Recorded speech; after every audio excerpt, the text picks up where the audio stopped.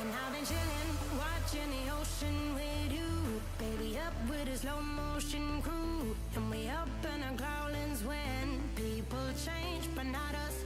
And we just chilling, kicking it, kissed by the sun. Could be soaked to the skin in the mall soon. I know she got the good vibes when seasons change, but we're the same.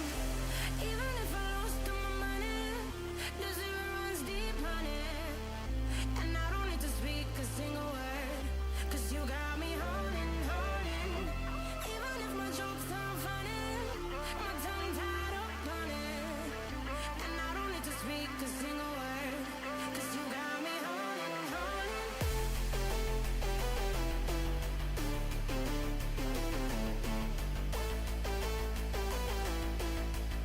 'Cause you got me holding.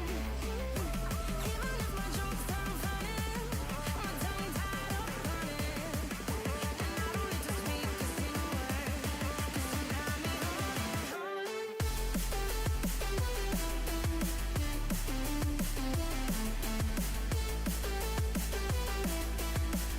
'Cause you got me holding.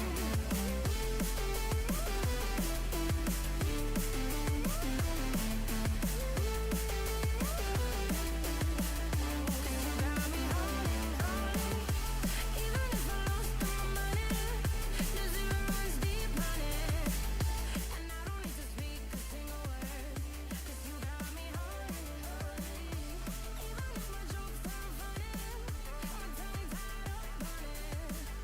And I don't need to speak a single word, 'cause you got me holding me up.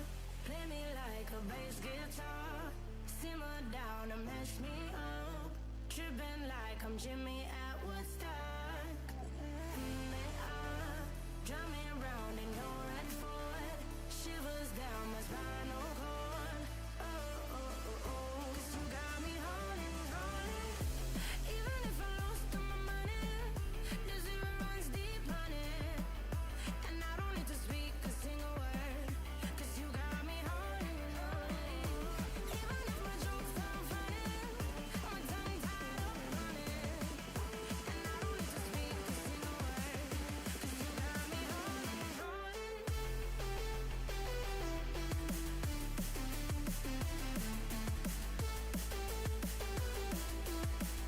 'Cause you got me holding.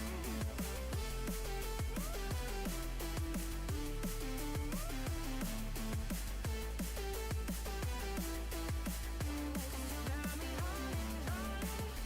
Even if I lost all my money, the zero runs deep, honey. And I don't need to speak a single word, 'cause you got me holding, holding. Even if my jokes aren't funny, my tongue tied up on it. And I don't need to speak a single word, 'cause you got me holding, holding.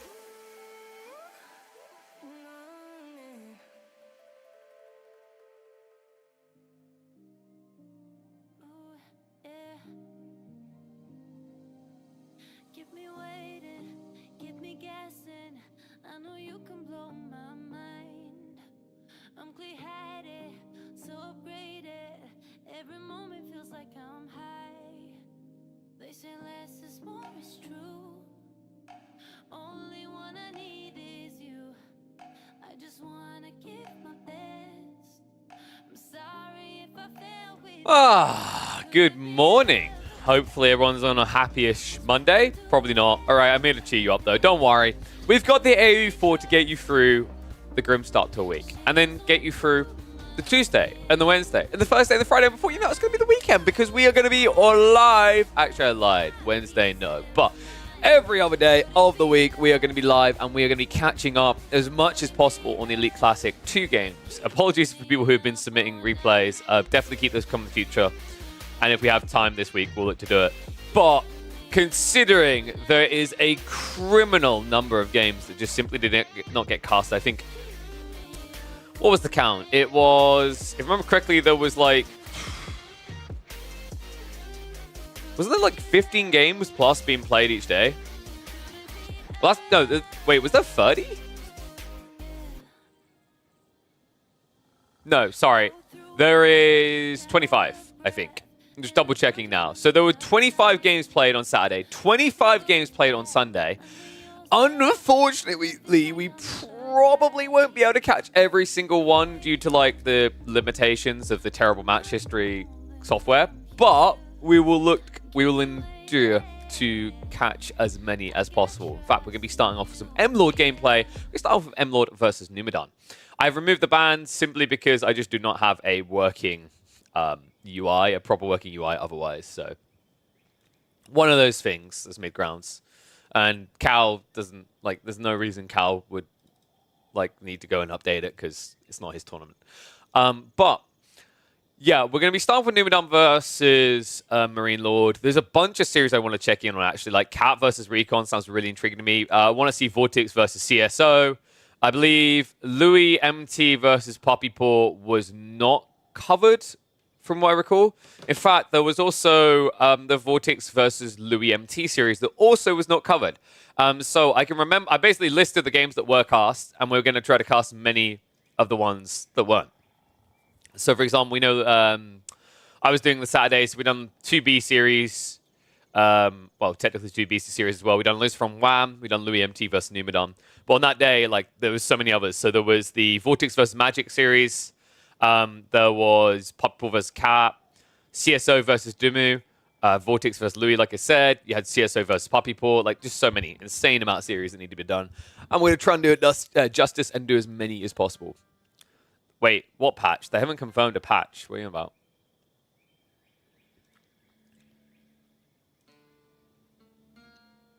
There's nothing about a patch. Huh? I think we're just full cappering. I imagine Chris is trying to highlight the likelihood that they will do something stupid. Coming in early spring? Yeah, but when's spring? When is spring? So, 20th of March to June the 20th. I think we're going to be safe, Chris. I think we're safe, you know?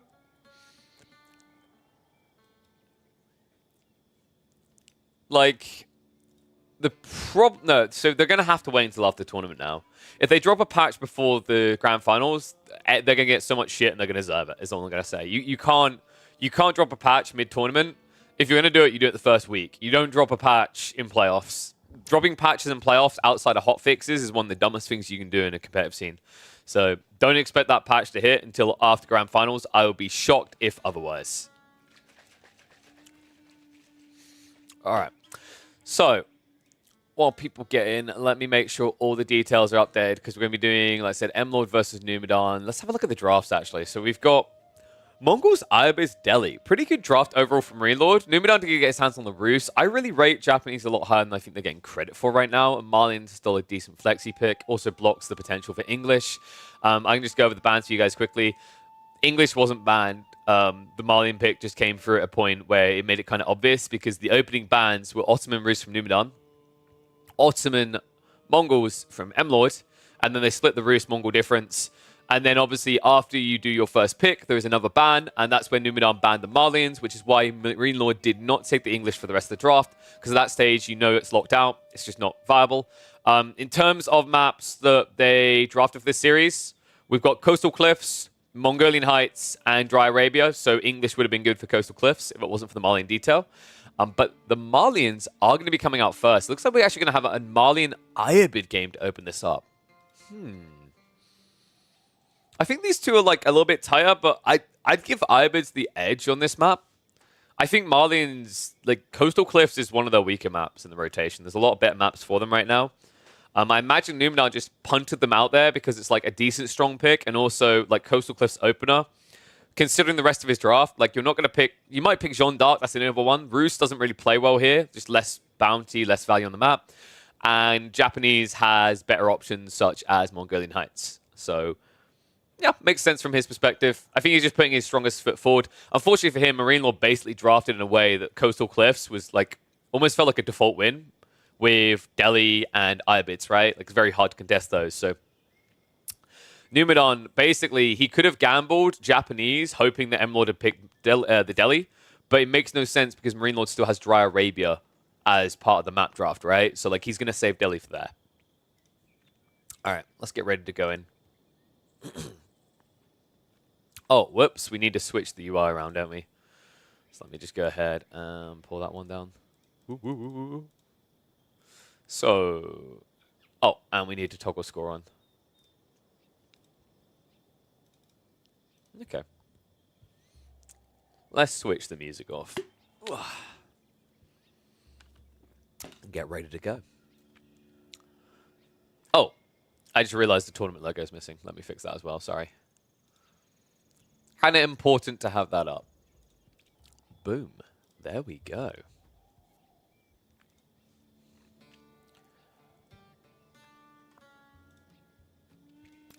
All right, one and all, welcome back to the competitive Age of Empires for Action. We are here at the Elite Classic 2 recap.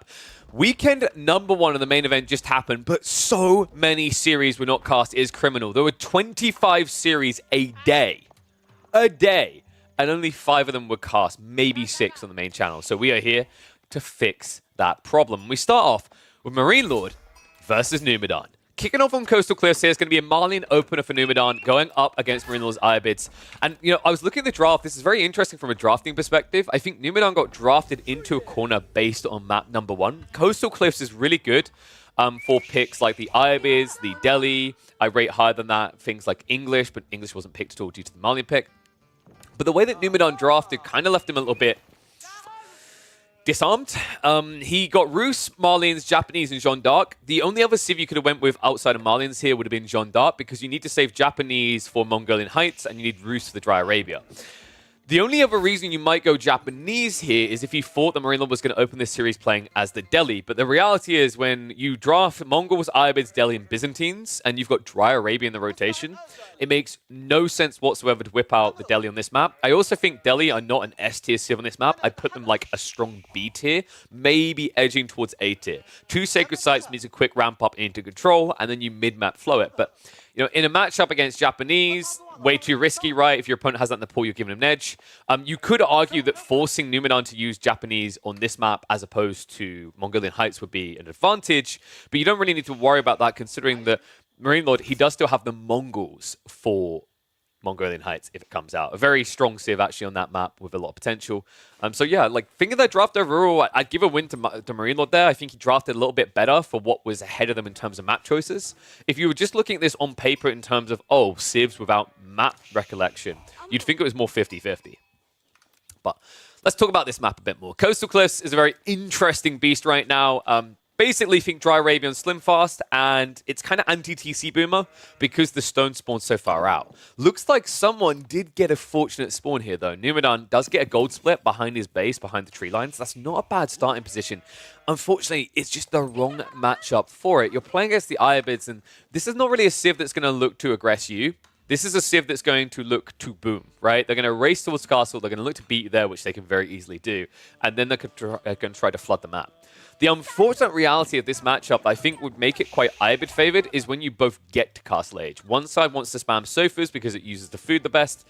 The other wants to go for the camels. In fact, I'm going to open up AoE Forward right now to confirm this. I'm pretty sure this is like a 60% Iobid favored matchup at Conk Plus. So let's have a look. Marlians versus the Iobids. Wow. Okay, 58.8%.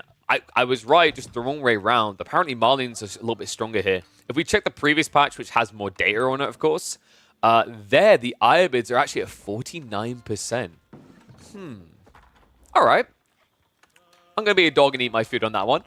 So apparently, Marlians should be favored here. I just don't know if this is the map where I'd lean into that idea.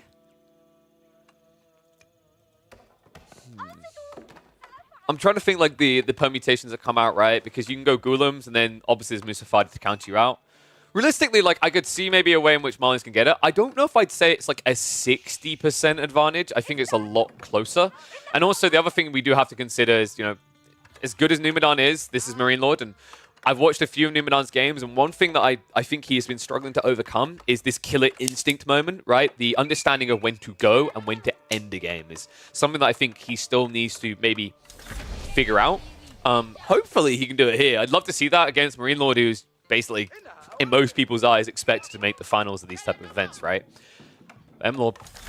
Opening-wise, let's see what it's going to be. It's going to be the Desert Raiders coming out and an immediate drop of the stable. Okay, I like this. So he's going to look to aggro his opponent and try to deny the extra gold. The time on this is going to be quite nice for the Desert Raider. The reason why you go Desert Raider is it forces your opponent off their Castle Age timing and gives you an edge. Any time there's like an opportunity to force people away from greed, this is the option to go for. And what is up, Nomad? Appreciate the resub, bud. Welcome back to the channel.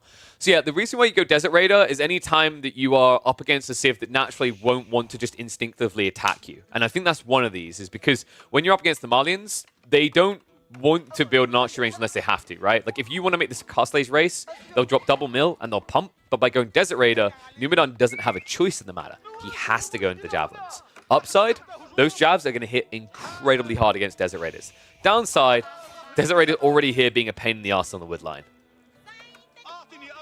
I actually like this choice coming in as well. The Horseman follow-up is pretty smart. We're getting the discount Abasa build. Oh, I love this.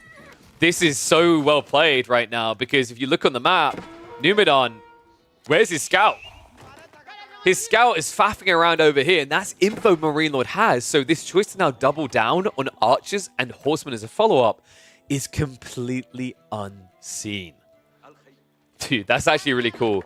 This has been rising in popularity, actually. A few of the top players have been whipping out this build occasionally. The whole logic is that it plays off the script that people come to expect for the IBIDs. So if you enter a game and you act as if an IBID player is going to go fast castle, typically you're having to optimize for that yourself, right? By doing that, the reason why this works, even though it's worse than a Bassett player doing this type of build, is that it's not expected, right? You know, like, you know when once upon a time English got away with 4 TC because you just didn't realize they were going to do it? You thought you were going to get longbow rushed? It's that type of feeling. So pit mine goes up just in time to go down. Love that read by Marine Lord. If he'd attack this pit mine, it's close enough to the TC that you can't dive. This is way too far out. So getting in there before the wall goes up is now problematic for Numidan. And considering we've got archers on the way already, he's going to struggle to push out and reclaim this area. This is a really crafty beginning of the game out of Marine Lord.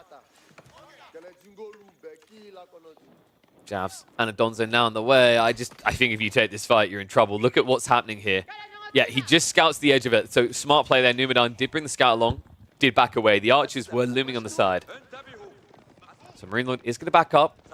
And Numidan is going to have to keep doubling down. Now, he's not adding in a single ranch. Well, he's got one, but he's not adding in the cattle yet. They're only now coming through, right? And that's because he's now seeing that extra pressure. He has to double down on Donzos in the interim. What an interesting game we've got. Like, I like when we actually see something other than Fast Castle. I think you will see this a few more times in the tournament. It's just really smart. Like, when you're up against a Civ that maybe can compete with your rush timing, I'm not going to say they necessarily always beat you, but they can definitely compete. I mean, it makes sense to just drag them into the dirt here. And he's doing so to an extent that right now, Numidan's not really booming up on the cattle at all. Meanwhile, behind this, look at what Marine Lord's doing. He's playing out into the berries, he's getting that extra food gathering rate, and now he's going to start trending towards Castle Age. Hit mine getting burnt low. Archers aren't going to chase in. Nice block with the Warrior Scout there from Numidan. Just not sure it's going to be able to hold here. Nice breakthrough with the Horseman on top of the Javelins. Donzo's trying to stab them down, but you can see the start step by Marine Lord will stick on top of his target. And remember, if these Desert Raiders go down, they were free. If these Horsemen go down to kill a Javelin, it's worthwhile. And he gets exactly what he needs out of this, as well as a bonus villager kill. Sick micro there by Marine Lord. Got just the right number together to just dive past that. And now Numidan has to double down on forces, while Marine Lord realistically doesn't have to add in much more. He can just get ready to go castle. And I don't think we need to see a advancement wing build here, actually. I think this is going to be growth. He did stop too short on the berry, so not optimal, but still better. And he could actually kind of fix this over here as he goes forward. I know that Marine Lord is actually a big fan of growth wing. Usually when I see him play IBIDs, I want to say most games, if it's not advancement, it is growth. Just a very powerful tool, right? Like, it injects so much extra eco into you. And the smart read here is his opponent right now has got 2 ranches. They're not even full. If you think about what a ranch gives you, a ranch full of cattle is basically 2 villages. So you're about to have the value of 4 of these ranches before your opponent has them. Really big edge. On top of that, obviously, you're going to be in Castle Age. Comes with all the other little perks alongside it. Relic split is always pretty nice on this map. I find it's, on average, very well balanced. But in this type of circumstance, Numidan now can't come out of his base, right? He's seen archers, he's seen horsemen. He can't risk coming out into open ground. So it means there's going to be a lot of relic forfeiture going on. Dude, this is pretty surgical from Marine Lord. If you looked at his main account, it wouldn't look like he was practicing. I know he'd been doing a bunch of scrims, a bunch of practice games. I think especially Recon was one of his regular scrim partners. But I also think Marine Lord may be responsible for a few of the Smurfs we've been seeing on the ladders recently that are unidentified. They don't have a daddy yet. I think this might be the papa behind them. And I imagine from this stage, it's just going to be, what, a mixture of Lancers in, and you could probably drop double racks. Has got the Blacksmith down. Undermesh is not on the way yet, but I imagine that will quickly become a priority after the initial Camel Lancers. It might be that he just wants to stick Camel Lancers plus Archer and play the mid-map. It's a pretty strong comp for this Civ, right? Like, you know, you have the ability to break the Donzos, and then that frees up a charge in for those Lancers. It's a pretty easy 1-2 step. I'd say, like, of the Iabit games we see, about 60% of them, they're comp in Castle Age, if it's 2-unit based at least. It always tends to be Archer Archer plus Camel Lancer, rather. The other one that we see a bit of is like Gulam, and I want to say Crossbow is the one that usually mixes quite well. Spear seems to be like the least built unit for this Civ. Like this wrapping around, look at that gold. Unfortunately for him, Numidan has moved out north. Unfortunately for Numidan, Marine Lord has arrived in the most popular age for the Ibits. And this is where we might just see a rush of a mosque. Yes, indeed we do. Marine Lord knows he can get the eco right now.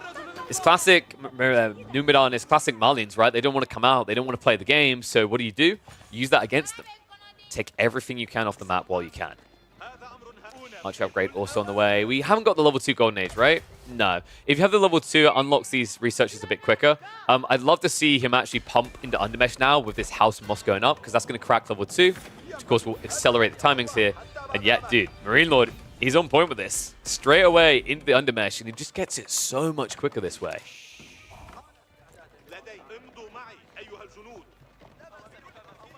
He's going back up, because it looks like Numidan is actually posturing, surprisingly enough. Oh, wow, he's going all in.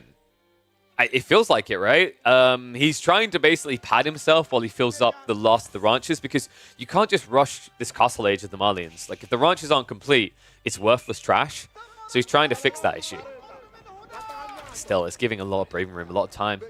Basically means that Marine Lord's going to have, you know, all the necessary upgrades to contest this, right? He's already got the Steel Dagger, he's got the Undermesh.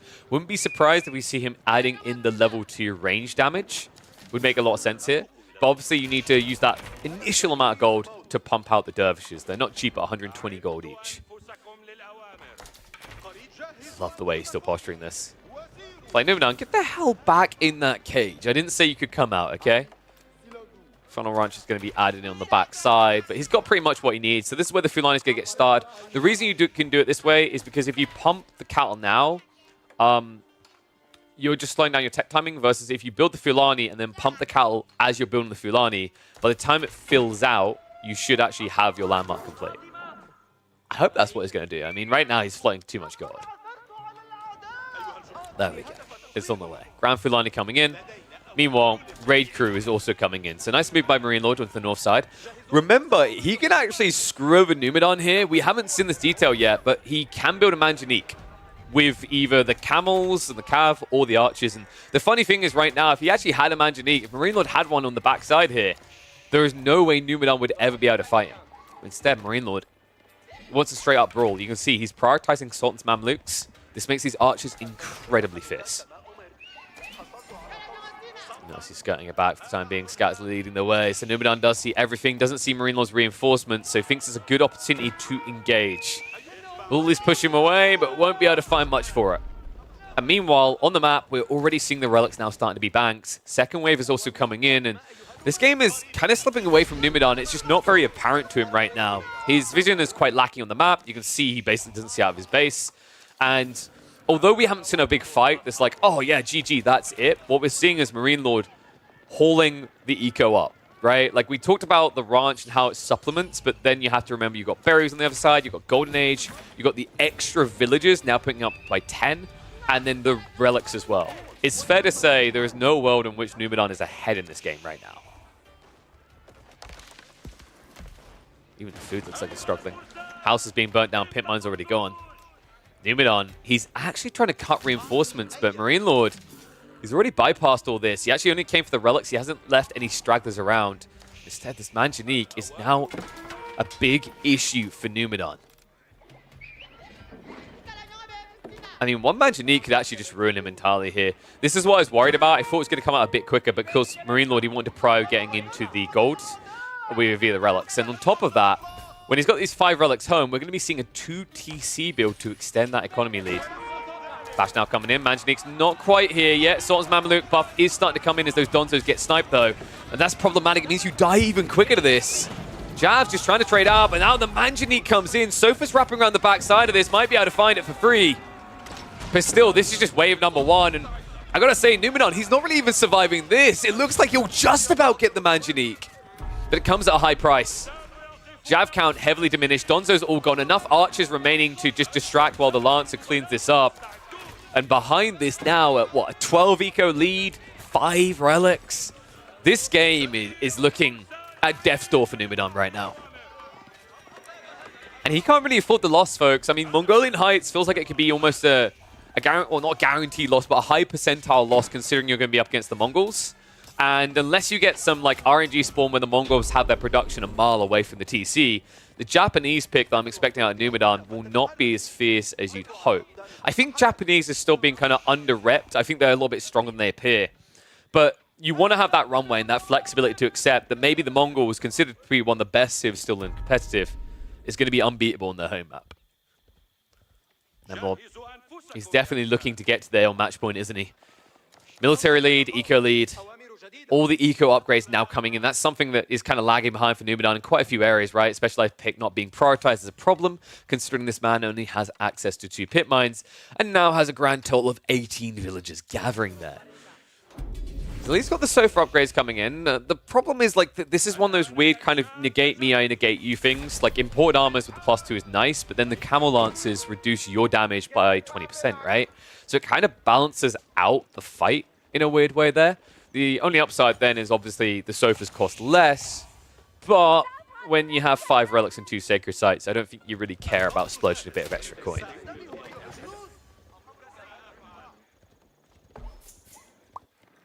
Numidon. I don't want to say he needs a second TC, but if he's not going to get a second TC, he needs to attack soon because Jesus! I feel like we're seeing this a lot at the moment, actually. Like, Ibids are a late bloomer where their goal was to get Castle Age, get the relics, and then go back and basically play classic of assets. Free TC. No wonder Marine Lord's his lead is getting built up so quickly here, right? The problem as well is I don't think Numidon even knows. Did he scout around? A Sofa might have glimpsed it. I'm not sure if he saw the whole picture, though. Yeah, the problem here right now is with farms coming in, Marine Lord has found the perfect time to thread the needle. The reason why you're seeing M-Lord not go all in is like the one way he feels he could lose this game right now is if he overcommitted his army, lost it, and then didn't have food to replace it, right? Once these farms are up, that's where the meat grinder begins. And although Numidon has got a fierce power in the food department with this Fulani, I'd say it's much more limited than a full farm boon from the Ibids.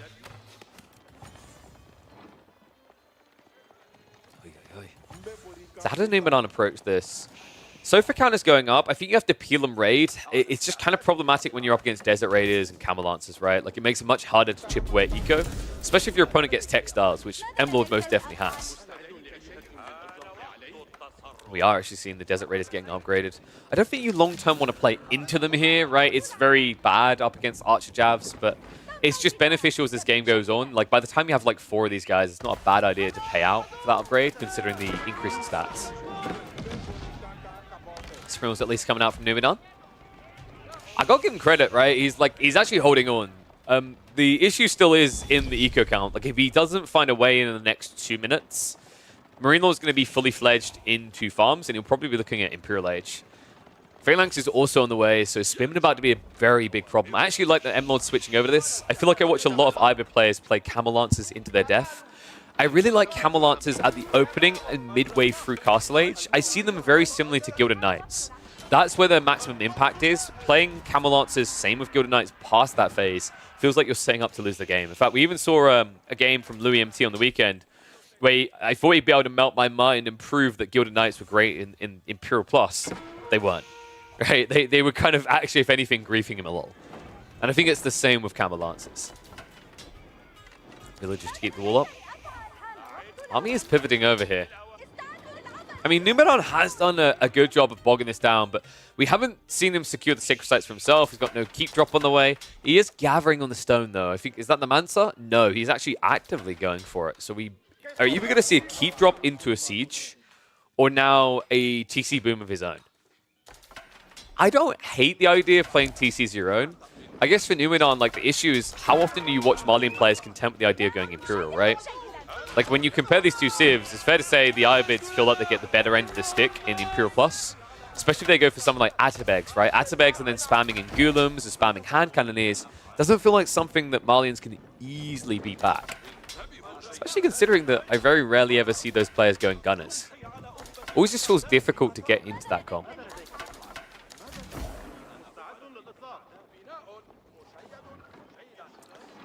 In fact, this is a perfect moment for people to get their bets in, right? Like, Marine Lord looks like the favorite, but I don't know, maybe there's some Malian hopium in us that can see a way. One's if you think Numenon actually has a way of peeling this. Two's if it's just cruise mode for M-Lord.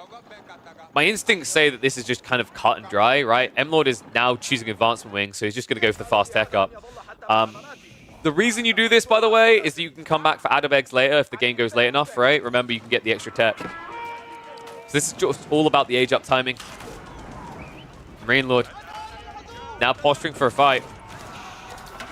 These fortified outposts are so frustrating. Remember, you're trying to play into a fortified outpost that is also fortified by House of Wisdom. It has 10 fire armor. Clash now coming in. Spearmen are going to brace against it. Springles are trading out. Manjanique goes in for a shot on the backside, though. Good micro back by Numenon. Marine Lord losing a fair amount of troops, but the Sofa count is now a little bit too low on the front side of this, right? Only 10 remaining.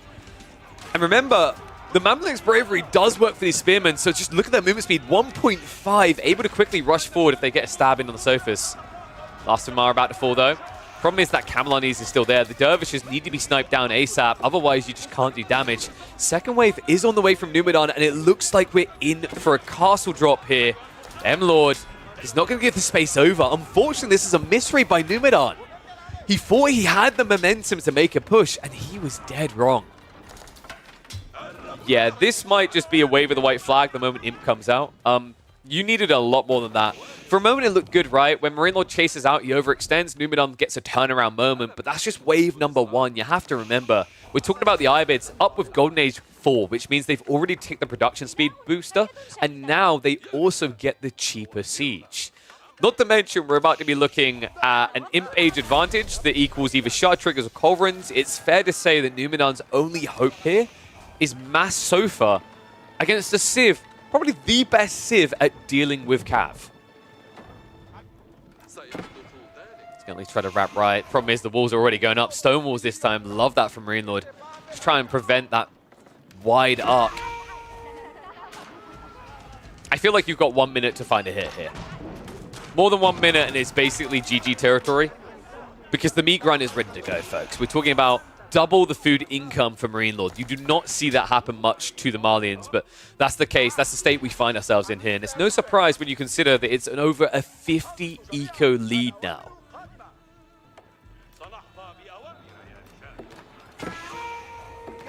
Numenon with Culverins and Bombars now here. You can't really take these stage fights anymore. You need some sort of wide arc play. Because of that fight they took as well, they're not ready to actually go Imperial Age. They can't afford to go Imp now before they get max pop. And the only reason they might get there is because Marine Lord right now isn't playing out. But that's because he's waiting for all the boxes to be ticked, right? Like, he's getting into the military academy. He's getting the siege together. He's getting ready for that unlimited meat grinder. That meat grinder where, you know, you're always going to have a production advantage. In fact, you're going to have a 50% production advantage because Numenon didn't even get military academy. Wow. Okay. I mean, in fairness, I'm not sure if he would have had the food for it originally, but it's still now a very big problem when we get into these non-stop fights, right? Well, speaking of the fights, they're about to start here. Fort the Huntress is on the way. Numenon had to pull away to do that, though, which means the castle he dropped on the forward is going to go down. I think it's fair to say it didn't really get his value for it, right? Killed 2 free Desert Raiders, killed about 3 Spearmen. Not even close to what it needed to kill. the Huntress trying to come up. If that gets spotted, if that gets hit by a Bombard on the build-up, it's going to be problem town central. Luckily for him, it looks like the Bombard's a bit too far away. In fact, he stopped off the deal with the mine camp. There's going to be a charge in here, but a reset as soon as the tech up completes. Numidan does immediately queue up the cannon. He needs to hold this area. The problem of holding this area, though, is what about your base? Oh, Marine Lord. Are you really going to send the entire army in like this? He is. Elite Army Tactics has also been queued up. Shutter Triggers is on the way on the other side for Numidan. He has got 5 Springles, so good news here is he's going to be able to hold back the siege. The bad news is he now has to retreat all the way home just to clear up a motley little crew of spears. And he might even be too late to stop this. When the ranch is about to go down, Numidan actually hasn't vacated it yet. Finally going to come out, but that means they are going to be stabbed down, so a blocker here to booming up the food again. In fact, archers are not quick enough to stop this from being at least 2 ranches, maybe 3 if Marine Lord's quick about it. Does stab multiple cattle down. I love the way they drift off. And it looks like he might be able to get more if he's quick about it. Yep, that's going to be more blockers. That is so infuriating if you're Numidan. So right now, you can basically drop 1 more ranch, but the rest is blocked out around the Fulani. You can probably clip the edge if you're lucky. But while this is happening, Marine Lord hasn't been sitting on his ass, right? He's been building up the bank further. He's got Elite Army Tactics now complete. Meanwhile, Numidan doesn't even have his elite statuses in. Bombard has gradually been knocking down this Huntress as well. Walls also going up. I believe those are stone walls, right? No, he's just going for palisades. Okay. I thought maybe stone walls would be a pretty crafty play here just to completely constrict the map. But I guess when you're up against Bombards, Imperial on Imperial, that's where obviously it feels a little bit weird. A little bit weak. Nice snipe out the Culverin. Love to get the freebies here. No siege works in, right? So the Springles are not exactly what you call tanky. Cove. Can't quite get the trade. The dive's going to come in, though. A little bit of poke and prod. Castle goes up, and Marine Lord now with access to quite a lot of stone and that extra gold. Not to mention, remember, he does have those 5 relics, so not running out of coin anytime soon.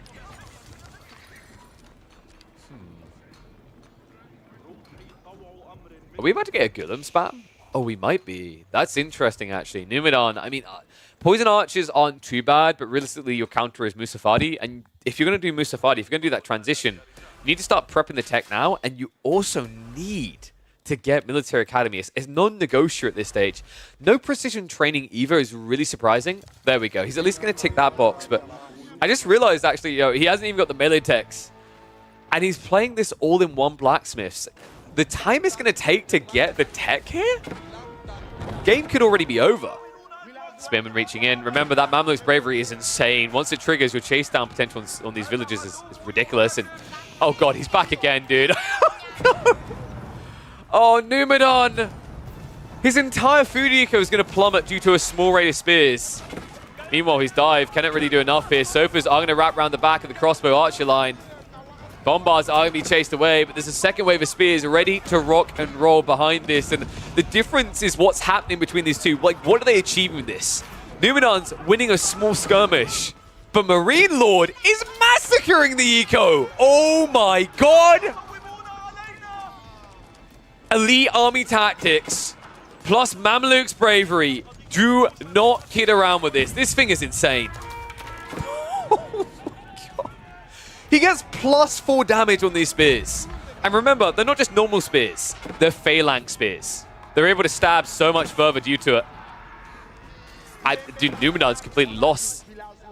He doesn't know what to do with this anymore, right? Spears finally going to be cleared up on the ranch area, but he's only got 3 of these ranches operational. The dive into the base is not going to hold anymore. Mangonels are basically going to be beat by basic spears. Hand Cannoneers move in for the killing blow, and GG gets called. Marine Lord makes it surgical to take game 1. Dude, what a cool way to end that as well. Just basically ensuring that Numidan had to lock himself in the center of the map and then sending something as trivial as a group of spearmen into the enemy base. Just shows you the power of Elite Army Tactics, Phalanx, and Mamluk's bravery. You know, I think actually, it's fair to say with that kind of detail, if you can get the meat grinder going, Iobid spears are going to be better. I'd love to see some late game Iobid versus Abbasid where it turns into giant spear masses, because I think that's where that Mamluk's bravery is going to show you just how powerful it can be, especially when you spread out the melee lines and hit everyone else at a different time. So let's get ready for game number 2 of this series. Are you playing with HDR? No. I just have maybe it's I don't know. I don't think maybe it's NVIDIA Vibrance, digital Vibrance. I don't know if that's coming through. Maybe. It shouldn't be, but unless they update something. Yeah, they look more saturated.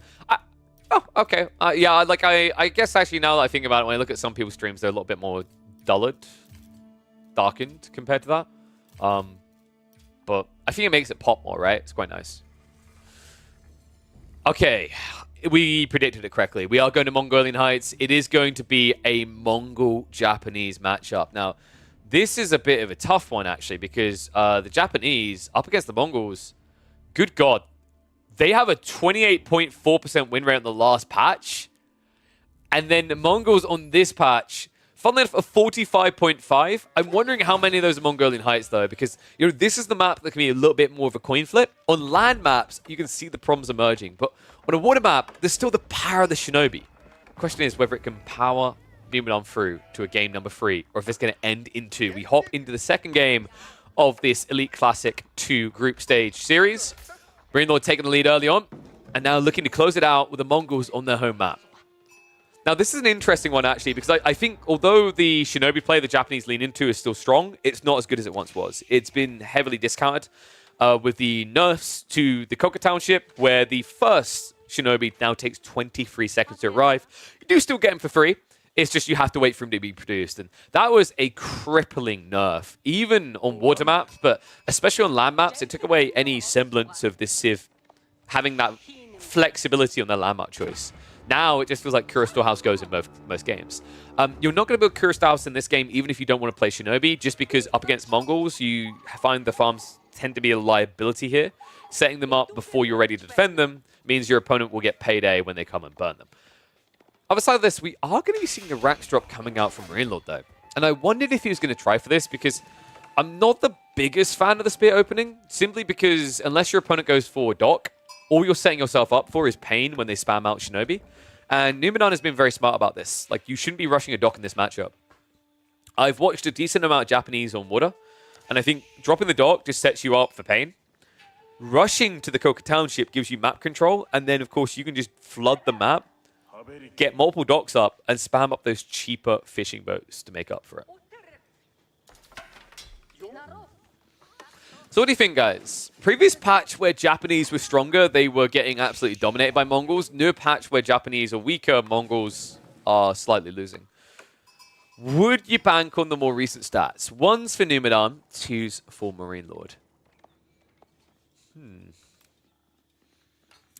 We're about to get the moment of truth for Numenor. I can't see a world in which it's anything but Koka. There we go. Yeah, Koka is always the correct call here. Positioning is nice as well. It's not behind his base. It's kind of the side, so you can push troops out towards the front quicker. Spinmen are already in the way, though. Marine Lord, I'm hoping he's stopping at 2. He's not. He's going more, so he's going up to 4. It's not a quick tech up from his opponent. Maybe he can get an outpost up quick enough. This is kind of interesting, actually. If he gets an outpost up here, it doesn't seem like a high-value outpost until you realize that you can hit Shinobi as they spawn. You don't hit them for much. They should be able to back away. But there is a little window of opportunity. Instead, it looks like it's going to go for the wider arc. A cheeky little path here. I swear, sometimes the auto doing it for you is just outrageous. Well, that ain't too bad, is it? Nice little weave around the side. And yeah, it might be that my settings are on high. Like, I do always have my settings on high because I cast games, I don't play them. So that could be it as well. Spearman goes stab at the back. So it looks like the goal is getting idled out. Numenor did already gather enough for 2 extra Shinobi past the freebie. And there's going to be 12 villagers now. So right now he's like, okay, yeah, no. If you want to play the game this way, that's fine. And I'm just going to rush this up and counter the play. Great read there, Numenor. Prioritizing the tech up when it mattered most. And now, Koka Township should get the Shinobi out in time here. There's only 2 spears in the area. I think if Marine Lord tries to fight this, even being a micro Chad like he is, you just die to this, right? Like, it doesn't seem doable to me. Unless you do some weird and wonderful body blocks. Maybe if you tank with a Khan. Here we go. Scout plus the Shinobi moving in. And you want to basically target the Spearman first, remove the damage, and then turn onto the villager. In fact, if he Shunshin's, he could have the freebie. Instead, it's going to be a push wave. Remember, there's now more Shinobi on the way, so Marine Lord, he's at least forcing more of a commitment here, but if this ever breaks out, he's in trouble, right? Like, he's set up the dock on the other side. He's starting to trend towards that castle age, feudal age rubber. I like that he didn't go for an extra spear, just stopped at 4, because at this point, you can't beat the Shinobi. Speaking of which, Shinobi are going to move him for stabs. Needs to make sure he micros the injured ones away. Well played there, actually. Switches pressure over. First Shinobi is on the way. Shunshin goes in for the villager, and he's just going to target him down, but no! What? Numadon! Oh my god, Shunshin in. He'll look for it again, but it's too late. That's going to be 2 Shinobi now going down. And the villager, he might die for this, but worth. Wow, I can't believe that. Numadon, if he just Shunshin twice on each side of the villager, that would have been perfect. And then you could have ran away in time instead. Losing 2 Shinobis not cheap, folks, right? You get 1 for free, sure, but the other costs 120. And now it means you've only got 1 Shinobi. Why is that a problem? It means that even if you rush out now to this dock, you don't have enough to stop the production permanently. And because of what happened on the Forge here, you don't actually have gold income right now. In fact, if I'm not mistaken, he cancelled the Forge despite the fact he was trying to contest the gold. That, I think, was maybe like the second big mistake of this opening moment here. Not just what happened with the micro, but the choice to just remove the Forge when it was unnecessary. Wait, am I blind? Was this the Spearmen weren't burning it down, right? Like, I'm remembering this correctly. Like, I'm scratching my brain trying to think of an excuse for it. He did just delete it, right? That's kind of wild. Oh, tech up complete. Numadon did drop a dock on the south side. That did, however, get scouted, and it looks like the Spearmen are going to get another villager for their troubles. All right, I said another. Another's going to die in this game. So 1-1 trade. And, of course, the Archer ship won't be able to stop that. In fact, the Archer ship just got revealed. So upriver, we should be seeing a Spreel being prioritized by Marine Lord. M-Lord didn't go for the trade, by the way, and I'm a very big fan of that. I think trade can sometimes kind of hoist you in your own petard. This is all about early game. Deerstone gives you that power. It gives you the surge to get more out on the waterfront. M-Lord. Saboed on that dock right now. It's still only 1 Shinobi, however, a second one's on the way. Dude, I think Numadon's too late. Yeah, that's too... Maybe with Shunshin you can get here in time to stop a War Junk coming out, but it's going to be tight. See you in a sec. 30 seconds to go. Starts now. Fishing boats are at least going to be idled out behind this. Numadon is now fishing, but there are Spearmen contesting that area, so he's going to have to add in another defensive boat. The Shinobi. Wait, Numadon? I guess he didn't think he could get there in time? All right, we have a problem. He's not going to be able to block production on water. Spearman, funnily enough, are just chasing after now, and the Shinobi's a little bit too late there. Oh my god, I can't believe how close that was. That was, what, 2 seconds difference? Get me out. Get him out. Second dock also now up, so you just don't have the Shinobi capacity to block this anymore. And it means Marine Lord, he's basically got like a 2/3 of the river control, right? Like, he isn't fully locked down here. He hasn't dropped the dock in this area, but it's very hard for Numadon to move more than a third up, right? Without being contested now. So you got Demo Ship on the way up. And Marine Lord is now repairing the dock. So if you time this right, you could get the kill on the villager. Unfortunately, it just feels like Numadon, I don't know if he's just getting distracted, but a lot of times you just got these ships sitting there not moving. Like, we saw the same with the Shinobi in the base. And we now got Horsemen coming out. So Numadon, wait, he thought he was going to be up against archers? All right, Houston, we got a problem. Archer ship's going to come out to deal with the demo. Marine Lord should be able to get this for free, actually. Shots out. Nicely done, dude. That was a great spread. Demos do not connect, so War Junk can now come in to assist. Archer ship is going to have to retreat. Will be quick enough, and these fishing boats, injured, can actually just move all the way upriver. Right? He's got the second dock upriver that's pretty safe there. And, oh, dude, Numadon's going to discover it the hard way. So, yeah, Repair's going to come in here.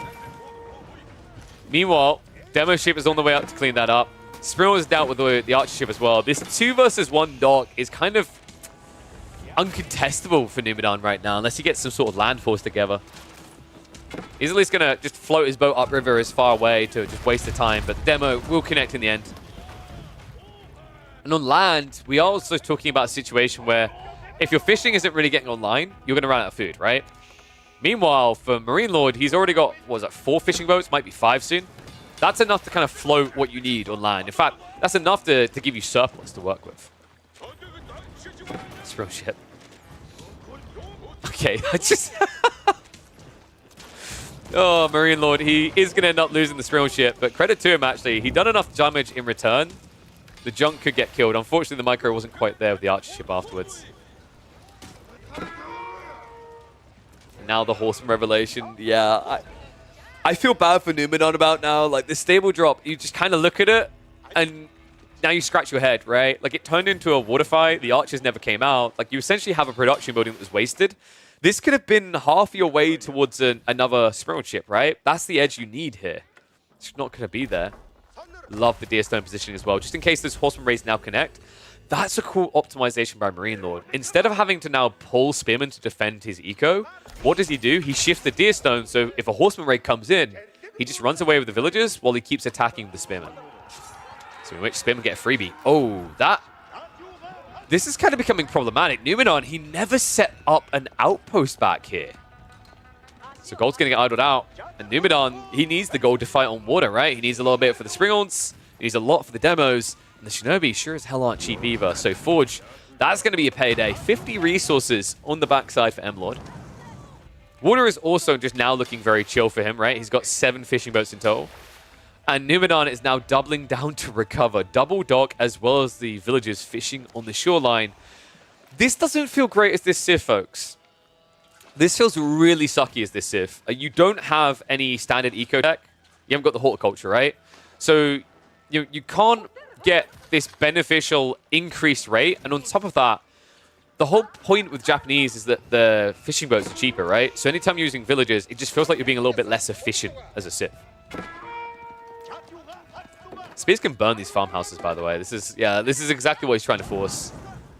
Shinobi count needs to go up further. It's just kind of quite the awkward conundrum here, right? Like, it's if you trade 1 Shinobi for 1 spear, it's a bad trade right now because of the cost difference. Especially with how gold-starved you feel. Love the burn coming through time there. Numenor is now going to begin the mosh pit. Shinobi? Wait, what? They don't have Shunshin! Oh, no.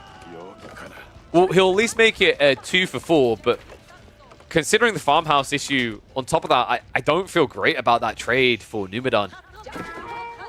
Especially in a game where Marine Lord is now going to look to go Castle Age. Shh. Tell me you're desperate without saying you're desperate. Good God.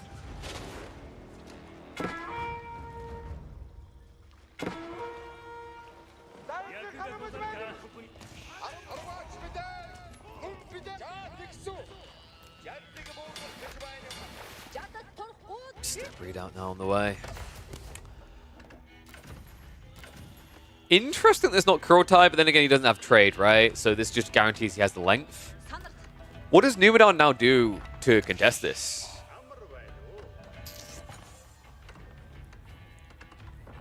I mean, he's going Yumi. And if I'm not mistaken, this is just Men-at-Arms spam, right? Like Men-at-Arms crossbows and GG. Because I don't see how Numenor gets up without dying, right? Like, he's at least gonna... Okay, thank God, he has the outpost this time. The outpost not being there after the initial outpost rush attempt by Marine Lord felt like a cardinal sin, and one that I think Numenor has paid for. You know, it's crazy. It's not often you can define an entire game by just one area on the screen, but I think this would be it. Like, everything that has mattered, that made the difference here, I think happened here. We can talk about the cool little plays on water, the micro here or there, but the reality is the waste of Shinobis, the bait around the gold, the denial of the forge, the rebuild of the forge, then the burn down the forge, the no outpost, like all the details existed right here.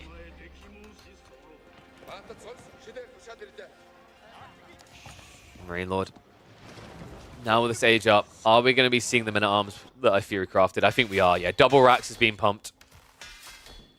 This is also a Rax, believe it or not. It's just slightly buried. And it is going to be full MAA spam. Floating Gate is on the way on the other side for Numenor.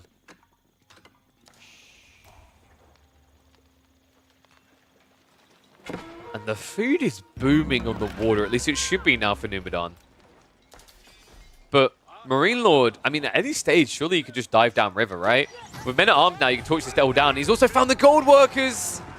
Archer's moving in. Demo ship is waiting to hold your hand there. The problem right now is you might be able to scare away a few spears, but these men at arms are not going to be scared.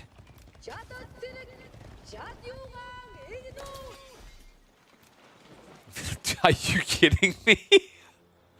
Wow, this game is getting desperately uncomfortable for Numidan. He doesn't feel content with just the gold in the back of his base. I don't blame him. He's got less than 2k there, right? So now he's playing risky into Marine Lord's fat gold vein, hoping that he doesn't get spotted. You know what, M-Lord, just a discount army moving in. Onobugisha are now on the way. Numidan, he did go for the Euroshiro drop in the racks, right? Yes. Long walk for it, but he has got it online. Just always trade out the Yumi. And this is wave 1, remember, folks. Like, the big wave, the one that matters, is now stacking up. Steel Tower is being prioritized. I wouldn't be surprised if we're looking at, like, siege engineering improved. It's not great if you think you're up against Onobugisha Mass, though, right? Like, typically, I'd only say it works against Onobugisha Mass at this stage if you have Kurota as well. So, nice little hold there from Numidan, but to be expected, right? This was throwing away the trash before you put Numidan in the trash can with it. With men at arms plus crossbows, the crossbows aren't great against Onobugisha. I'm kind of surprised that Marine Lord isn't going for more archers, but I think it's because he's paranoid, right? The issue is whenever you're up against the Japanese racks Euroshiro opening, it's not just Onobugisha, it's Samurai. And I think that's what makes it very hard to deal with Civ, is that they have that flexibility at this stage to go between either. So if you don't build crossbows, sure they're going to suck against Onobugisha, but if you don't build them, you have nothing to deal with Samurai. Timing's everything, though, and I gotta say, like, this timing is looking rough right now for Numidan.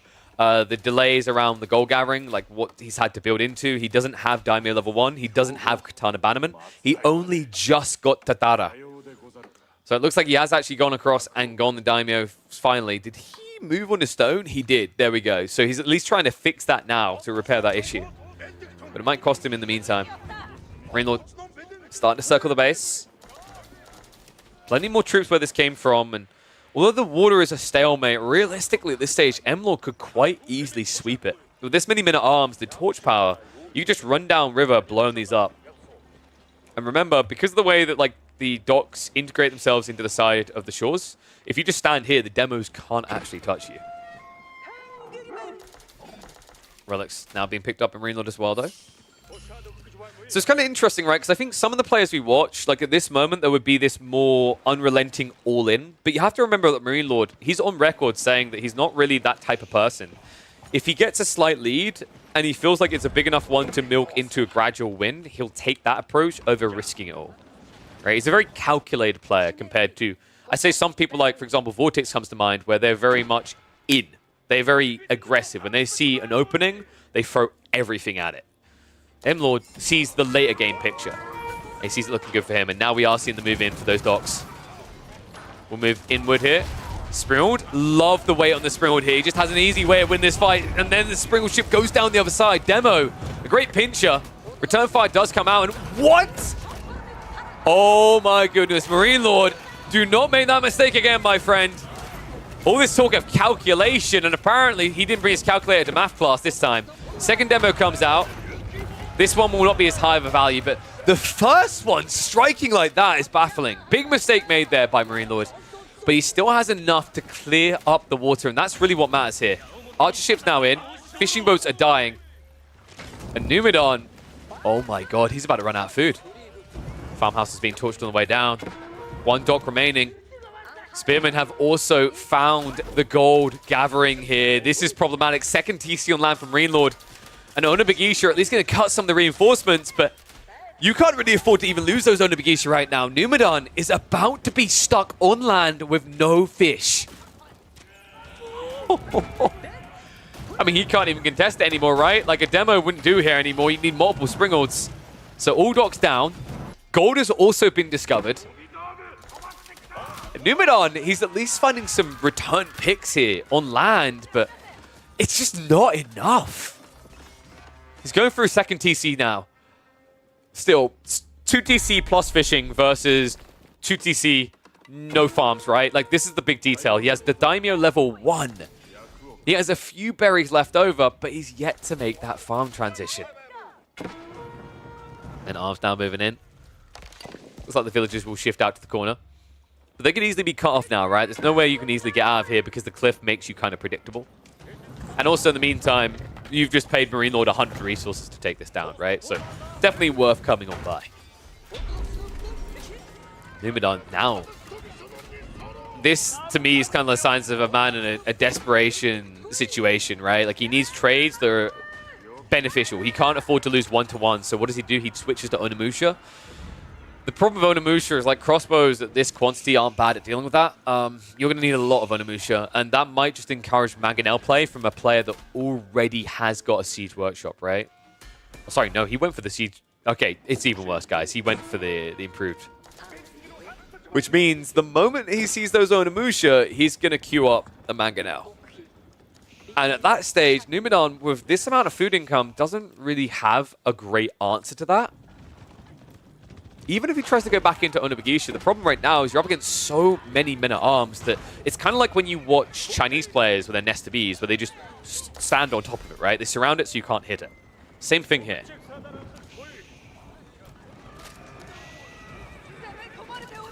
Mangonels are coming out from Numidan, though. Wait, before Springolds? This is a little bit surprising to me, because Numidan knew there were Springolds, right? He saw them on the south side. He saw them when they were attacking on the river. And he doesn't have enough Onimusha to stab them, right? So right now, his counterplay of Mango seems smart, but it's being held hostage by a single anti-siege. Marine Lord continues to just torch stuff down. Another 100 resources in the bank. I love this, dude. He's like, well, I've been killing so much. Let's just get raid bounty, right? Like, if you think about the amount of buildings he's burnt down, you could argue he should have got it sooner, but I think this is him just now accepting that his opponent has to play loose and risky. And also, because it's now a land eco for Numidan, he's going to have to eventually add in farms. That's a lot of burn potential. Speaking of things to burn, it's TC. Numidan, I don't think he's ready to fight this. Nope, he has to let it go. It's full Elsa mode right now, so Town Center is definitely going to go down. Army is on the way, but realistically, your Mangos are going to take too long to stop this. Villagers trying to go for the repair. They're going to be chased on too. Attack speed arrow is going to come out, and that means you're going to turn around the crossbows to attack everything coming your way. Men-at-arms need to return to this quickly. Mango shots are going to be a complete whiff here. Just a few men-at-arms keeping the Onimusha busy, and the Springolds now move in for the siege. That's going to be an army wipe. That's going to be a GG. Marine Lord with a dominant 2-0 over the Swede. I'm going to say, folks, what a fantastic execution as well as draft from Marine Lord. You know, this series, you can look at the top of it. When you think about the maps, like if you look at the draft without knowing maps, you'd say Numidan got a piece of it. But when you consider the maps, knowing it was going to be opening on Coastal Cliffs, knowing it was going to be Mongolian Heights likely to follow up, to me, Marine Lord just show his drafting skills here. That's the area that he truly outplayed Numidan. And then, of course, he did it in the game as well. But at that stage, you know, it's kind of a conundrum, right? Numidan, one of these players coming through the qualifiers, there's a big expectation on them to prove their ability in drafting. And I've got to say, based on what I've seen in the first weekend, a lot of these players like Marine or Beastie, you know, Wham, they seem to have a better idea on what to do with the draft right now. It's something I'm hoping that players like Numidan will learn from and be able to perform a bit better, deeper in the group stage. Stay tuned for that.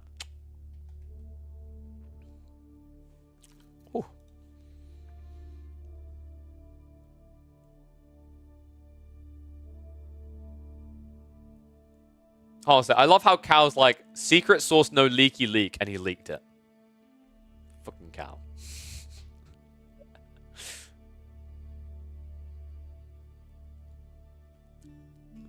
Oh dear, dear. Alright, so who are we going to do next? So we had our M-Lord series. Let's add that to the list. I think maybe Dumu versus Numidan. Do we do another Numu one, or do we do someone else? Actually, ooh, let's do Vortex versus Louis. That's a really good. That's a really, really good one.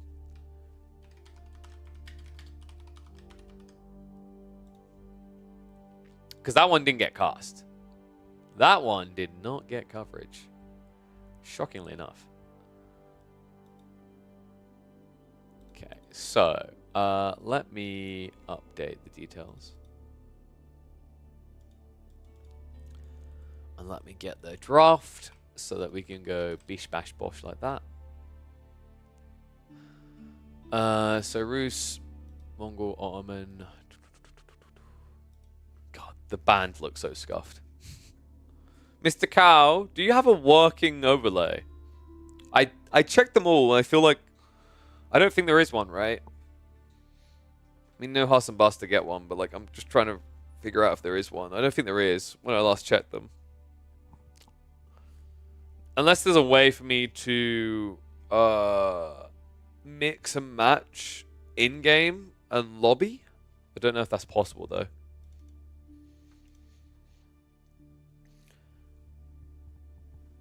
So here's the thing, Forever Tide. You're not meant to spoil the scores. I'm gonna time you out now. People don't look at that score. Don't worry, not a ban. Just timing you out. Remember.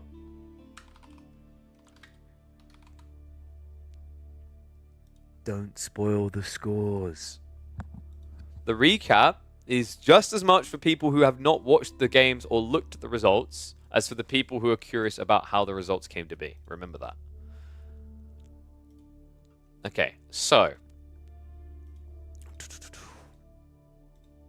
let me see. So I need to go to, we said we were doing the Vortex versus Louis series. So let me get that ready. I'm hoping it's there, because I think it was one of the first series, if I'm not mistaken. It is indeed there. Fantastic. Okay, so... Wait, what? Wait, how... Why were Ottomans allowed through?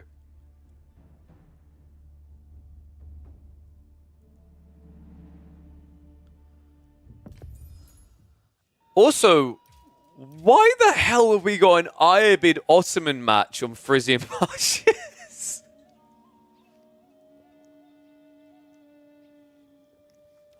Interesting.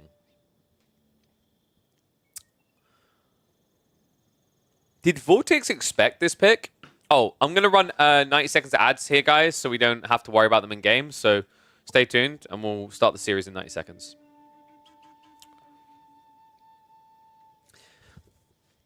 So, did Vortex expect the Ottomans? No, dude. Surely he expected HRE. I think Vortex got tricked in this game. Like, if you look at Louis' picks, HRE, but basically everything makes more sense than Ottomans on Frisian Marshes. Louis got something crafty in mind. Is he going to try to trade? Because, like, you get enough food that you don't really need Madrasa. You've got enough sheep, right? And then if you get a little bit of map control, you just go fishing. This could be a trade network game. Oh, that is very interesting. All right, so how long we got until ads run out? I think we got about 30 more seconds. Perfect time to remind people to subscribe to the channel. Do what Nomad done earlier. Especially if you got those primies. Nightbot just reminded you. A bot, right? Bots, which are so smart that they're eventually going to enslave us, are smart enough to know that you should be subscribed to this channel. That says everything it needs to, surely. If the bot knows it's a good idea, and you trust OpenAI, as well as ChatGPT to write all of the answers for your tests in your homework, then surely you trust it with this. All right. Let's get ready to rumble, because I think... Oh, we need to update the score, don't we? That's what we need to do. There we go.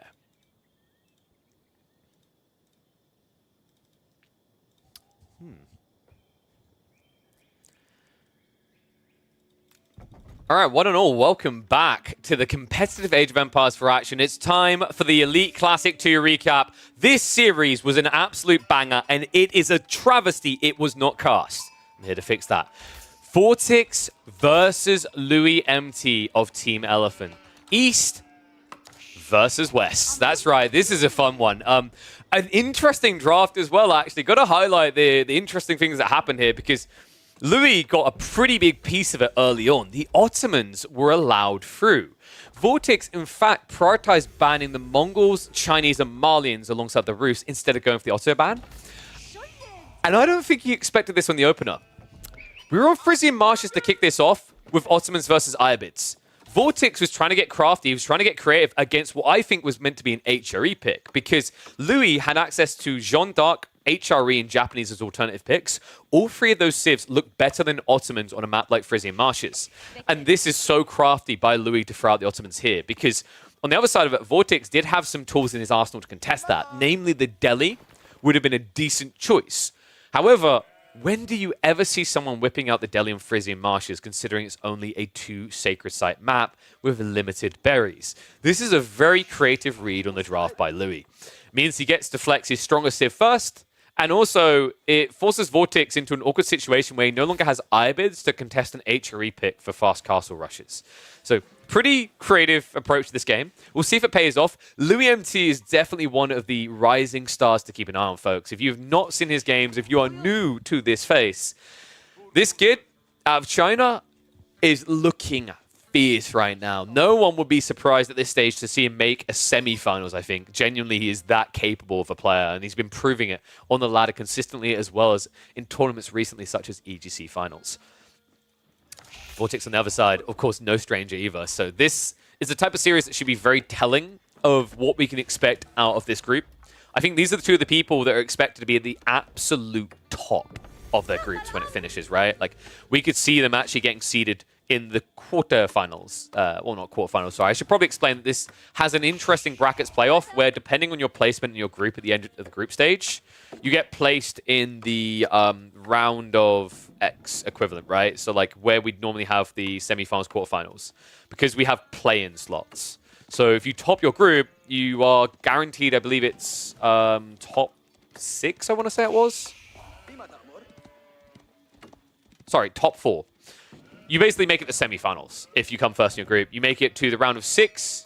See what I mean? It's just weird hearing that. If you make second in your group, and you start in the round of 8 if you get any of the remaining slots. So yeah, should be a pretty cool one. It's a very creative format. I think I talked to Pesty a little bit about this. It's very NAC inspired. It's what Nilly has done in the past, and it's quite liked in the community.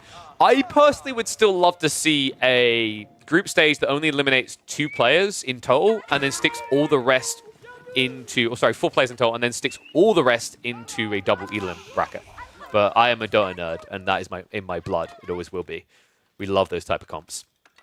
Okay, so disappointment number 1 from Louis. I really, really was hoping that this was going to be a Sultani Trade Network game. But it kind of makes sense why it's not, right? Like, Iabids, they're going to go Desert Raiders on the opening, which means if you go Traders, you can only keep them at home.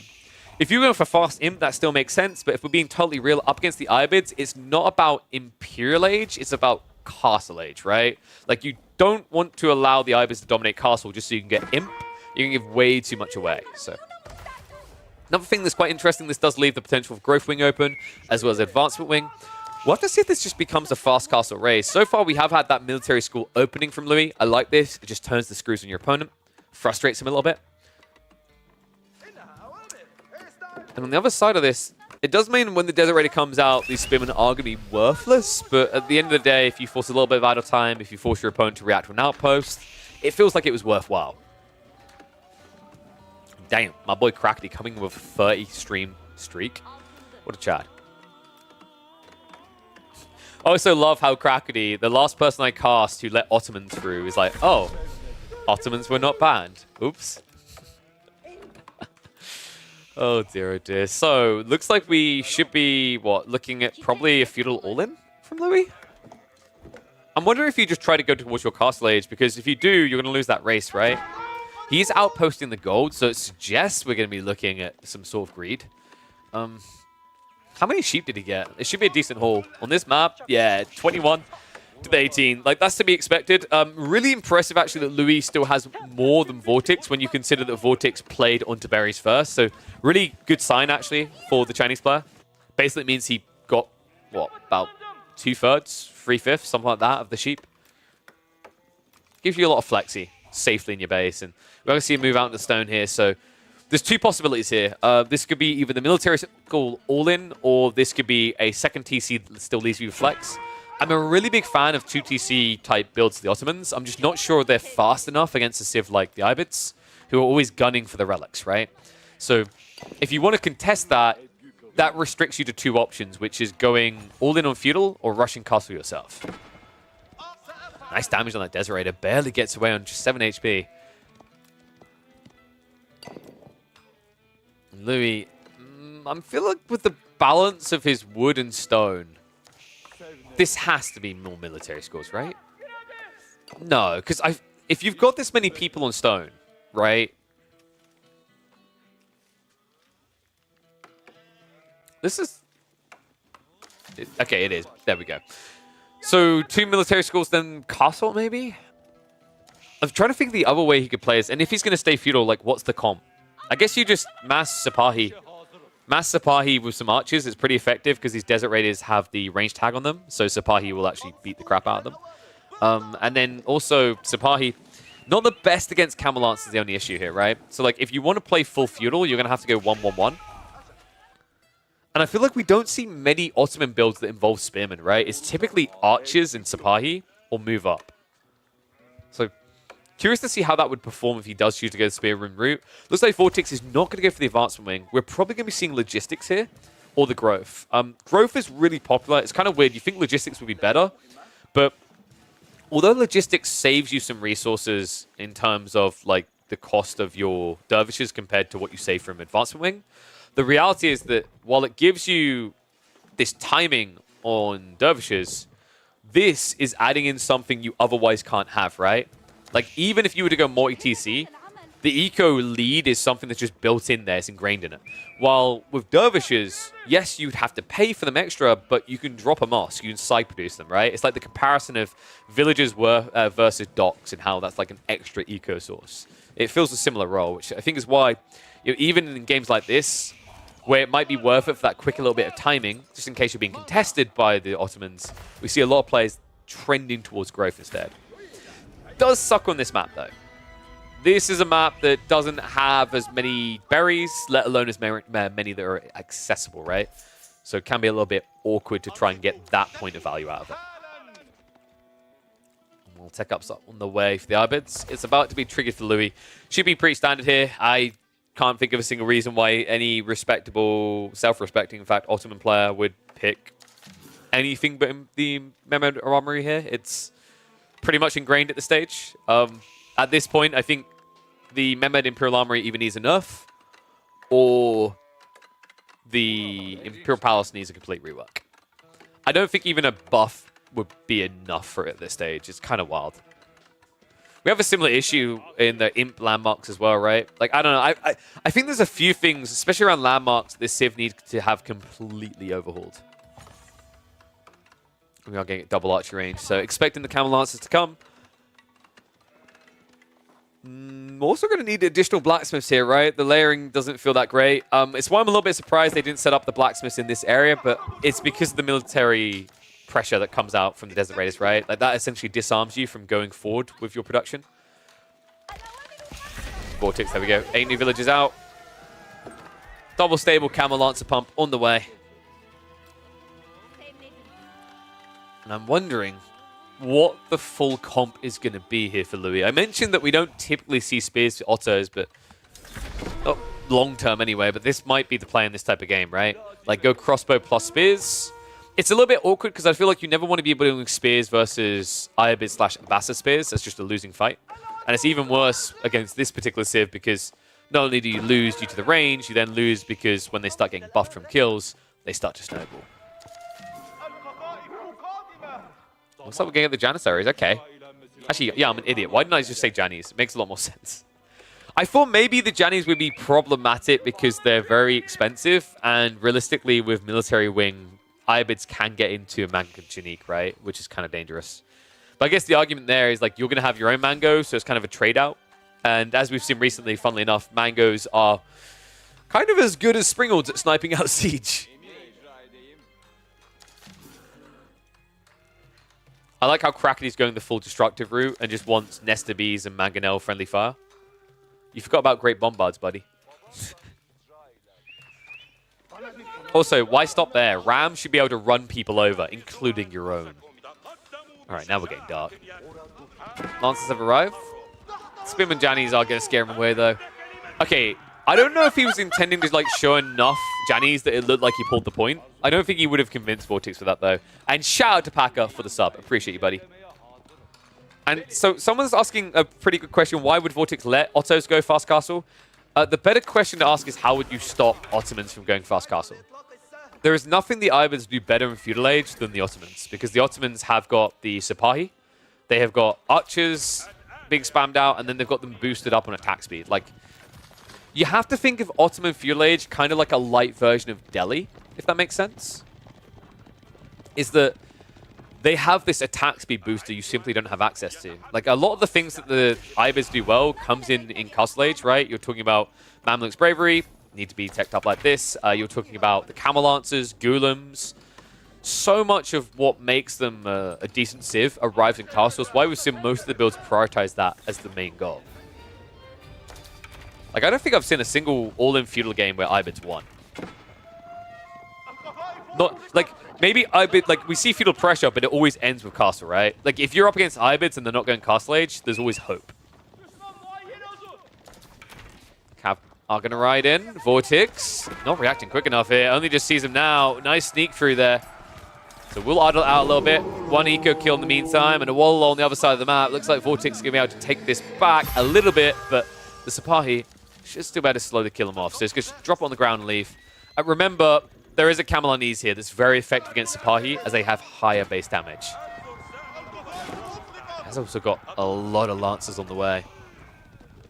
Behind this, however, Louis is grabbing a few of the relics for himself. Spinman also moving out just to try and contest this relic on the left side. So looks like it should be a 2-3 split. You kind of expect that for the Ibids.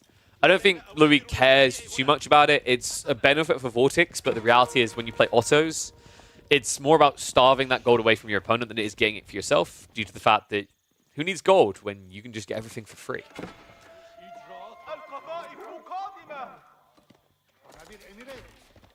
So who do I favor in this position? I mean, Vortex does have the eco lead due to what he done, right? But like, until he adds in an extra TC, I'm not very content with the state of the game for him.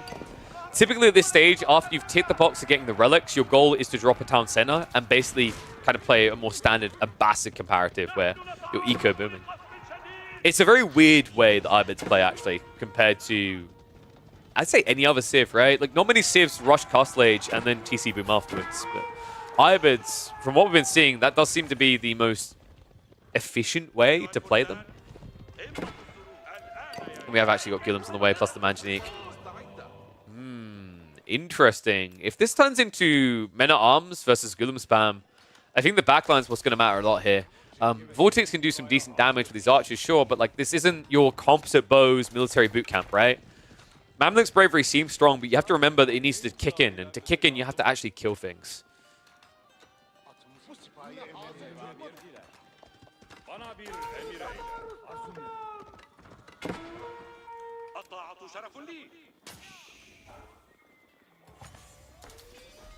Interesting take. I actually do think the Ottoman landmarks are part of the issue.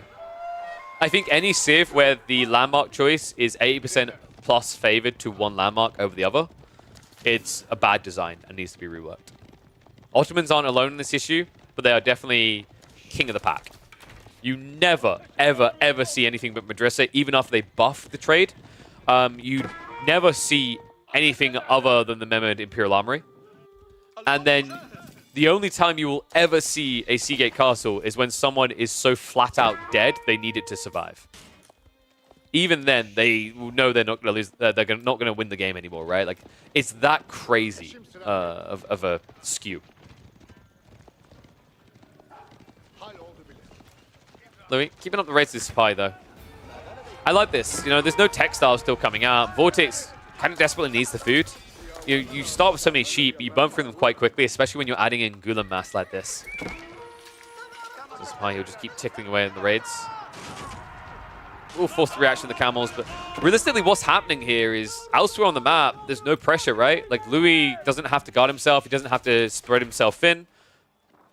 there's no real necessity to get extra defenses up. The only reason you're seeing it now with the outposts and the walls coming in is because, oh Jesus, is because he wants to try and move out from his base and not have to defend at all. Eşyanız hazır eyleyin. Meşri askeri. Now, Vortex does have a military lead here, but someone to always keep an eye on is as we approach the enemy base, it's going to skew, right? Like, the defender advantage is quite big. We're also talking about a situation where your opponent already has 2 mangonels. Third one should be on the way soon. Spiral count is a problem for Louis, though. Sabai could be tricky here, but the problem is they're split across the map, right? He's got a few at home and then others out on the flanks. And to be honest, they are losing to these lances.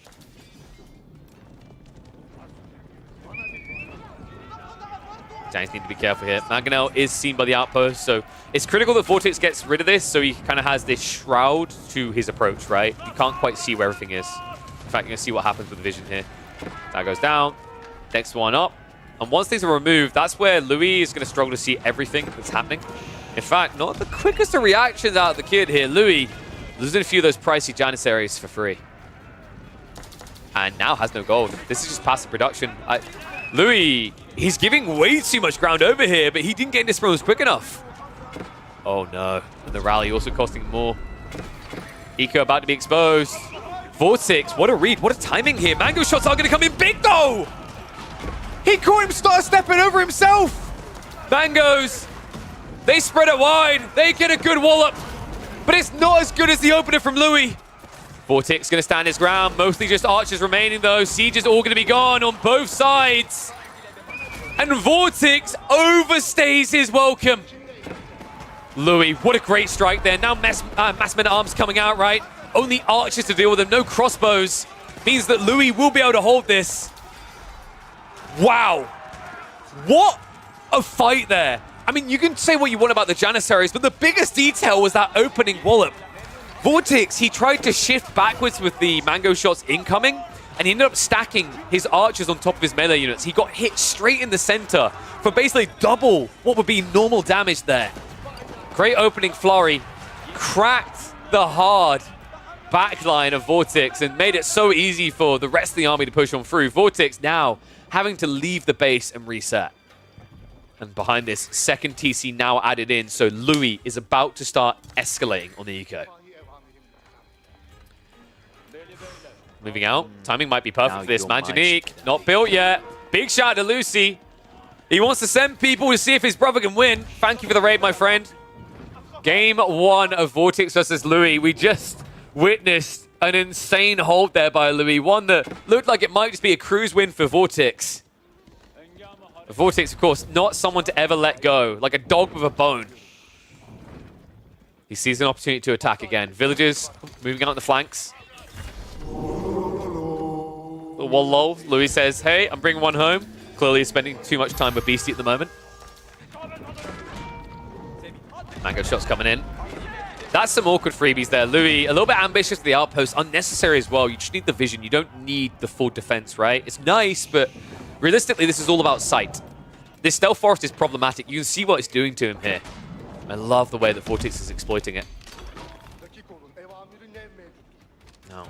Louis does have a second TC, but what I want people to be conscious of is he doesn't have safe resources right now. He's playing dangerous games out in the gold here. If he ever gets spotted, he could just be dead. Spies are going to raid in, though. Still no textiles from Vortex. This is kind of getting expensive, no? Like, he's lost 15 workers through the course of this game now. Textiles could have made a half.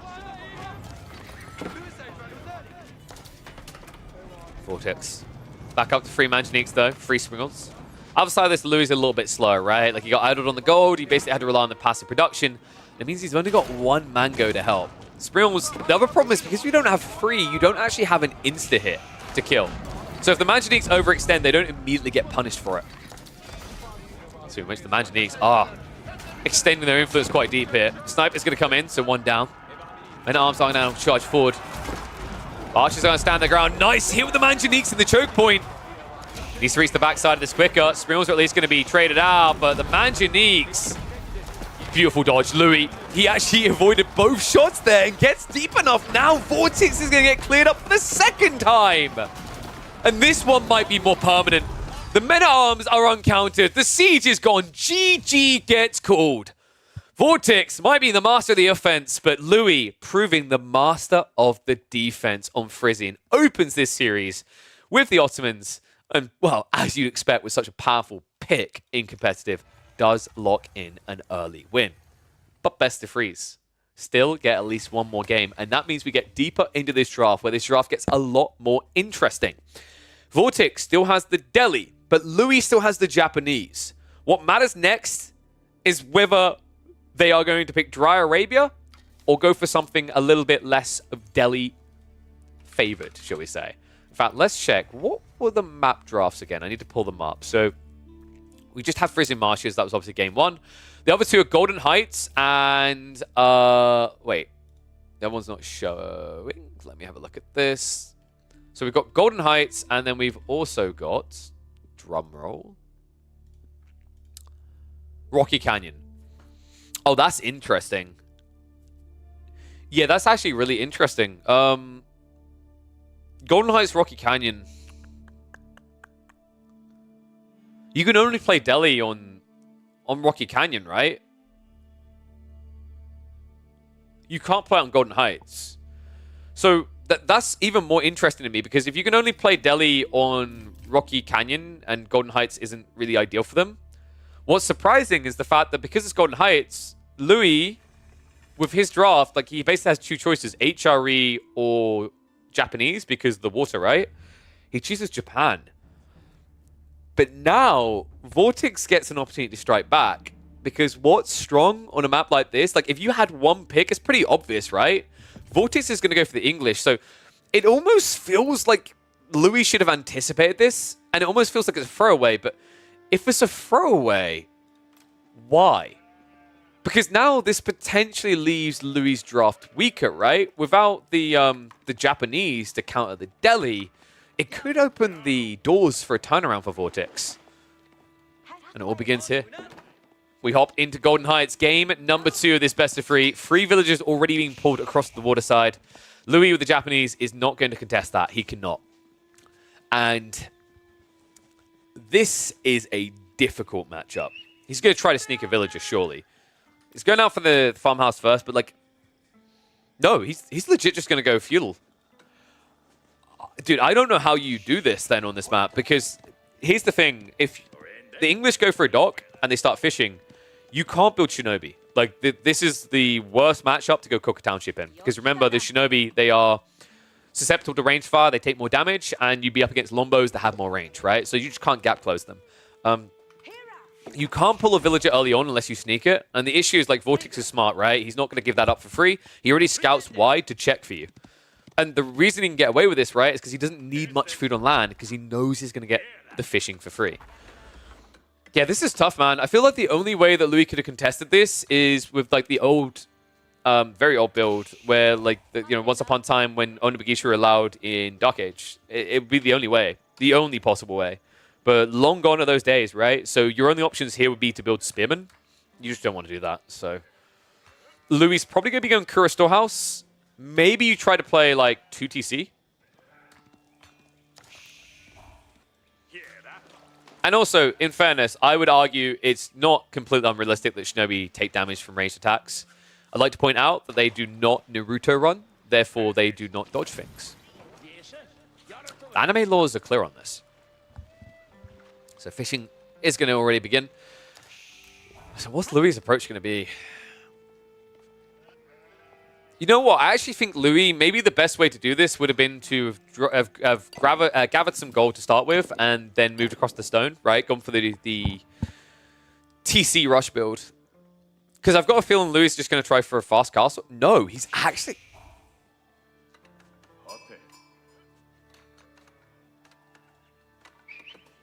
I feel like this doesn't work since the nerfs. I mean, Vortex, is he at least scouting it?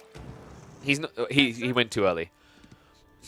Maybe you hit here, but realistically you shouldn't, right? Like, you could just get an outpost up.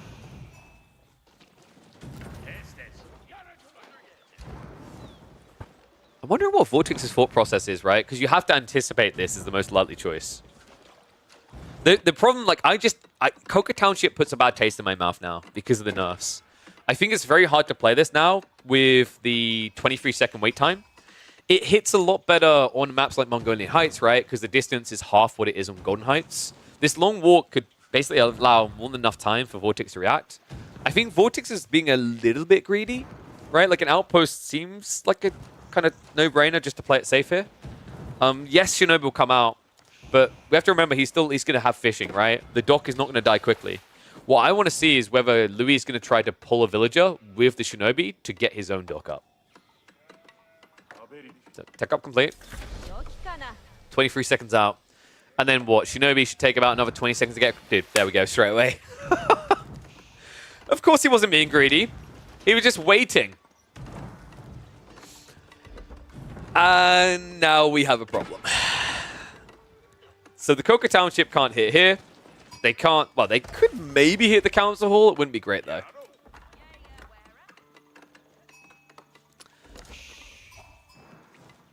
And the sad reality is Louis can see this. So, dude, okay, I actually like what Vortex done here. He wasn't doing something questionable. He was just being Giga Big Brain. So, do you want to know why he didn't build an outpost until the tech up's complete? Because if you build the outpost beforehand, Louis has time to cancel the Coca Township and go Kura Storehouse. If you wait until you hear the confirmation of tech up, even without now knowing, you just build the outpost anyway to have a strong defense here because you have 3 villages, right? Now, if it's Coca Township, he can't do anything. If it's Kura Storehouse, okay, fine. But if he starts spamming on the Bagisha, you now have a defense. It's just such a smart way of doing this by Vortex, right? Like, he didn't lose anything by waiting. He just makes sure that Louis loses everything because of it. Yeah, Shinobi can at least try to idle up these villages, but that's all he's going to achieve. And now, the tech up complete. Should be an archer ship on the way soon. He's going to Shunshin in, isn't he, for the Sabo? Shots are going to come through, though. We'll be able to move away, but on half HP, you've only delayed the problem. And now the repairs can easily come in. Well, Shinobi are on the way, however.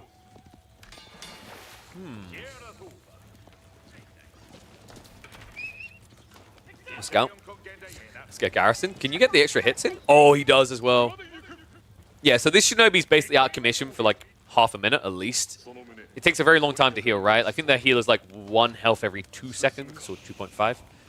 Actually, it might be bigger than that. Let's have a look. I think it's like every 4 seconds, right? Okay, well, he's not healing anymore. Sabotage is onto the outpost as well. That's not good. He needs another Shinobi now, or he won't be able to stop the dock from getting a unit out. Repairs are going to come in on the outpost, and Vortex will just garrison time. Another Shinobi is going to go down to this. He doesn't have Shunshin. This is getting so expensive right now. Another Shinobi being targeted. Louis is just stuck in a rut now. He's trying to buy time to get more horsemen out. It just doesn't work that way, though. And Lombos have now arrived on his gold. Repair crew is going to be able to keep this healthy. We'll get back inside. Galley is now on the way. Scout is gone. This is over. Louis, it was a nice idea, like getting the Horseman Shinobi line. It's pretty cool, but the problem is English villages, right? The short bows mean you can't contest early on, and the outpost just shut down the play. Lombo will even get a villager for his trouble around the back. So not a bad trade here for Vortex. Also keeps the Horseman away, which means you're trickling in to die.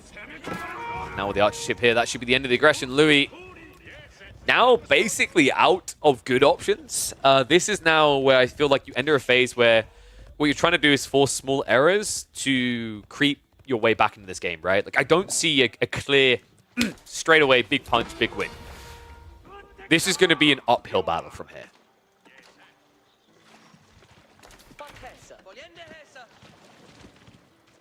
Man, what a tough one.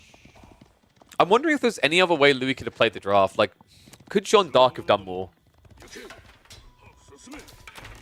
I think it was the HRE, right? Like, English are still annoying against HRE, but I feel like HRE can maybe fare a bit better, right? You get a faster field timing, you spam men-at-arms. Because, like, men-at-arms won't get countered by one outpost, right? But Shinobi will. It's tough. Ifs and buts, right? Maybe he wanted HRE for Rocky Canyon, because we have to remember after this, Vortex has got Delhi and French left. HRE actually do quite well against both of those. So maybe that's the logic here, is that he wants to save HRE for Rocky Canyon. This is kind of what can happen a lot of the time when you get into these best of threes, by the way, folks. Unless you completely outdraft your opponent, the goal is to try and get the game advantage, and then you essentially kind of throw away a Civ. Not enough GG, you choked, you didn't even want to win that game way. It's more like, strategically, I want him to play his strongest Civ now, right, in game number 2, so that I can have a better chance of winning game number 3. He hasn't built, in a way, he hasn't picked a Civ that's just an instant loss. It's just he's reserved options, good options, to counter out in game number 3. So, Louis, moving now into Onibagisha. Without fishing, this is incredibly expensive. Lombo Spears also now arriving.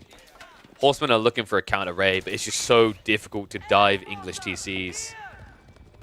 Wait. I'm not sure if that works. Okay, sometimes this game is a scam. Yeah, you have to go Onibagisha over Samurai. Samurai suck here. Like, Samurai do nothing. Onibagisha plus Horseman has mobility.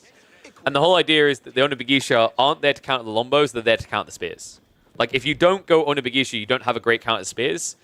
You could try massing Yumi, and I actually don't mind the idea of massing Yumi against English. It's a bit like HRE Marching Drills Archers, because you gap close so quick. The issue in this game is you'd be doing it against fishing as well, and I think that's the limitation for Louis. Like, if this was a game where they were both land and their timings were different and he went on the stone at start and he had Daimyo, that's where Yumi would look a lot better. But this is a game where he contested fishing, he failed to contest fishing, he doesn't have Kura Storehouse to back him up later on, he doesn't have extra wood coming in, he's up against 6 fishing boats and 3 fishing villages. Like, economically, Yumi can't save you if you don't get yourself some sort of escalation point, such as a TC here, or fishing. Shinobi? Okay, that's 240 resources down the drain. I think... Did he kill a worker there? No. He didn't kill anything. Yeah. Louis looks about as lost as the DVD set at this point. I mean, it's pretty grim. His best hope now is to try and find a way of macroing up towards castle. I think he's just paranoid about that, though, because to get there, he has to play onto risky resources front of his base against a Civ that's building into Fulami. Dive comes in. Lombos are going to start a step away from this into the choke points, but the Onibagisha just can't get around on top of them. TC's assisting as well, so the arrow fire is starting to add up. Just a few Spearmen Men-at-Arms able to hold this back. And Louis, once this army's dead, I mean, there's no easy recovery point from this. This is expensive.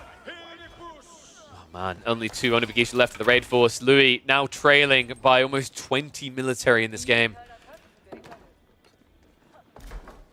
And I'm hoping that Samurai is a misclick, because if that's your hope, the last Samurai is your hope, it's going to end just like the movie. Army's on the move. Louis, he's starting to macro up towards castle. The problem is that you didn't start macroing towards castle before that attack, right? You added in a few extra units, and this means there's a window of op to shut this down. English are one of the better civs at stopping these castle age builds from Japanese, because even when you condense the build next to your TC, they can reach in and snipe with the Lombos. So we can do exactly that before we even get the tech up. 2 more villages down. Louis now trailing by 15. I don't see a way that Vortex loses this anymore. This is pretty much cruise mode. If he wanted to turn this into a castle age race, he could win that. Instead, he's going to get the meat grinder going. Men-at-Arms are going to flood in. So this is key. If that tech up begins, he's going to dive the base. And I think Louis knows that. GG gets called. Quick game number 2. Does mean we're going to get that third. Strategically, it makes sense to extend what Louis has done here. We'll just have to see if it pays out in the final, because we are going to that third game. And it means that we are either going to have Delhi or French versus HRE or Jeanne d'Arc. This has to be a French game. You'd think Delhi would make a lot of sense on a map like Rocky Canyon, but there's a few caveats. If this is HRE, we saw HRE starting to struggle for a while against Delhi, but we've seen recently actually they can actually turn it around. They can play that long feudal. They can boom farms and then spam men at arms to still win. We saw a few players do it in the qualifiers. So like I think although for a while that matchup heavily favored the Delhi, it's a bit closer to 50-50 again. Maybe not fully in favor of the HRE like it used to be. On the flip side, if this is Jeanne d'Arc versus Delhi, that's where things get a little bit weird. We actually saw in the Beastie Beast series how much work you can do with Jeanne in the early game, in a game where he had no sheep whatsoever to speak of. So, could become very uncomfortable if you go that way. And it looks like he's not going to. Vortix instead is going to go for the French. This gives him a way out, but it also makes him predictable with that way out. Why? In this matchup, your goal typically as the French is going to be to TC boom. You want an eco lead. The reason it can be effective against Jeanne d'Arc is that Jeanne d'Arc hates civs that can build heavy cav in the early phase of the game, because that counters out both forms of Jeanne level 2. What can the French do? They can spam the crap out of heavy cav. Let's see if they're going to do that. We hop into the deciding game here between Vortix on the French and Louis on Jeanne d'Arc. Old versus new feels appropriate, right? We've got young player versus old player, and we've got young civ versus old civ. Should be a good one. Rocky Canyon, of course. I don't know, man. I kind of wish we kept Rocky River. There's something quite enjoyable about Rocky River. I think, in a way, I understand why we've been using this instead in competitive. To me, Rocky River, it used to have this identity around fishing to a certain degree, but it completely lost it when they nerfed the ponds from four fish rather down to 2.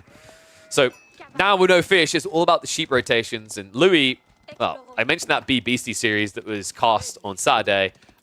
This is already looking better than that one, right? He's got 4 sheep to start with. He actually beat Vortix on the opening rotation. Vortix got nothing. Oh, wow. Dude, this could actually end up being a very good haul. It's a little bit of RNG dependent, right? But realistically, I see Louis getting about 12, 13 sheep off this map.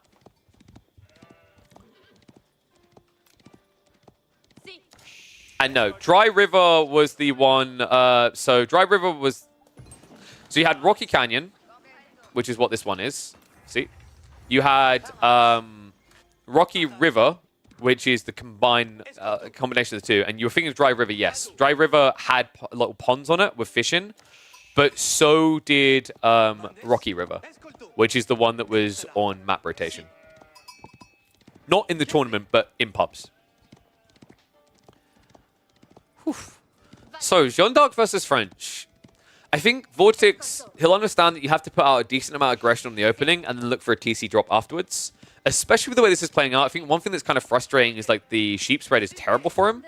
So if this turns into an attritional game of spamming knights, his runway is more limited. So don't be surprised if Vortix tries to add in spearmen quite quickly to try and secure a second TC location. Because his second TC will be very exposed. You can see there's no protection in this area. And wait, no, Vortix, not like this. Oh my god, he went greedy and Louis saw him. He's dove past. So remaining sheep in this area, I mean, this could be a heavy haul. Louis is already darting up towards the north side. He might just miss this. However, he can wrap around the back and he can secure the south side sheep. So overall, this is probably looking at, I'd say about like a 11 versus 8 sheep game maybe. So it's enough for Vortix to survive on, right? But it doesn't really feel like you thrive on it. School of Cav on the way from both sides. Free villager build. Louis probably looking to drop another house as he walks out and then should be roughly ready to tech up. It might be also that they're looking to add in a Rax first and then you walk off and level up into 2.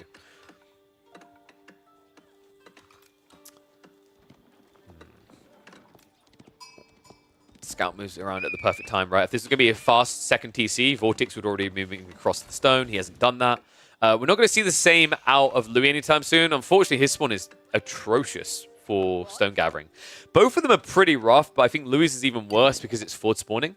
So this is, if anyone goes for 2 TC, they're going to need spears, basically. You can't do it for free in this matchup. Not with these spawns. If this was like your tighter spawn where the stone is behind your base, you could probably greedily rush it. But either player tries with the build speed required as well, it's just going to kill you. Out of the 2 civs, the one that might have a better chance would be Jeanne d'Arc, because Jeanne d'Arc with level 2 can give the build aura, right? But still, at that point, you're taking a very unnecessary risk here. Take out complete. Pretty much at the same time. Great read by Louis to pull the extra villagers. When you have 3 villagers versus 4, like you match, right? Remember Jean, she's a better builder, 33% faster. So you actually negate that extra eco into the build speed from Vortex.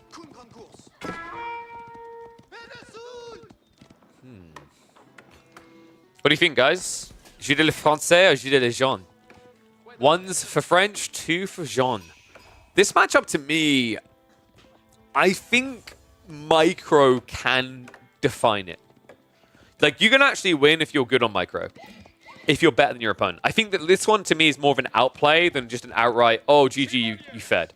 Because, like, with how premium Knights are and how they can trade quite well, like, although Jean is a threat and feeding her XP is a threat, if you out-micro in the early game, Jeanne d'Arc just keeps dying. And if she keeps dying, nothing comes of it, right? Like, you are against heavy cav. It's same with, like, Roos versus Jean, is that is a Civ that can also do a good job of contesting these Jeanne d'Arc picks. Nah, dude, the wall. Okay, well played by Vortex. However, that is Wood now going into defense, not into attack. And we're going to see the same on the other side. But what is this? Okay, remember how I said, like, someone's going to have to add in spears here? I love what they're doing to try and avoid that at all costs here. This is brilliant.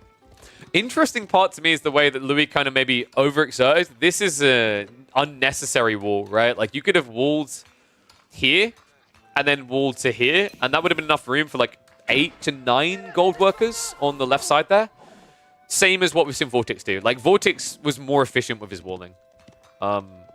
It looks like it's just as long to a certain degree, but remember, like, every time you stop to click to a different way, you spend extra wood, right? So overall, he spent a bit less. Oh, looks like we've got Jean de Hunter here. Makes a lot of sense. You're not going to really go into the men-at-arms, into the spearmen, rather, like women-at-arms, words, because of, like, the lack of spearmen. Your opponent is going to build into melee other than heavy hitting melee, so you'll just die. The cool thing about going for the Hunter, it gives you a way of sniping low HP knights. So you remember what I said about micro mattering? This leads to a splattering. It's such a cool read by Louis. This is what's going to allow him to outplay in these initial engagements, and now we are going to see the Raxes added in. How interesting. Another thing about Louis, Louis is more likely than the next 10 Jean picks to go Hunter form. He loves Hunter form a lot. Part of this is because Louis sets himself up for the late game. In late game, Hunter form is a lot better. Once you get level 3 and beyond, Hunter beats Woman-at-Arms. And the reason is that you have an ability to counter siege in the late game. Something that the melee form doesn't really excel at.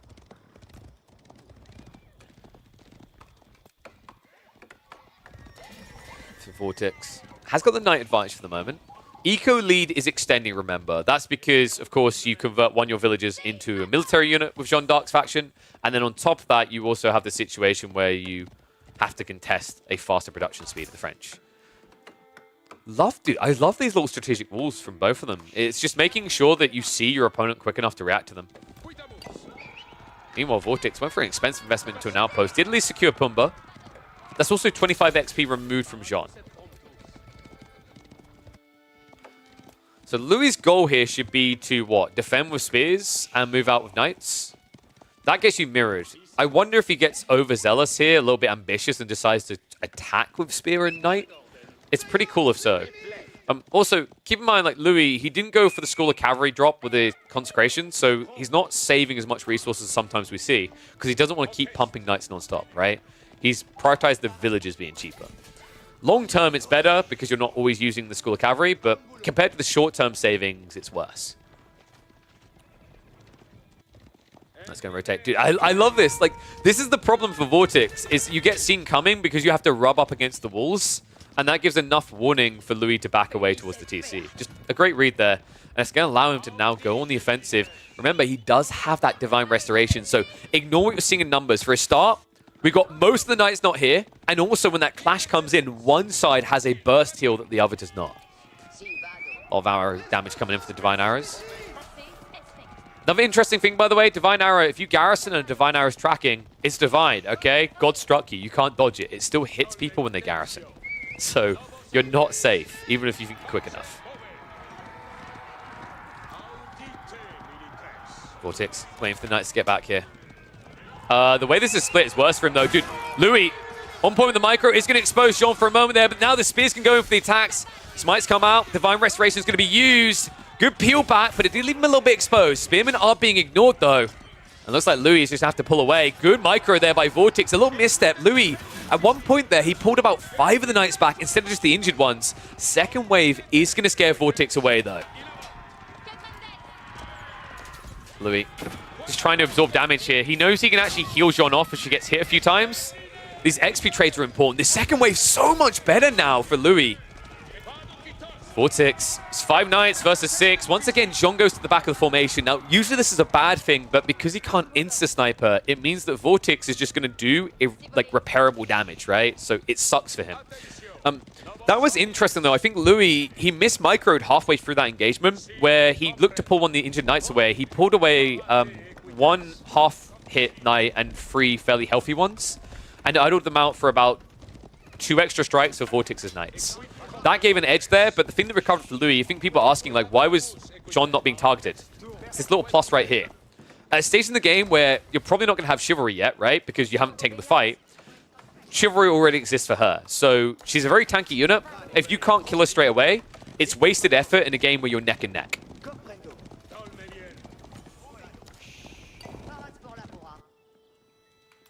And now we are having archers added in by Vortex. Louis is going to stick to the Spearmen and the Knights. I'm wondering, is anyone going to blink and try to go for a TC? It feels like it would be too ambitious here. And the point around, like, Vortex's archers being late, okay, here's the thing. How do you get archers without losing then to more Knights? Like, I want you to really be cognitive of, like, how RTSs are gives and takes. If you want one thing, you can't have the other. You're not a sport brat. I'm not here to buy you a McLaren, let you have a PS5, and then also let you go to every Tay-Tay Swift concert you ever want to, right? You got to choose. Which are you doing, right? Vortex, if he chose less Knights, it means he's outnumbered by Cav. And it means the archers just die to Knights afterwards, right? So, like, it's a give and take.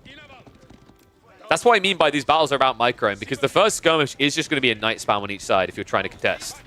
Like, there's no denying that.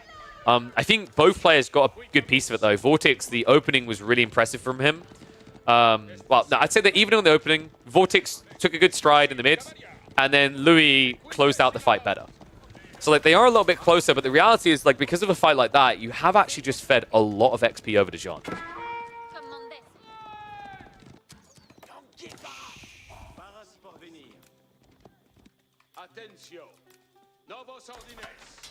Do we actually have Chivalry for Vortex? We don't. Wow, he only just got it. That's actually a big advantage for Louis. A little bit surprised by that delay. He was prioritizing Steel Arrow, though, right? Louis, meanwhile, has yet to even drop a Blacksmith, which is really surprising considering you get more value out of the initial drop than Vortex does. Steel Arrow feels better overall, but realistically, when you're just running an entire melee army, getting a free melee upgrade, pretty rough. Steel Arrow, getting a little freebie there. It's going to move in. Vortex needs to react to this quick. Outpost is going to stay alive. It looks like Louis will have to back away. Has got the Divine Restoration to work with, so Vortex needs to be careful about his timing here. Knights are going to go for the charge in. Didn't want to commit, though. That's unfortunate. I just put the Spearman at the back side of this. Louis will be able to scare his opponent away, though. We're seeing a little bit of hesitation coming out from Vortex. Doesn't want to feed over the XP. The dance that's going on here right now. Louis is going to have to defend soon, though. Remember, he moved out to the Deer. It's going to be a defensive fight near his own outpost. Vortex does not want to take it, though. So, we've really got to start assessing, like, who does this favor in 5 minutes, right? Because these fights, these skirmishes that haven't led to an overwhelming win one way or the other, naturally tend to lean towards Jeanne d'Arc because of the XP scaling factor. Especially when you consider the eco kills. A Knight went in, found another. So while Vortex is still 4 eco ahead, we then have to consecrate the other side of it, right? We have to, like, acknowledge that. We've got double skull stables, rather, with the consecration. We've got the TC. That's saving a lot of resources. And now the raid on the side! Louis! Oh my god. Okay, they ain't even anymore. anything but Louis. What a connect. Vortex, this is the problem. He has to go. He has to trade right now. Louis going to back up to buy time so the Knights can get home.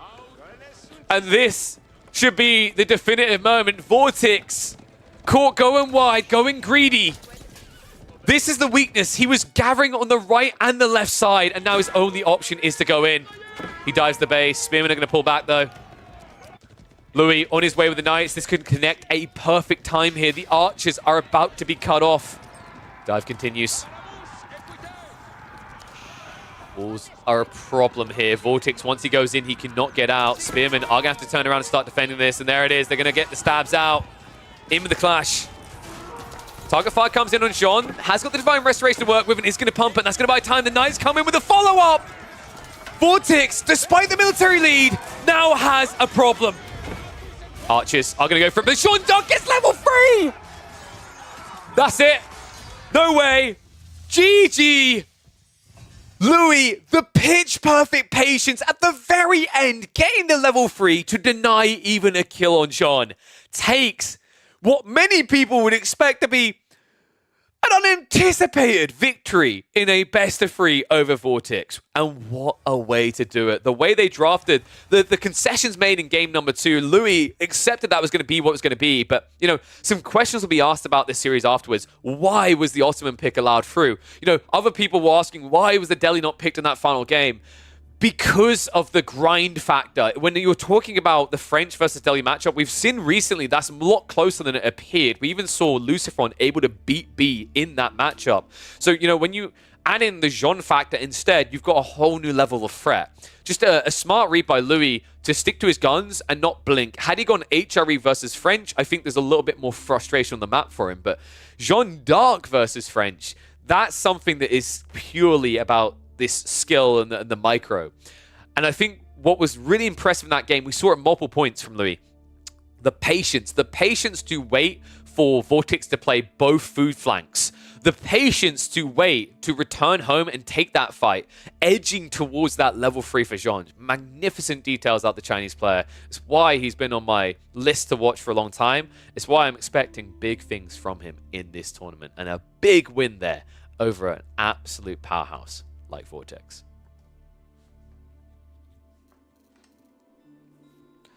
Few pros are picking French these days. The exception would be the Spanish bros. Lucifron actually values it highly. He even picked it up against B. French is fine. I think like French, just it takes a different style. The problem is like if you have Jean and you have French and you pick French, what you've told your opponent is you're going to try to be greedy, right? Whereas Jean isn't as much about greed. She's about attack. It's very different. All right, so another series ticked. So we have Vortex versus Louis. What else can we cast? Let's see. So I'm trying to prioritize March the 2nd games first before they disappear. There was a Magic series, right? We can do another Vortex one. There's Vortex versus Magic. Vortex versus Magic, or we've got Puppy Paw versus Louis MT didn't get cast, right? No, because I would have cast it.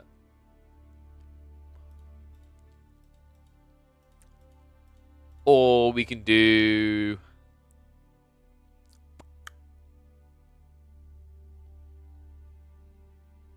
What else is there? Doomy versus Numadon? Puppy Paw versus CSO?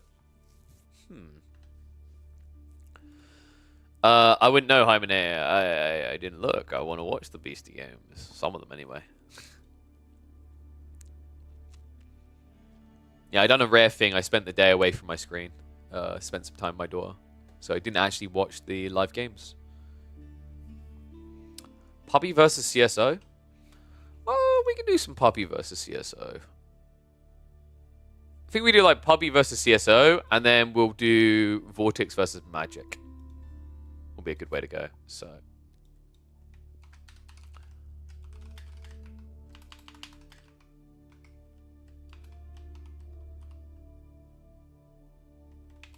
let me update the title.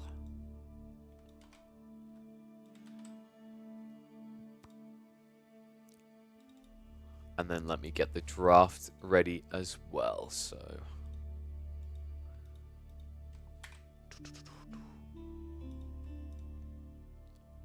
And update. Bloody CSO and these stupid names. It's a pain in my ass. Alright, there we go. So, dude, why is it every time I use this thing, it looks more scuffed than the last time? So, we've seen the bands. I'm going to now remove the bands. Just because it'll make it look less cursed. And let me update that. Alright, guys. I'm going to run 90 seconds of ads so that we don't have to worry about them in the games. And it's not my overlay. It's cows. But it wasn't designed for this tournament, so it's a different draft, which is why it shows up really janky. Alright, I'm going to run 90 seconds of ads so we don't have to worry about it in the game. So just give me a sec. And then while that is running, let me pull up the data. So we need Poopy Poor's account. Hashtag ad free. Only if you subscribe. So I think Poppy Paw CSO was his second series, right? Yes. Japanese Chinese. I actually quite like China if the game goes late enough. I think Japan has a very strong point around the start of Castle Age, but once you get into late game territory, the meat grinder starts and you have like Mass Palace Guard. Mass Palace Guard will annihilate Onobagisha. It's like not even fair, right? Between Battle Hardened and Elite Army Tactics. And then the eco scaling where China's just feels unbeatable with their food in the late game. Interesting. All right, so I think we should be ready to go in a sec. Just catch up on chat. Don't think I've missed anything, right?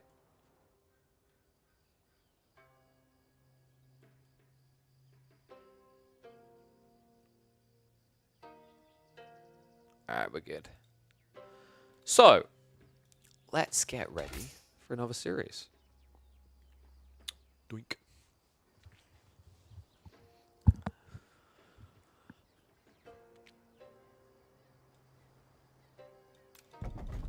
All right, one and all, welcome back to the competitive Age of Empires 4 action. We've got another series from the Elite Classic 2 that went uncasted. Well, was uncasted until now. Puppy Paw versus Team Elephant CSO. CSO, the teammate of Louis MT, actually a rising star and a very capable player, even capable of beating his teammate. In fact, we saw CSO had some decent performances in the group stage on the weekend. We're here to catch one of these performances. See how he does up against the Canadian. Puppy Paw on the Chinese, up against CSO on the Japanese. To see who is the bee's knees between these two on Frisian Marshes. Now, Frisian Marshes is a very interesting map to see these two come out. Japan is a pick that I'd expect to see. I think it's something that we've been seeing quite a bit, actually. A very powerful civ on this map due to the fact that you just get so much sheep. It enables that very fast castle aggression. I think there is a flip side to that, though. And if there's civs that use the sheep better, I think that's where the Japanese are falling apart. Because for Japan, like Kura Storehouse and that transition into your better food gathering rate is part of what keeps the machine going. But if you rely on sheep for longer, you don't really have that, right? A civ that do use sheep well for longer is the Chinese, right? They are similar to HRE in that category of this is a good thing. For them, it's just more 20% extra drop-off without having to worry about a farm transition. I also think if this game goes late enough, that's another area where the Chinese are favored. In Imperial Plus, the Chinese eco, in conjunction with Palace Guard and Yuan Dynasty, beats everything the Japanese try to do. Because in the late game, Japan's going to, spam Onobagisha? Palace Guard get the same movement speed. In fact, they get more movement speed. They're just better armored units. So I think if CSO wants to win this game, it's all about mid-game. He can't go beyond that because on a map like Frisian Marshes, I think things can grind down. They can slow down to a point that you tend to just be at a disadvantage. See how the two want to open, though. Imperial Academy should be the go-to for Puppy Paw here. Imperial Academy got buffed. I genuinely don't know why. I feel like Imperial Academy was already the go-to landmark choice there. You only really ever went Barbican if you were forced to go Barbican first, right? I guess in some ways, landmark choices are a little bit different with China. And what I mean by that is like because they can go back and build their others, it's not as bad when one is heavily skewed as it is with other civs, right? Like, for example, Japanese never build Koka Township on land maps, right? Because it just doesn't have any functionality there. And it doesn't have any comeback layer in the game. So you'll always see Kura. Most HRE players are just going to build Arkin. But this Kura Storehouse, really nicely placed, right? Behind the TC will be very safe. One negative of what CSO done here, I don't like that he didn't just drop it next to the tree line. Move across one, and you'll eventually get these farm locations back. But in the meantime, you'll save 50 wood that you just spent on this lumber camp. So, little weird detail there. I feel like CSO is one of those players that should know by now. Most have caught onto this. It's much better to just drop this on the tree line so that you save yourself extra resources.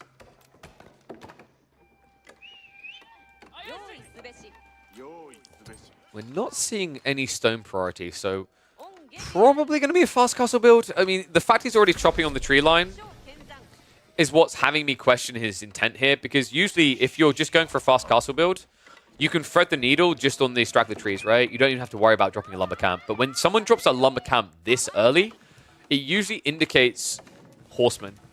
I don't think he has enough people work on the wood that I'm thinking that we're heading into a Yuumi play, but we could be heading into a stable drop. I'm just kind of wondering why. Like, if there's something that China's going to build, a unit they're most likely to build in the other game, it's going to be spears, right? And maybe he's worried about a second TC drop. But if he's scouting in, he should see right now, like, there's no such thing coming. Puppy Paw is just interested in getting all the sheep home. Ends up being a 27 sheep haul. Good God. All right, Mr. Sheep Whisperer over here. CSO, you know, this is funny. Avali was just like, I don't know why you picked Japanese on this map. There's just so much free food, and you don't get impacted by it. This is why, Avali, because you lose the sheep roulette. That's where it makes sense. We think, yeah, this is really bad. I don't remember the last time I saw someone get so little sheep on this map. And I feel like if I could recall the exact time, it would have been a game where they GG'd out 10 minutes in. This is bad, folks. This is really, really bad. Because if this turns into a Castle Age race, a Civ that can actually match your pacing, that can actually exceed it, is the Chinese. And if the Chinese have got this many sheep, do you all remember how popular the HRE were for, like, Burgrave on this map? Yeah, imagine that. Because with Supervision, that's exactly what could happen. Oh, man. So, wood being gathered. It's only an outpost being dropped, though. This is legit just going to be a Castle Age rush. So, before anyone gets really hard on CSO, I want to point something out about the sheep haul. And this is probably part of why Puppy Paw picked this Civ in conjunction with anticipating something like the Japanese. One of the big problems you have anytime you play against the Chinese is if they lock in on your scouting rotation, they can get ahead of you. Because of the 25% extra vision from Tang. It doesn't sound like a lot, but it really is, because it means that you'll see the enemy scout before they see yours. So then what you can do is shadow it. You can move around it and cut it off, so that what ends up happening is this very sad scout keeps running along, finding nothing, but he doesn't know why, right? At that point, you might make an educated guess that you've been cut off, but by the time you realize that actually you've been conned, that you're just following another scout, you've already missed out on 8 sheep at least. So pretty harsh. I think, like, China, I still rate them as the top Civ for scout rotation. Behind them, I'd put the likes of the Rus as well as the Mongols, right? Because Rus don't tend to prioritize the sheep. It's all about the hunt. And we've got a Barbican drop. Oh, my G... Dude, I actually think this might already be close to done. CSO, if he chooses tech up, he has no gold. Oh, what a read by Puppy Paw, man. That is brutal. How could I forget about, like, I can't believe I forgot about the Barbican Rush. We just don't see them anymore, right? Like, they very rarely come out like this, but against a fast castling Civ, this is the same reason why we sometimes see this strategy against HRE. So Barbican goes up. That's 1 gold inaccessible. Now you've got Spearman on the south side one. And could you just imagine how different this game would have felt if CSO had actually done Yuumi? Like, people tried to meme on that unit, but I legit actually think Yuumi would have obviously stopped this. That's a hindsight maneuver. But Yuumi would have been great to block an extra TC from the Chinese anyway. I don't think CSO can play this. Outpost is on the way. You're not going to be able to stop that, right? The spear's already here. You can watch it happen, but you can't stop it. You could gather some stone if you came out here quickly, but he didn't. Dude, I need a shower off this. This is just game 1. He actually built a marketplace. Oh my. But what do you do with this tech up? I mean, I'm not even exaggerating here, right? You legitimately do nothing with this tech up. The single only move you could do is you could basically buy Yumi's upgrade and spam Yumi. But then you're building Yumi's against Outpost and Barbican. It doesn't do anything. Alright, this is just painful, man. Wait, what? He's actually gonna buy Onabukisha. Oh, he just... no. I feel like you needed to get 5 villages out really far on the other side of the map, but like the problem is he doesn't... Like, he has Tawara and Takazaiku, but it would take him too long. So, like, what are you building here? Spears? Because, once again, like, I would back this play if it was Yumi. If he just built some Yumi out of this and ran them in and ran around the base. But, like, if you're building Onabukisha, you're not going to build enough here, right? Oh, man. Yeah, this one's kind of over, folks. I mean, CSO, he's taking a punt. I respect it. But he's going to have to drop a Yorishiro in the Forge as his first Yorishiro. Do I need to say more about this game? I don't think I do. That's 75 gold a minute. He's building a samurai.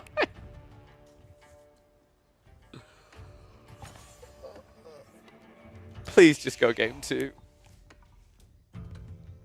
It's like there's no unit diversity here either, by the way. He's just adding in more Raxes. Meanwhile, Puppy Paw has got a second TC.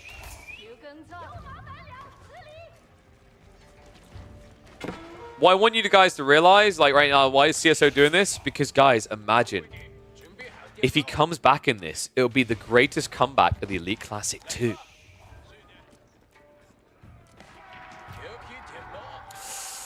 He tries to sneak out the Shinto. It's just so constricting, though. Like, look at the vision. There's no way you ever sneak out your base. Every single route is seen. Maybe like a tiny little gap here, but it's unlikely. Villager. She's going to stand their ground, so at least finds a spearman kill there. But we have 3 samurai, guys.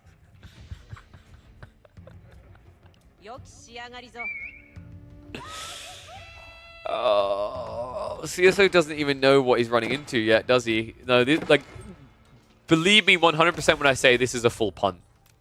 This is CSO just slashing in the dark, right? He's going to build up as many of these samurais he can get together, and then he's just going to run in to see what he's up against, right? And you might even see him just GG the moment he sees a few troops to answer him. Because like the problem here is this is about to be a tech up. The tech up's going to be fast. The moment Puppy Paw sees you, which vision-wise is a bit blind on, in fairness, the moment he sees you, though, he should be supervising Palace Guard and crossbows. And this is not enough samurai to deal with the hand canister and that. You need like 14 for that. Veterancy's coming in. And they're going to make the move. I mean, timing looks decent, right? But unfortunately, the Astronomical Clock Tower, any other Civ, this would have been good enough. Against China, they just build too quick. Samurai going to ride in. I say ride in. If they ride it in, they'd be a bit more scary here. Clock Tower's complete. And this should be a spam of crossbows and Palace Guard to counter. He's actually targeting the IOs, which is smart here, but the problem right now is you've only got the Undermesh level 1, so these few samurai actually die reasonably quick. It might not look like it, but when you consider that that right there was over 10% of the army, you see the problem. Now with fully garrisoned TC, here's the crazy part, folks. Even when the TC fully garrisoned, Puppy Paw still has enough eco that he's ahead. This idle time does hurt a little bit, but this damage, it feels temporary unless somehow Puppy Paw can get out onto some gold. Crossbow's going to keep getting kited. Samurai are doing a miraculous job of lasting a while, but now 2 Lancers out, and well, that should be enough. Lancers is pretty much all you need here. Lancers and a few crossbows, and this is fully pushed back. CSO just has to keep diving, unfortunately. He just can't stop. The problem is he's running out of food quite quickly, right? Like, he's limited on what he can gather at the moment. Spearmen are idling him out in his own base. This is GG. There's just not enough damage.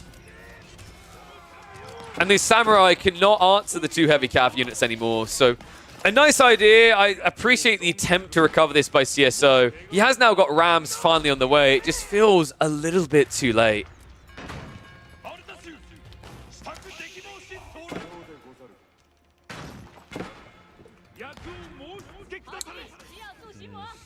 What else we got in the series? I'm already thinking next game for him. Because he got Roos, English, Malian, so actually he got a pretty nicely rounded draft. But there is also Jeanne d'Arc, Delhi, and Mongols for Papipur. Dude, they both actually got crazy civs. If it feels like I'm being negative, like this is already over, it kind of is, right? Like, it's a 20 eco lead. You did technically now break out from the Barbican, but the time it takes you to do so, the price you're paying elsewhere is ultimately the problem. We are now seeing spears added in, and any time I see spears built by the Japanese in Castle Age, I'm feeling bad about it. And yes, I agree. Like, the play he made was 100% the correct call. Like, you can't try to break out your base. You have to try and hit the eco. It's just unfortunate he didn't find Papipur a little bit earlier, right? If that Samurai dive was ready to go a minute earlier, I think we have a very different game on our hands. We have a recovery arc. But now, after the attempted damage, you're still only got 75 gold a minute, and you're trailing by 23 economy. You also have basically walled yourself right into the very edge of your base. You don't have level 1 Daimyo, so you have no increased food gathering. It doesn't get much worse than this. And now, because you have no sort of control on the map, your opponent is playing all kinds of resources. Crossbow mass also just getting too big, up to 9 now.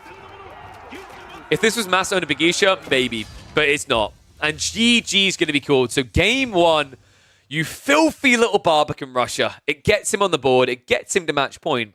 Let's see if he can get himself across the line, though. I mean, I'm trying to think, is there any cheese left over? Maybe some outpost rushes from the Mongols in game number 2 could be away. Maybe some outpost rushes from Jeanne d'Arc. Or maybe Papipur does something different. Can't say I'm surprised that a player that basically begun his entire AoE 4 career practicing Mongols and Chinese outpost rushes decided to come into the opening game of the series and to do exactly that. We'll just have to see if he can do it in the second game, because we're going to be heading into Gorge for an Iabid Mongol matchup. Now, this is interesting because I actually think Mongols struggle quite a bit in this particular matchup. That's on maps with trade, though. So, for example, I think if you go on Rocky Canyon, I'd favor Iabids every day of the week. Gorge is a bit different. If the resources align, if there's a forward spawn in gold, you could have a game where the Mongols actually hit. And because they don't go traders, that's not an extra vulnerability point. They typically go for silver. They typically go for the Deerstone. Let's find out, though. It's time. Let's hop into the second game. Let's get a point on the board here for Papipur. He definitely earned it, as disgusting as he may be. And he might try to be disgusting again, because he whips out the Mongols. Meanwhile, Louis MT going for the greedy option. The one that's likely to get outpost rushed here. It's going to be the Iabids. Let's look at the spawn around them, because this is... Oh, this is an egregious spawn, dude. Gold and deer on one location. Berries are at least on the other side. If there's ever a game where you double outposts, this is the one, right? Like, double berries on one side, forward spawn deer and gold on the other. The only thing that's safe for Louis is the stone. But this is, like, the one thing you don't want here. Papipur. Is he going to go for the Rax opener? It doesn't seem like there's an alternative option here. Right? Yeah, it has to be. Rax is coming. So someone's highlighting that Iabids are good against Mongols. It's map dependent, actually. Like, it's this. If there's a map in the rotation where Mongols might be okay, I think this is the one, because of the resource spawn, especially this type of spawn. But typically, yes, I would heavily favor the Iabids. Like, we've seen them dismantle maps like Rocky Canyon. And Papipur, yeah, he... Is he gonna... No. Like, he's building a Rax, right? This is the thing that puzzled me at the beginning, is this TC placement. I thought, is he gonna go for double production and not go for the Rax? Dude, he's actually going double villager production. So he's gonna pay full for the Spearman. That's the trade-off here, right? And you only have straggler trees, so it's not absolutely ideal. Also, his gold is over here. So, like, he's basically going to probably place the... I think he's going to place the Gert here and send woodworkers and goldworkers here, but that's a long walk. This is a very weird opening from Papipur. Even if he does like the stone for double villager production, it's kind of a weird spawn with the way it's split. Good work, though. I think like the weird part to me is like the spears, right? Because the goal here is kind of crafty by Puppy Paw. He's going to try to force Louis to build an early outpost to defend. Funnily enough, this outpost attempt would be too late, though. Like, there's one spear, second one's on the way. Louis is going to have to shift off the gold. Well, he's at least ready for a tech up. He's going to deny the mining camp. And we are going to be getting the military wing reinforcement. Makes a lot of sense. The reason is, like, at this pacing, if there's going to be a villager pool, you might be tightly pressed to get it up in time. Got to see, actually. He might have done this right. Yeah, it's Louis. I'm wondering if Louis was like, oh, I have a bit more time. I don't have to, like, rush an outpost up because my opponent, like, you know, he hasn't shown 2 spears, right? So he knows it wasn't double production, maybe. But the timing on this guy coming out, like, the Desiree is a minute and a half away. Remember, this outpost only takes a minute to build, so you have a lot of wiggle room. I mean, hell, Puppy Paw could even go deeper if he wanted. This is also problematic. It's not just the deer and the gold here, it's the next gold over. I'm a bit worried that Louis doesn't actually have access to what he needs. Let's think about, like, the ways out, right? Like, you're playing Ibids. So one really big upside is you don't need to buy siege engineering. You can just build a ram. In fact, here's an interesting detail for you folks. That Desert Raider could build a ram. You're not going to build it with him because realistically you're going to want a few archers as well, I think, here. Otherwise, the Spearman will just destroy the ram, right? But you can begin building it straight away with this guy. Other side of Puppy Paw has been adding in those extra villages. It's kind of interesting, right? Because if this is like Desert Raider, you have the correct response. And if this had been Growth Wing, by the time your opponent gets Growth Wing, you would have the same amount of villages that he would then be getting, right? That's actually pretty creative. It is going to be Silver Tree, though. That's curious. I thought this might be a Deerstone game. I thought Puppy Paw was going to try to optimize around that. I feel like Silver Tree on this map is a little bit more wonky because of the positioning and the way that it's, I want to say, like, a little bit harder to defend, like the way your opponent can come out in this matchup with Camel Lancers. In fact, Silver Tree feels like the #1 reason why Ibids have been beating Mongols a lot of the time is that the Camel Lancer spam comes out at the perfect time to start spreading wide and shutting down trade. And going Silver Tree typically sets you up to spam Keshiks, which are just terrible against this Civ. So yeah, quite a curious choice there by Puppy Paw. Sheeple in the end. Oh my, what happened? Are you kidding me? Louis has 4 sheep. Meanwhile, Puppy Paw has 16. Now, in fairness, Louis did start on the sheep, but that's still a humongous difference. Wow. All right, Mr. Sheep Whisperer over here. Pretty content in life. Outpost is up. He's going to make his way home now. Dude, that is so rough.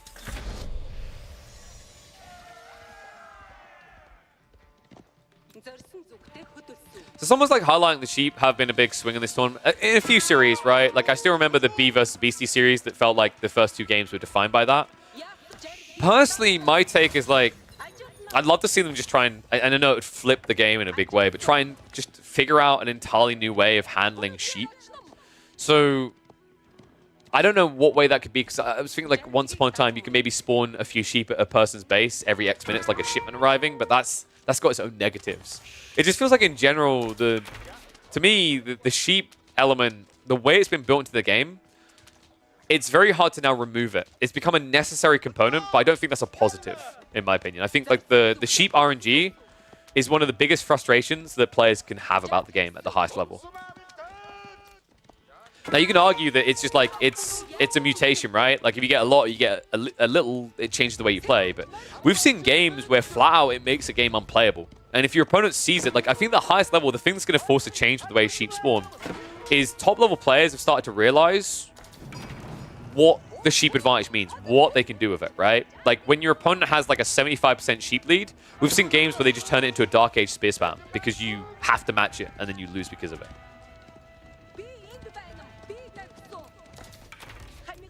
And I think, like, the other issue is, you know, if the issues around the sheep spawn are only recent, they're due to some new maps, is that an issue with the sheep code? Is that an issue with, like, the map design? Because, like, the negative of that, then, is if it's an issue with the map design, I actually think some of the new maps and their design are actually great. I do know that they've been working on, like, something. They've been trying to change something about the way sheep spawns. So maybe that will just fix it. But yeah, it can be a very awkward element in the game. Kana's going to trade his life in here to keep Louis boxed in. Louis, who, by the way, still has no gold. And is trying to spam archers into archer spam. Keshik's also on the way. Is it me or does Louis just have like no recourse to this? He's trying to play wide on the gold now, but timing is kind of bad, right? First Keshiks are on the way. Is that a double pump as well? No, just a solo. But Silvertree is now moving across to the corner, so we're going to start escalating to trade, and that's where the Keshik numbers are going to start bumping up.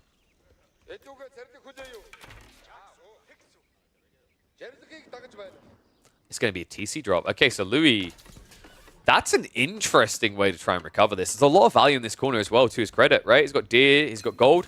I would love to see him just wall this in. It's so cheap to go for a wall in here.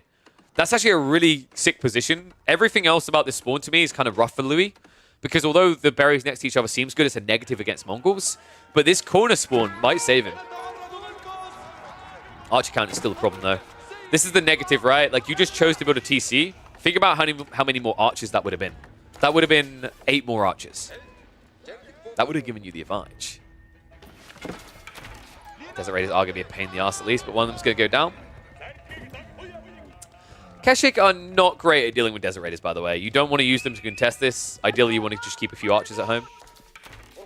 Berries are now being autoed out, though, and Louis, it's a good thing he did just get that TC down there. Unfortunately, that now means basically both of the things he needs have to come from this TC, right? He has to split between the gold and the deer, which means if this is going to be like some sort of fast castle build, his timing now just got a lot worse.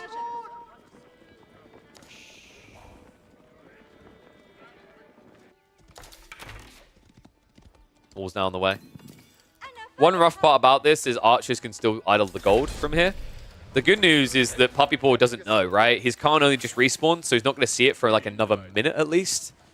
The bad news is your opponent is now trading.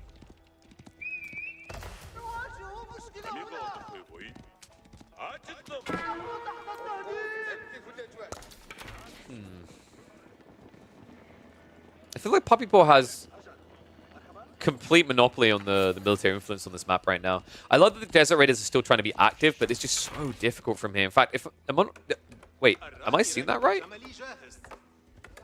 I think he just, yeah, did he not just actively produce another Desert Raider? I think he did. Those are expensive. 180 resources is not cheap at this stage of the game. Especially when your gold and food is still stretched in this corner. And speaking of that corner, oh, Puppy Paw knows. He's discovered it.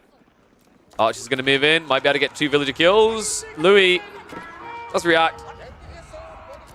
But now it's known, right? This is where Puppy Paw's aggression is now going to lie. So typically in this situation, you have to measure, can I fight him or can I take something else? The play for Louis is probably to drop a ram and re-secure your gold. But that's expensive right now. Like, he's kind of stretched, right? He's still behind on archer count. So if he chooses to go for a ram, that's now going to be another 4 less archers than what you would have had. Trey's at least been found, but just a few archers here will be annoying. And yeah, this will be a burn down, man. This is going to be access. Gates going up. I love this. Puppy Paw peels a few archers to camp here. So now, like, Louis, his only option is to run away, right? There's going to be too many villagers in here. But with camping on the gate, that's not possible. And Louis needs to come out of the base. I really like the way that Puppy Paw is forcing Louis to fight away from his production with this move. And even if Louis now gets the eco away, he's eco-starved again, and he also has an army now away from an advantageous position. Halsey's broken. So let's see if Louis has to peel away. Outpost is going to be rushed up. Gates also being set up so he can get out of here. Puppy Paw sees the defenses. He's going to take his time about this. Behind it looks like the Desert Raider has been dealt with, has been pushed back. So gold is being gathered. 5 traders and scaling. Means the Puppy Paw is keeping that eco lead.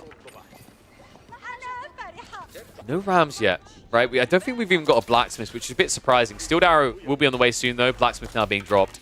But for now, despite the military advantage in numbers, Louis does have the extra damage, especially with the static point defenses. So Puppy Paw needs to show some respect. He's going to back away. Meanwhile, Keshik's going to find his way into the eco at home. So decent idle time there. Louis is going to have a Desert Raider to react to this, right? So the Camelonese means he probably won't even get a single villager kill. Yeah, nicely handled by Louis. I think Puppy Paw, the thing that was missing there was an earlier Blacksmith transition. Like, if he had Steeled Arrow here, had the Undermesh coming in as he's fighting, he probably hangs around here. Especially when you consider, like, that's one of your biggest edges, right? You have gold and Louis doesn't. But he chose to throw that gold behind more Keshiks instead. We'll see if it pays off. The problem is, like, there's a decent number of Desert Raiders, and if they skirt the fight, like, it's very hard for you to snipe them out. But make no mistake about it, like, if Louis mispositions those Desert Raiders at all, they die so insanely fast to Mass Archer. Speaking of Mass Archers, our favors Louis right now. Mistake made there by Puppy Paw trying to rally the troops in. Does at least get in with one wave, but not able to do much damage here. Is being pushed back. So, well played by Louis. We're finally starting to see him aggro, right? That's the thing that's been missing up to this stage. He's been a bit too complacent. I love the fact that he's prioritizing Undermesh now, getting it in just as Puppy Paw gets the Steeled Arrow. About what, we're 20 seconds out? Needs to delay this fight. Nice snipe down here. A lot of damage coming on the Keshiks. They do not have the Undermesh. They get sniped pretty quickly.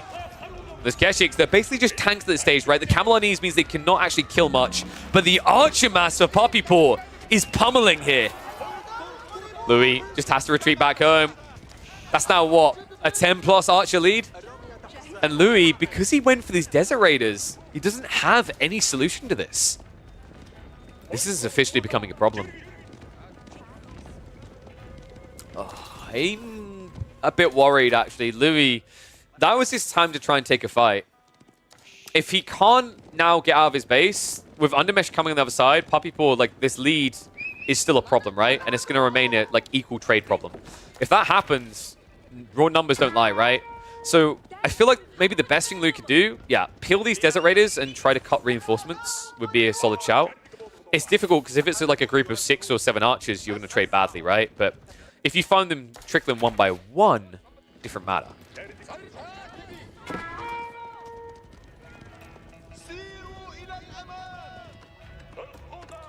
Louis now playing wide on the other flank. I think the deer are almost exhausted, right? Okay, no, he's actually been making them last a little bit longer than I would have expected here. A lot of gold is being munched, though. Desert Raiders are buying a lot of time here for Louis. Needs to be careful about where he runs in circles here, right? Because if you go too close to outposts, the Keshiks will gap close you. And even though reduced damage, it will start to wear you down. So I love the way that he's just playing around the mid instead. But Puppy Paw, surely he senses this, right? Like, he's very strong right now. Waiting around is possibly the worst thing he could do. Yeah, you got trade escalating behind, but it's also 2 TC, and your opponent is doing this kind of one-dimensional archer all in, or the defense. So I'm wondering if we maybe see a RAM investment soon, or a tech up from Puppy Paw. Desert Raiders. Go for the flash. Puppy Paw, I like that he drags that out so long that they go in range! Oh, that was sick. So that was incredible by Puppy Paw, what he just done there. He waited around in the fight long enough that Louis wasn't looking anymore, right? Because Louis is going to be looking for the first 2 seconds to see if the Keshiks pull back so he can react. When they don't pull back, he's probably checking something elsewhere on the map, and it ends up with a huge loss there for Louis. All but one of his cav going down. Wow. Now, the archers are going to go squaring for another fight. So the Desert Raider raid threat has been removed. And now you end up in a situation where the Keshiks are a bigger threat because they don't actually have an answer anymore. Puppy Paw is going to gun down to the south side, isn't he? Have we got siege engineering in yet? We have. This is the moment. 1 ram, preferably 2, and this should all be gone. Keshiks also just striking on the left side. Outposts are going to be garrisoned. Still more idle time for Louis in a game where he just took a terrible exchange. Puppy Paw. All right, hates the Khan. Ram is on the way, though. This is it. Louis, what's your way out? He went advancement wing. Is coming in shortly, so in fairness to him, he has got a lot of resource to pump here. So this is typically where Ayabids get the edge over Mongols, is by going into Camel Lancers. But he's going to need to make sure he gets to the Undermesh level 2, considering the amount of archers he's up against. This amount could kind of break you. Puppy Paw. Dude, he's not going to be far behind. Oh my god. The savings coming in now. This should be Kurotai. Credit to him, his understanding on that. The timings were actually quite well read there. So Kurotai now being built up. Ram, remember, gets more damage up against the wall, so it'll break through this quickly. Puppy Paw could even think about adding in 2 more rams if he chooses. I imagine not, though, considering that the enemy army should be on the way here, right? Like, you are overextending right now.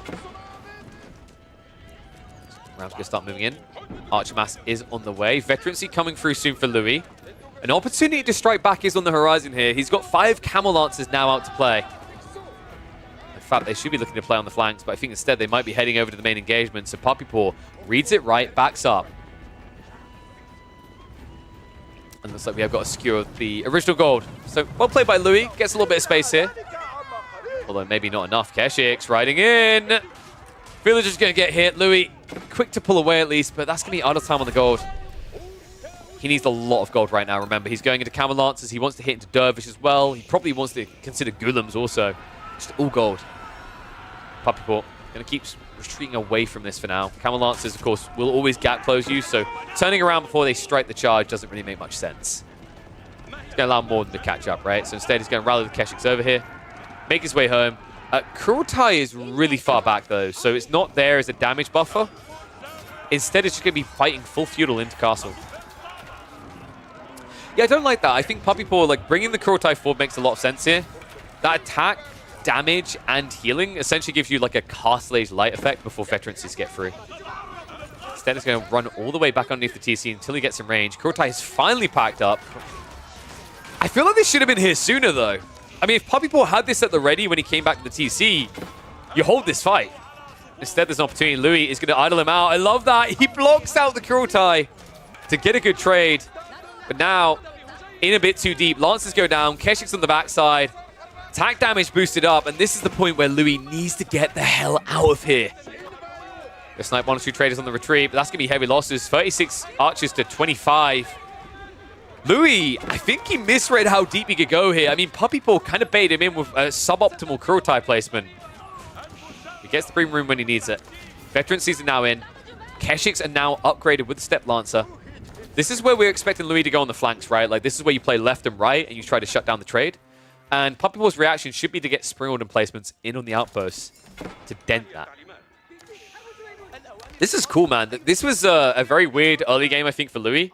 He played incredibly well to get out of that. Like, if you think about the amount of games we've seen at that 8-minute mark, feeling that they're GG'd, right, where Mongols just block your resources, it shows you just how good the highest level player has gotten at finding ways out of those sticky situations. You know, gone are the times where a Mongol outpost rush was basically just an insta-GG. Now we're in that generation of how you claw the game back, right? Sure, Puppy Paw got an edge, but it's fair to say that Louis evened it up.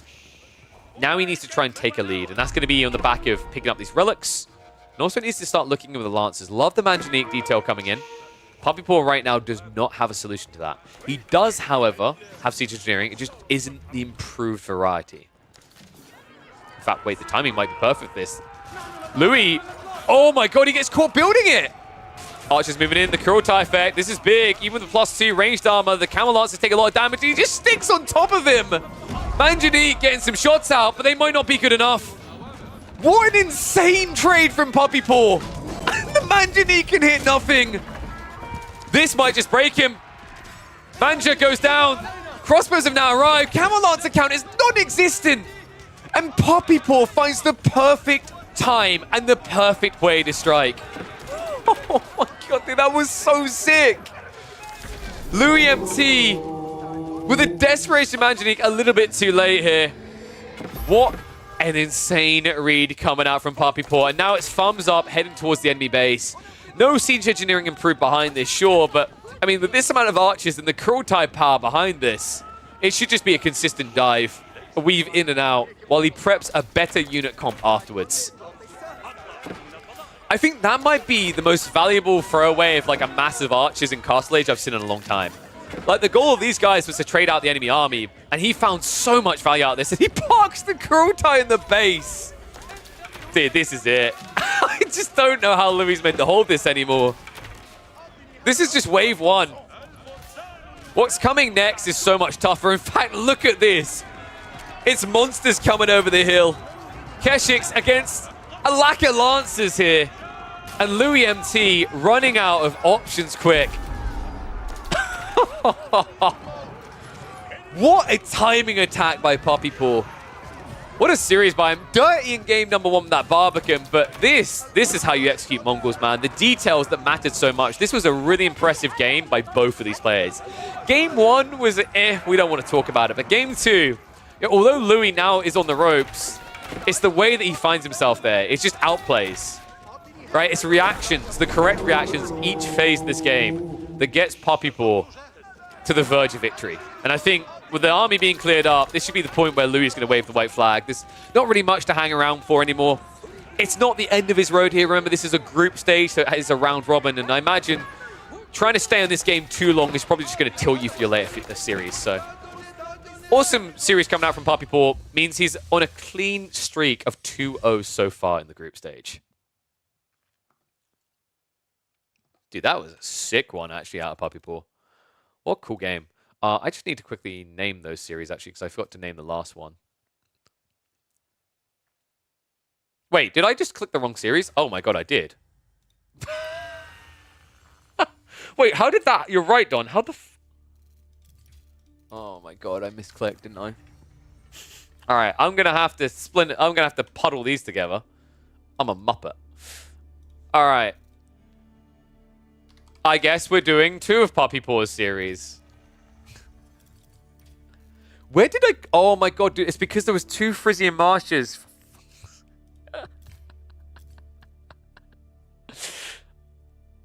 I see where I made my mistake now.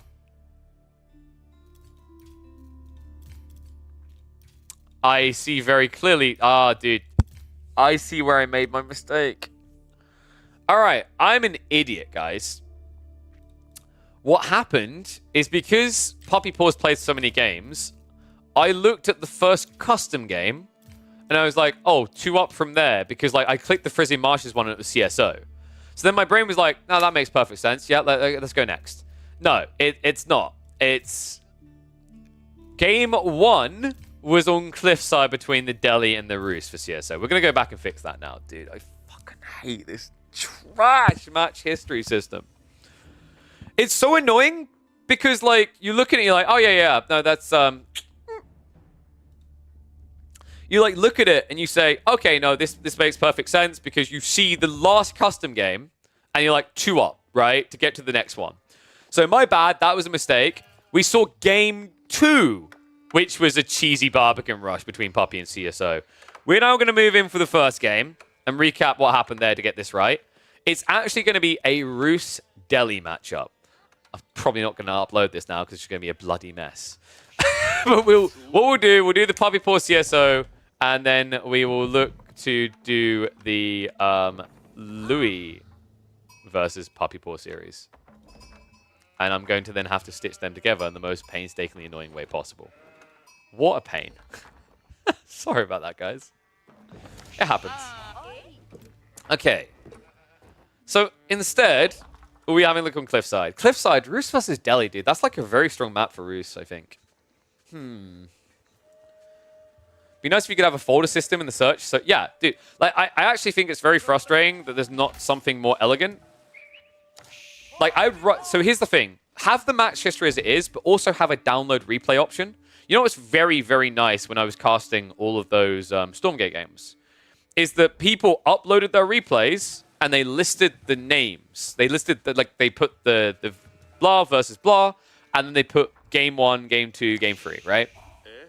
But yeah, this is whatever. We'll do this game, and then what I'll probably do, I don't know if this series will get uploaded. I think after that game 1, I'll just like rehash what happened, and we'll definitely upload the Papipo versus Louis series. Oh my god, but yeah. So Papipo, he didn't. So let's go over the bans, right? Because like Papipo, he didn't ban the Rus. He prioritized the Ayabids instead, alongside the Mongols, and then Delhi to get the pick himself, right? On the other side of it, like obviously both banned Ottos, but to get the Rus, CSO had to like ban it away from his opponent, and then he prioritized Marlins and Ayabids.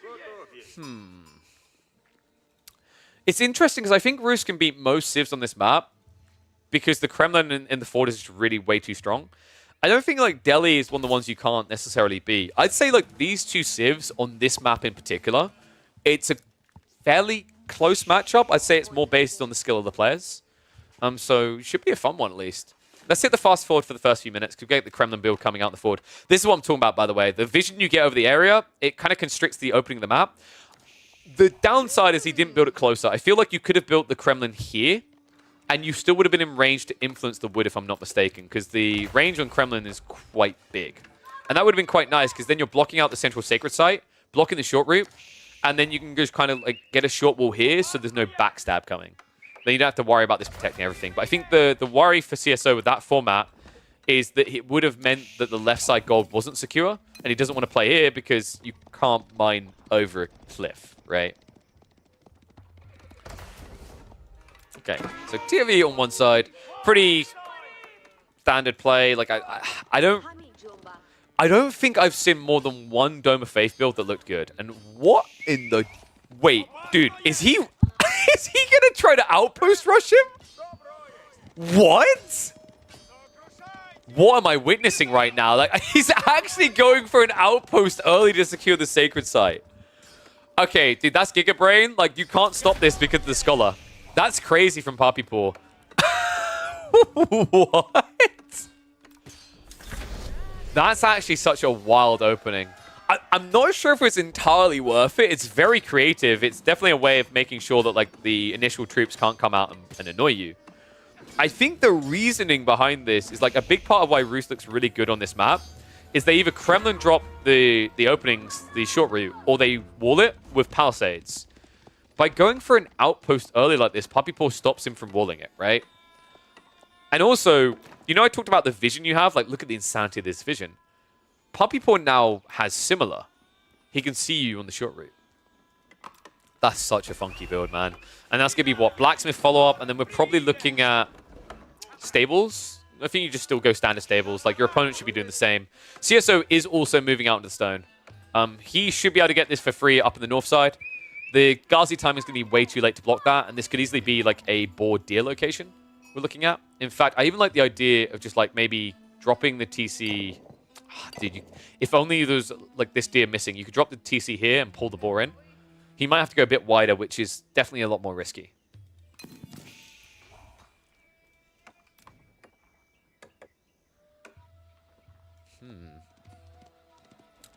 So... Okay, he does play it safer. I like that because like I'm thinking Ghazi timing here, right? Like think about the time it takes now to get this Ghazi out and how far he is on the build speed, right? First one comes out, starts running. And in fact, if you just look at the timing on this, by the time he'd reach the TC location, because the time it take you to walk here without wheelbarrow, you'd basically be dead. So this is the only way you can do it. It is actually unfortunate as well. CSO, because he prioritized the first night, doesn't have wheelbarrow. That's a really big negative for walking this far out. Scout does sniff out where it's at. So Ghazi, too late to dive in, but Ghazi still have a lot of flexi as the game goes on. They're pretty decent when you scale them up against knights like this. And also, because you're up against a 2TC build, you have the edge on Ghazi count, and you also have the edge to now go pick up these sacred sites in the next 30 seconds.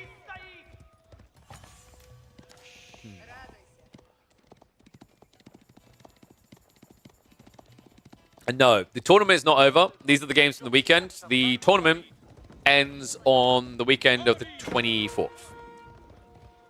Wait, is it 24th? Or was it 31st? I'm trying to remember now. Let me double check. I think it's 24th, if I remember correctly, that we go through to. Yep, 24th. So, plenty of action still to come.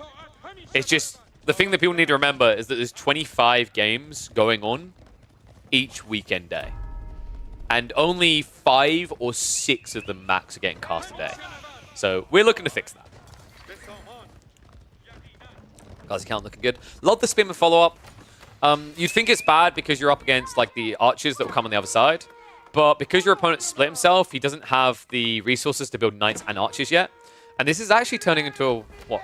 Yeah, a 1-1-1 build. Well, 1-2-1 build, which I really like.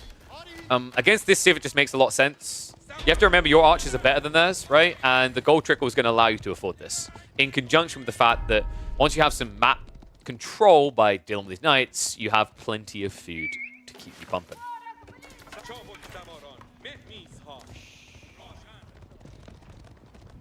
Okay, so Poppy Paw. I'm wondering if he can just scale Ghazi and go for the second TC.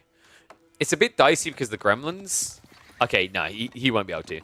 That's pretty smart read by CSO, actually. He's not going archers, he's going mass spears. Very interesting approach here. I don't think he knows about the 1-1-1. Right? His scout was rotating around here. I'm not sure if he glimpsed the... Well, he saw the Rax units, but he hasn't seen archers yet, right? They've been held back. He's about to see that, though, and that's where this might look a bit overkill.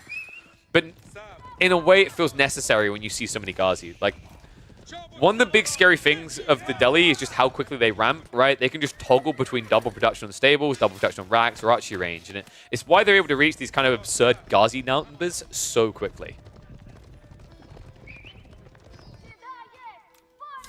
Spam on the way. Sacred Sight's now being locked in. Walls are also starting to go up. This is going to start to contain the Knight threat. And we've still only got one Blacksmith, right? So no priority on Siege Engineering. Steeled Arrow, a little ways away. Interesting that you went Undermesh now and it just kind of feels worthless. It's good for the TC dive at least. But you're not up against mass archers, and that should be the confirmation when you see the spears coming. Remember, there's no scout there, so at maximum, he maybe saw one Rax here. Still, the problem right now is, like, CSO doesn't have great resources to go spread wide to take the sites back, right? Like, he didn't spam Knights. He's only been slowly ticking up on them. In fact, if he's not careful, he might start losing them. Spearmen do get overwhelmed on the flank here. That is going to idle out the villagers trying to shift out onto the deer. But plenty more spears where that came from. In fact, he's now garrisoning the Scholars, so we should see a pretty heavy pump in the next minute or two from Puppy Paw. Just needs to sort that food. Guys, in the meantime, are going to dive. Extra Eco is going to be chased away. So CSO's like eco lead isn't really that impressive right now, right? Like 5 villagers up when you've got 2 Sacred Sites controlled on the other side. Puppy Paw has a bit more going for him. Does need to drop the marketplace though to make that real, and that is finally coming in. This should allow him to pump a lot more food units out. Ghazi archers are trying to defend. Needs to get more spears here though is the problem. Villagers being given over, not a good sign. In fact, what worries me here is the fact that Puppy Paw stopped producing spearmen altogether.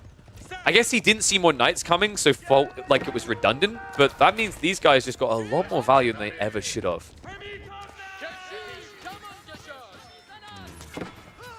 So a few archers are going to get cleared up. Ghazi... Well, that's one way that Spearman will not win the fight. And I believe this is now where CSO doesn't want to go more Knights, right? Like, Spearman, a few of them being added in again, but I think you just run yourself a bit too thin at that stage. It almost looks like CSO's stockpiling for something, and I hope it's not Castle Age. It's just awkward if you try to play mass army here, right? Because if you can't build Knights, and the answer is Spear Archer, yours are just fundamentally worse than the Delhi.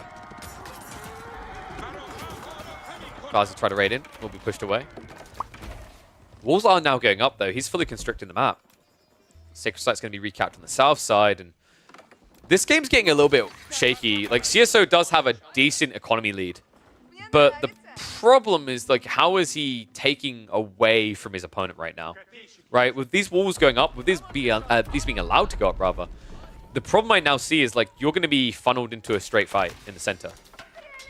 And if that happens in the next, like, 3 or 4 minutes, Puppy Paw, at least for then, is going to maintain that military lead, right?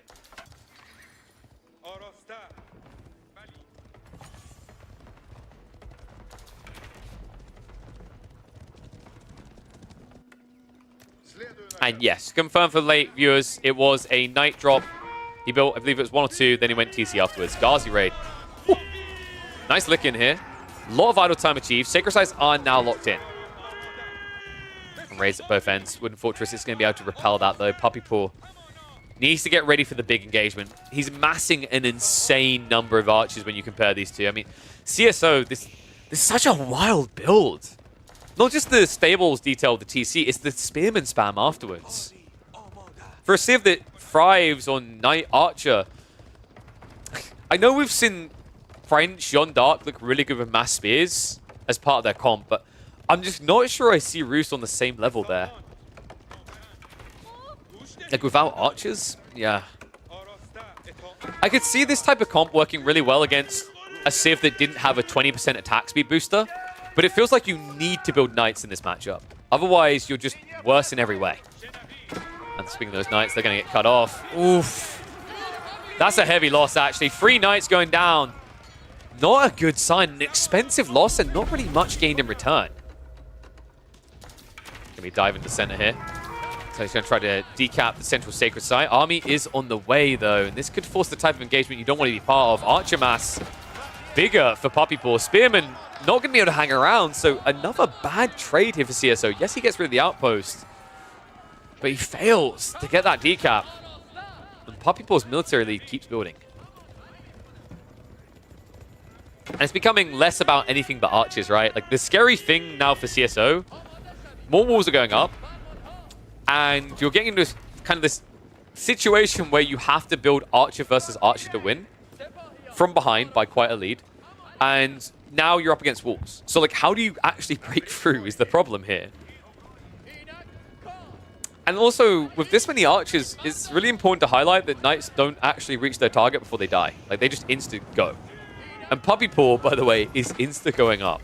Compound Defender on the way. This is bad right now for CSO. His army doesn't really have the quality to it to punish Puppy Paw for this. And although his eco lead looks big, it's realistically not, right?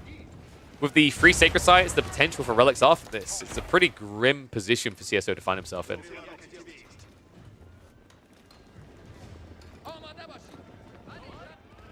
this spot on the map as well. Food is a problem right now. CSO, he's playing berries. Farms being added in. All right, this is about to get hard. If you're adding in farms, you're not adding in more army, right? Like that whole, we talk about wheelbarrow, if you're walking, you're not working. If you're working, you're not walking. If you're adding farms, you're not adding harm. If you're adding harm, you definitely can't afford farms. It's not as catchy as Misters, but it kind of hits the same idea, right? Like, invest in one thing, miss out on another. And this is a big thing to be missing out on a critical point, right? Like, if there was any point to punish the Delhi for this, it's at the beginning of the Castle Age. Same with any Civ, but wholly true when you consider that Puppy Paw has got all these archers waiting for their veterancies. And at this rate, CSO's not going to be ready to fight before it's up.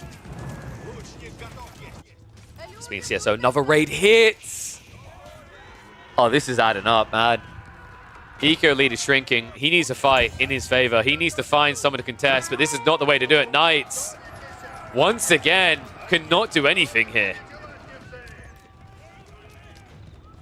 And now you're like, what? You're going to peel off to chase Ghazi, the fastest unit in this game. That's not going to work. I don't know, man. I feel like CSO is just one whole step ahead at every stage. And I agree, like this, I think you play one Rax. One Rax is not too bad to get a few to get to deal with Ghazi, but trip Rax spam compared to getting the archers out. Like, this game is just a race to see who can get more archers. And that's a competition that Rus are meant to be ahead in because they have more wood, right? And they have to be ahead in because if they're not, then the Delhi's individual archers will always be better. Now, they are going to be so much better. High Trade House is on the way. By the time that completes, Veterancy will be in for the archers. It would have been a decent High Trade House if it had been a fast castle build, but this is going to be kind of underwhelming. Get your numbers in.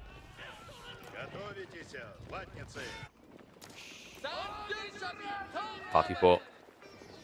Now marching north side at a point where CSO is kind of starving on the food, right? He got pushed off the berries in the south.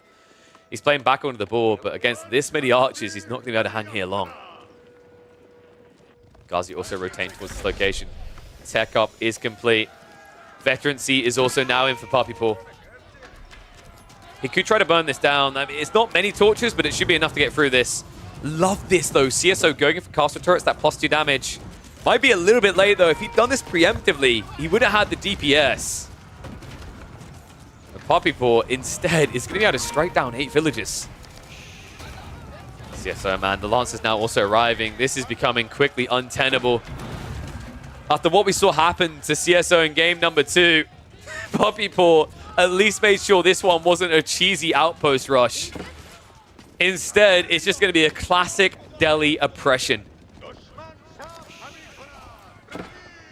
Oof, Puppy Paw, man. What a performance in this one. I think CSO, like, it's an interesting alternative build to try and go towards.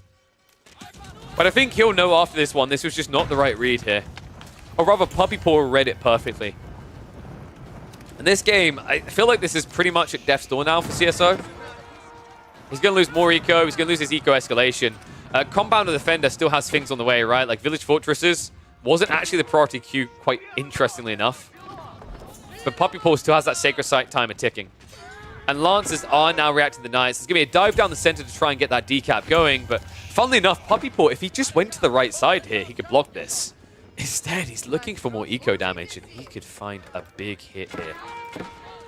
If it wasn't for the Hunting Cabin. Wait, what? Oh, wow. CSO backed off.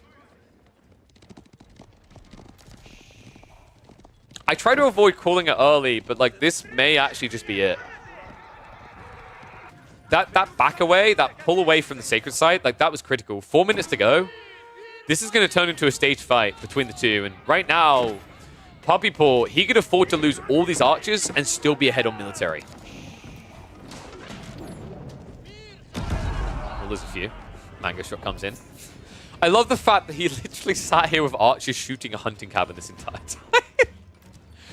Not exactly what you call optimal. CSO now playing a dangerous game. He's playing full siege to try and hold. Is that going to be enough, though? Like, do you actually have enough to defend that siege? Maybe in the choke points of your base. That could be one way. TC was never finished off, by the way. Archers just come back to snipe a few more eco. What a weird way this has been played with the Archers. I love it, though. Just constant raiding force, right? The confidence that Puppy Paw is playing with is well-founded confidence. Like, when you have this many Archers, anything that comes near you just insta-dies, right? Like, a trickle of troops won't work. Mangoes are starting to answer this out now, though. So, Puppy Paw, this is where you need to reset. 13 Lancers in total, though. And right now, these Mangoes are out of position. Uh-oh. CSO. 2 Mangoes about to drop. And those feel like complete freebies. At least try to turn around for a shot. It just doesn't come in quick enough. Half of his answer to this is now dead. Sacred Site has been decapped. But what was the price? It's going to be at least the second TC.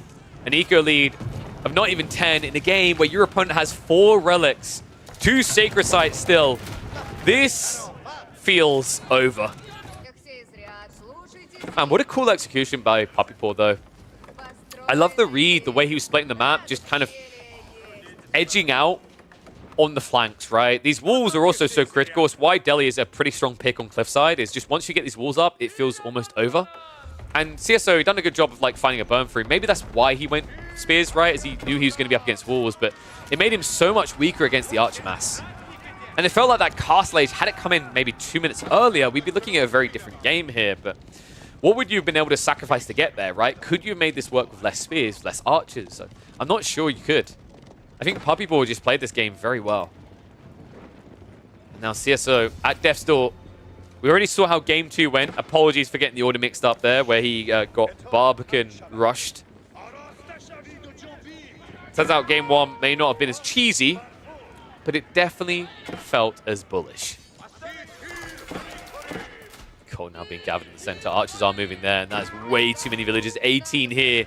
Only room for A, and that's going to be it. GG. Insta gets called there. CSO ends up losing 2-0 versus Puppy Paw.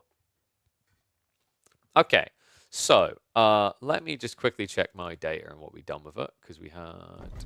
All right, 1-0, well. So I'm going to have to recap that one correctly.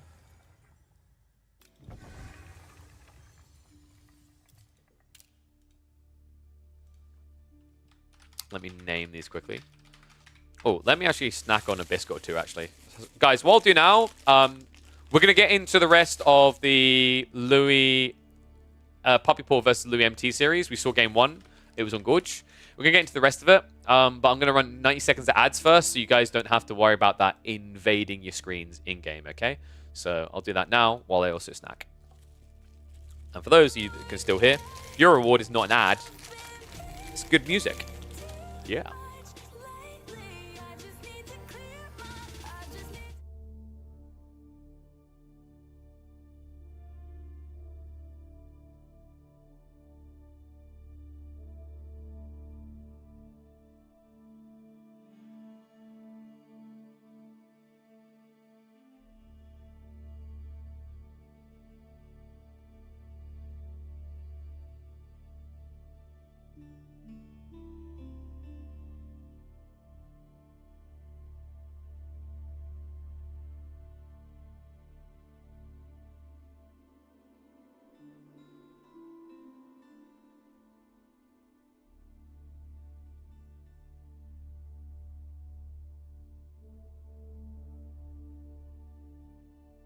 All right, there's the accurate drafts for Louis and Puppy Paw.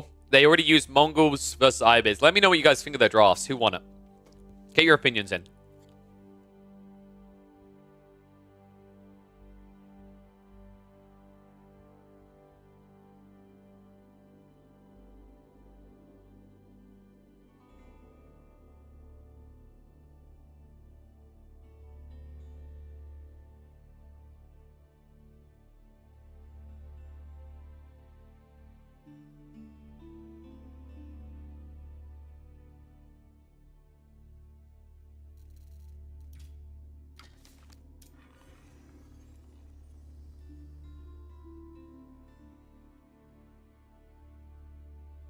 All right, let me load Puppy Paw versus Louis game number 2. What was the question? I hate publicity. I said I want to know what people think of the drafts. Who won it? While I snack quickly.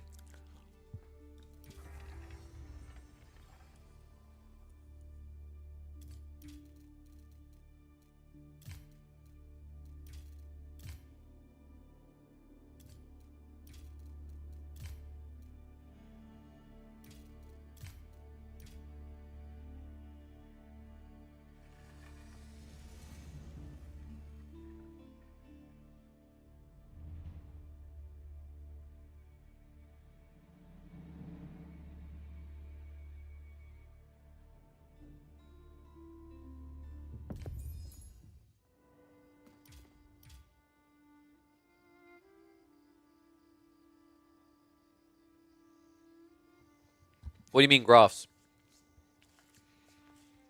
That's the draft for these two. So Mongols has been used. And so is Ibids. I'll take those quickly. Get ready for the game. Just going to finish eating this biscuit. And then we're hopping in for Marlians versus Jeanne d'Arc. I feel like Marlian should be able to handle that quite well.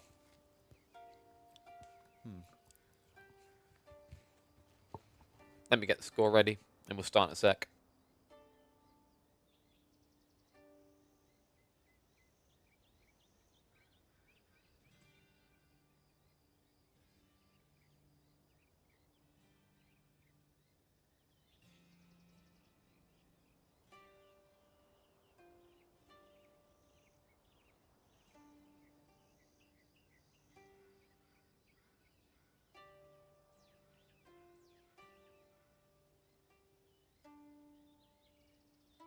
All right, that's me snacked up and recharged. Let's get ready.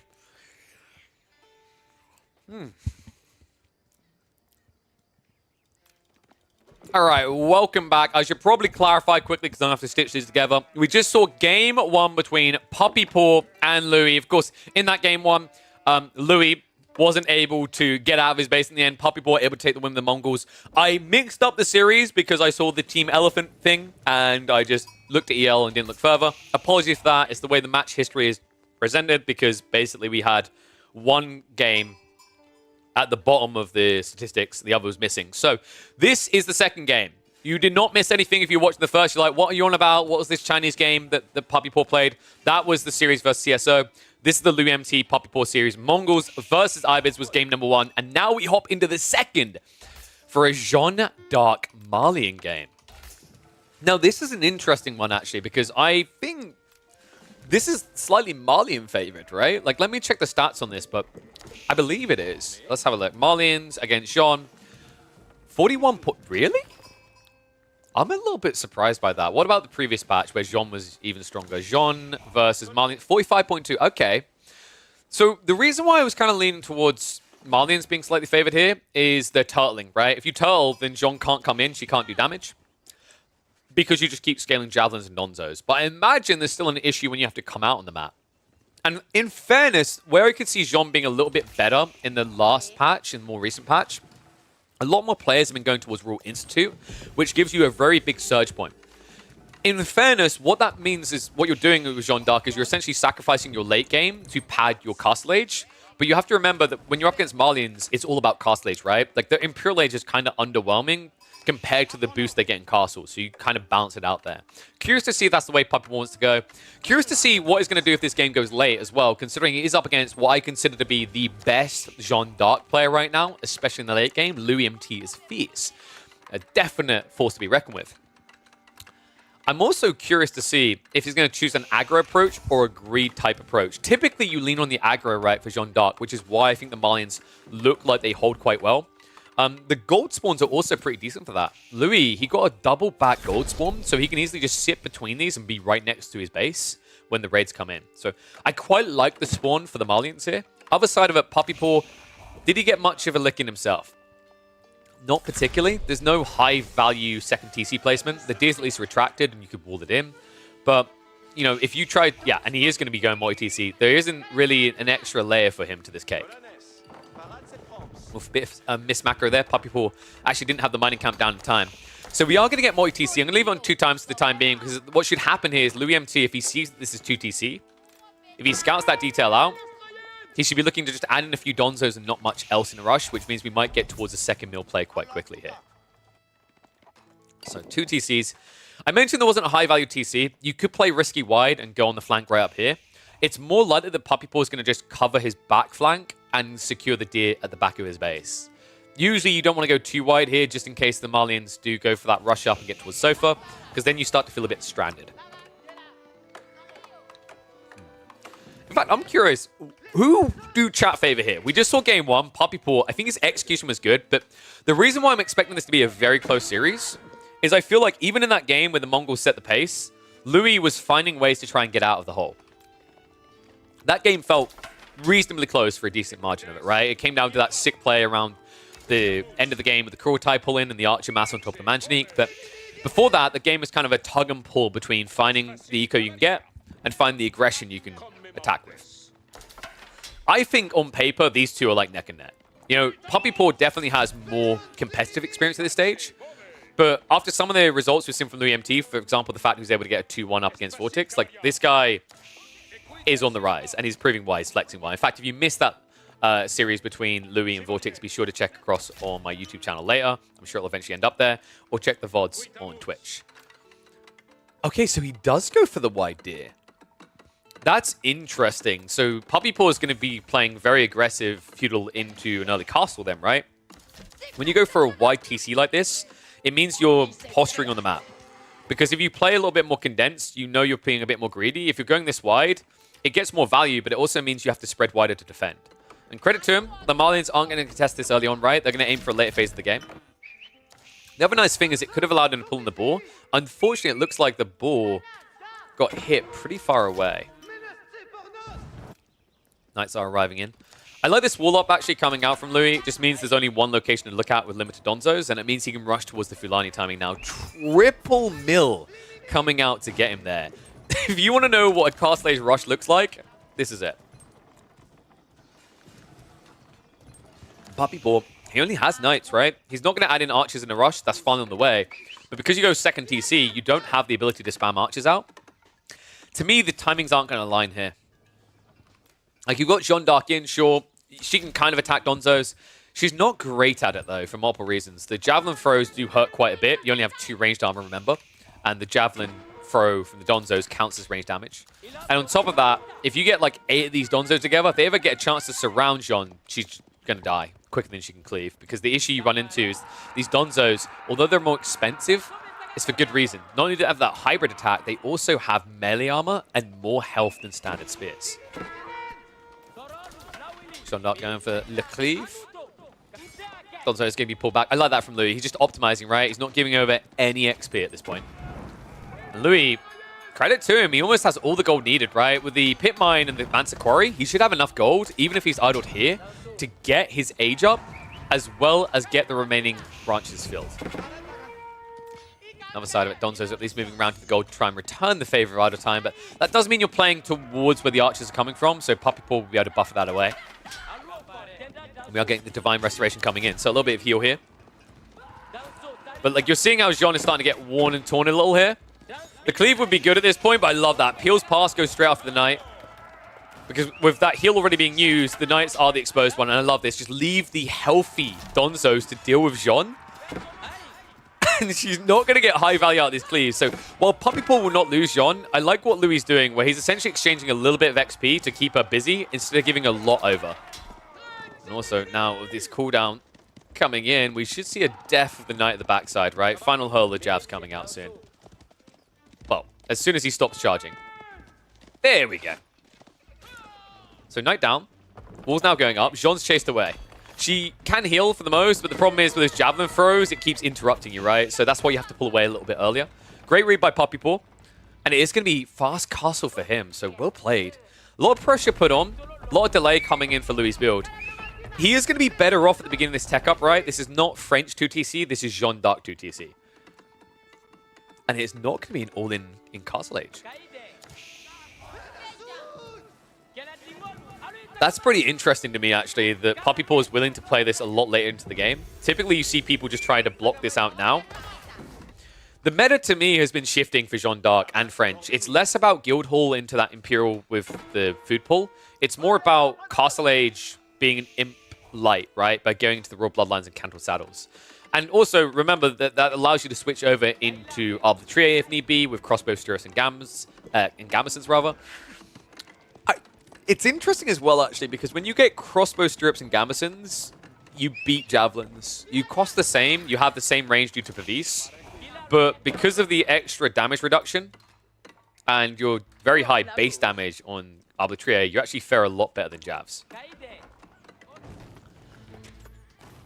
Puppy Paw's at least going to get a little bit of torch down out here, but tech ups are going to be complete on both sides. And we have got the quadruple racks drop, so Sofa spam. Going to be coming in hot and quick here for Louis. Pretty logical answer, right? This gives you an ability to chase down Jeanne d'Arc because she's not level 3 yet. The Knights are not scaled to a point that they can defend it either. In fact, even though the elite status is coming in, we can see Puppy Paw is actually going across into those Arbor Trie in anticipation of Mass Sofa. Yeah, to me, like, Jeanne d'Arc and French, this is still their ST unit. A lot of people might think that it's French Knights. It's really not. The best unit that this Civ has is Arbor Trie. Gambesons just makes them so impervious to low melee damage units.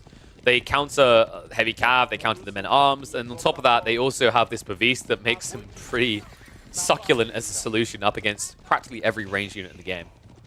Now, with this Civ especially... I don't know how else to describe Crossbow Stirrups with Inspiration, right, the attack speed buffer, than saying it basically turns you into Chuginu, it feels like. Nice raid timing here. Louis keeping the pass open. Spinner are on the way, but limited number of them. And Arbor Trie at this count are not going to be that scary. Louis just going to pivot past it and look for easier, squishier targets. I actually like that. He could have taken out Jean, sure, but it's like, at this stage, it's 250 gold versus shutting down maybe 10 plus eco and killing a few, right? Just, you get a lot more value out of raiding out here. And you're risking the out of time coming out, Louis having to shift off the ball. Didn't spot the deer. That's fortunate for Puppy Paw because he didn't actually have enough troops to defend that yet. Now, second wave of surf is going to go in, and that's Jean going down. She dies so insanely quick to this. Remember, it's 23 damage per stab from these guys. Even more with the initial charging, right? Like, it's such a powerful tool up against Jean.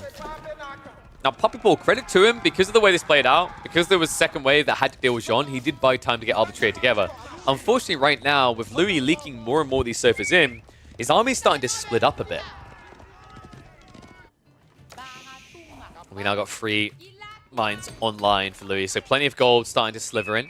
Wouldn't be surprised if he makes a play for relics. It usually seems a bit dangerous, but consider that Puppy Paw is now switching to full infantry. You have mobility, right? Like, whenever you have mobility advantage like this, it tends to lead to map control, and you should be flexing that by going for the relics. In fact, that's exactly what Louis is going to be doing. Mosque has been dropped, so he'll be on his way towards that.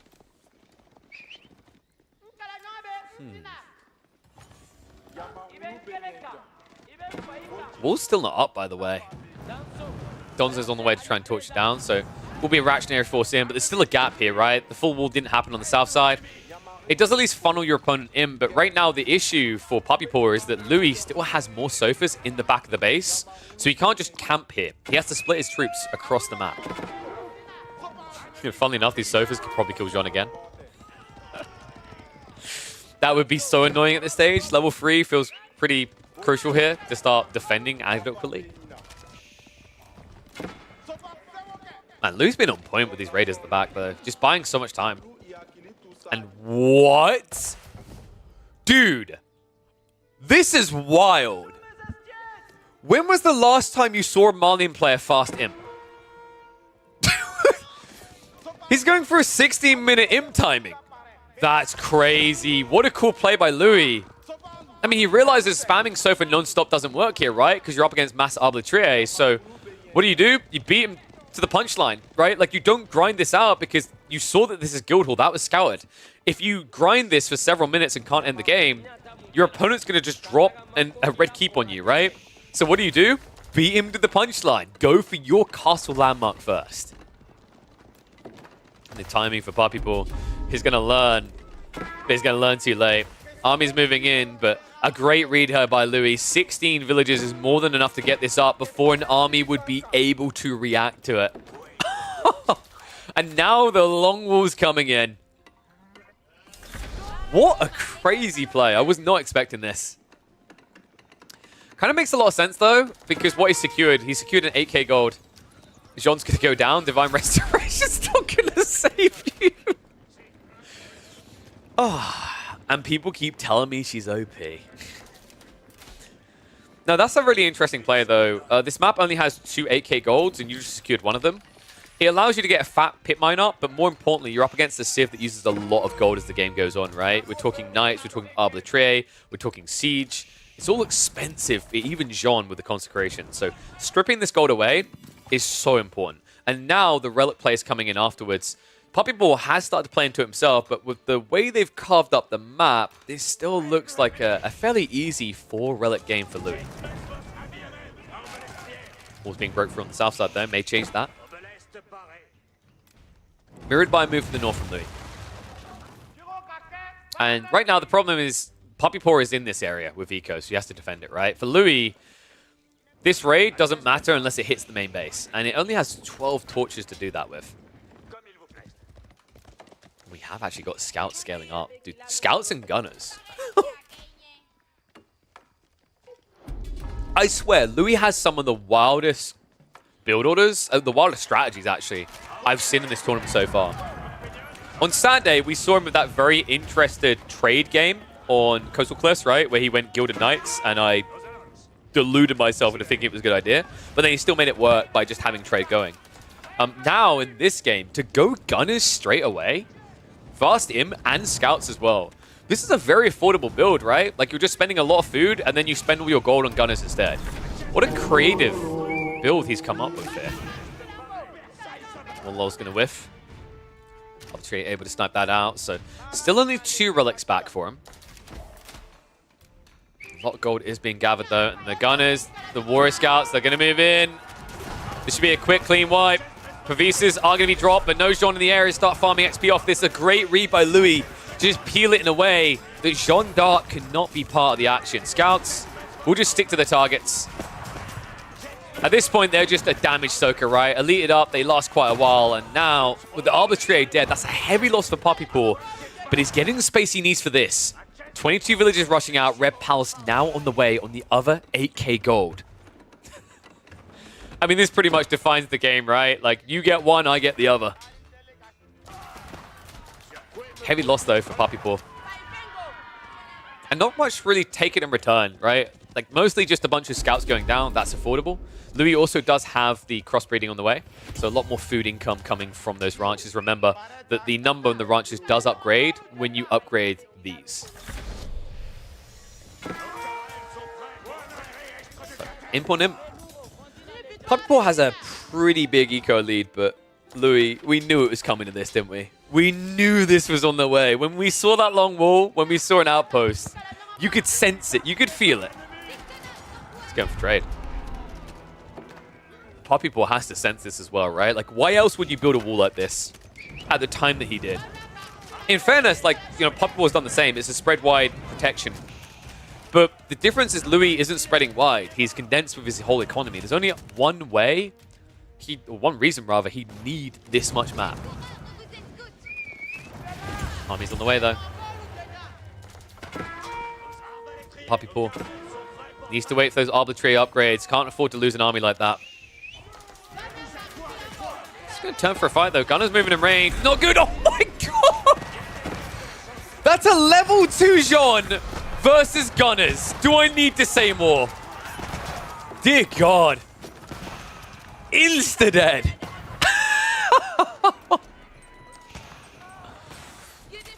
Oh, wow. Well, that's one way to deal with the Jean issue. Still only level 2.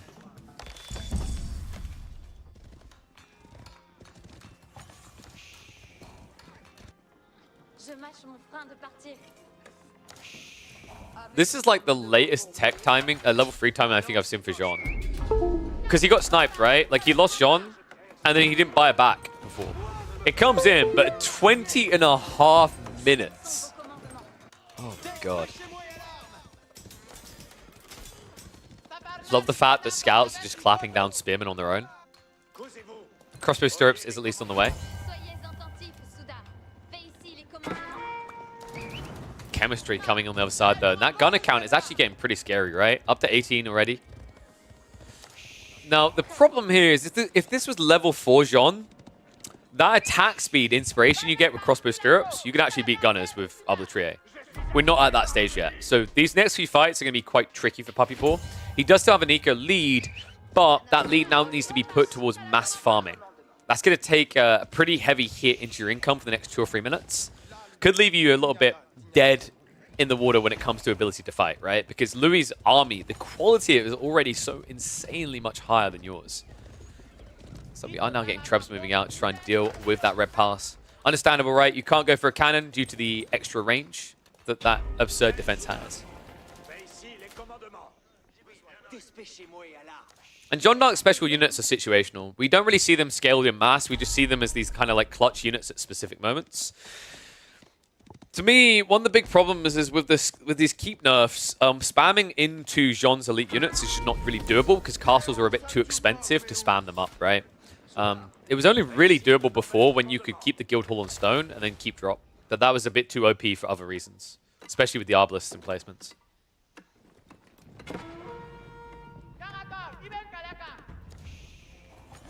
And yes, with the sniping buff, you can kill. Here's the thing. Like, I actually think Mustafadi Gunners might be one of the best units in the game to kill Jeanne d'Arc. They're even, like, I actually think they're even better than Gilded Crossbows. And Gilded Crossbows are, oh my God, effective. This is why. Chemistry just came in. Look at the first strike buff. You hit for 91 damage. Even with half of that damage, it's a murder spree. I love the fact that right now Sofas are trying to butcher Jean. They almost actually achieve it, but Spearmen are going to arrive in time. But yeah, these Gunners will absolutely just kill us straight away, even at level 4. It's not even close. 20 of them shooting once, right? So they'll basically hit, let's say, 40 damage each. So that's going to be 800 damage. Jeanne d'Arc, even with level 4, even with all of the tech upgrades, like she can't survive that, right? Like I think she'll have like 50 health left after that hit. It's pretty brutal. Louis trying to get ambitious with the villagers. Did he go for a second TC? No, it's just the trade is that big already. Good God. 20 and scaling. Has also got the taxation coming. Taxation's bugged right now. The toll outpost, like, it doesn't reset until you come all the way back, but it's still extra coin in the pocket. This gun account. I don't feel like I've seen Warrior Scout Mustafadi Gunner as a comp in well over a year and a half. It's actually really refreshing to see it come out. It's just, dude, it's just Louis and his builds though, man. They're so different to what I'm seeing almost anyone else do in the tournament right now. Like, the closest person might be CSO, but that's for good reason, right? They're scrim buddies. Biology also on the way, so it's about to get a lot more chunky. Opens a way into the farms here. It's going to be Warrior Scouts on the go. I've got some keep drops down here, so Puppy Paw is not completely vulnerable on the flanks.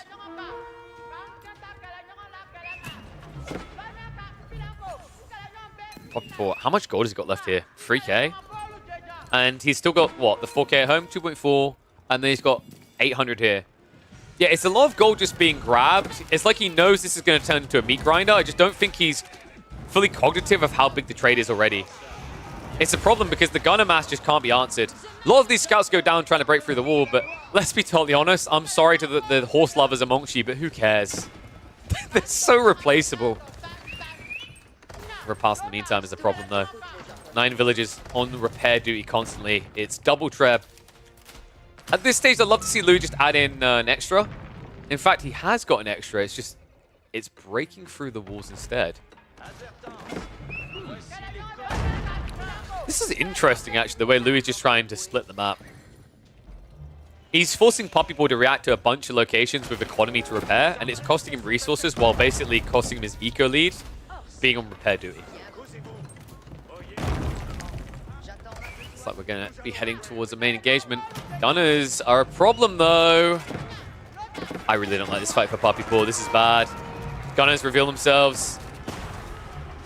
This is where they can start blasting. Scouts are just going to tank for it all, and it's going to have to be a full backup. Now, of course, you're not going to chase this, right? Because it's underneath the Red Palace, but it means Puppyball has to just stand here and watch the palace slowly be lost. I really would just love to see all the trebs target farthest down, though. I think it would just make it so much quicker. Love the fact we got precision training on the way. This means if you need to switch into archers or javs, if you see that as a better solution, that's a good backup option, easy to switch over into. And also just the Donzo damage from range can be pretty impactful. Scenario is not even there yet for Puppyball.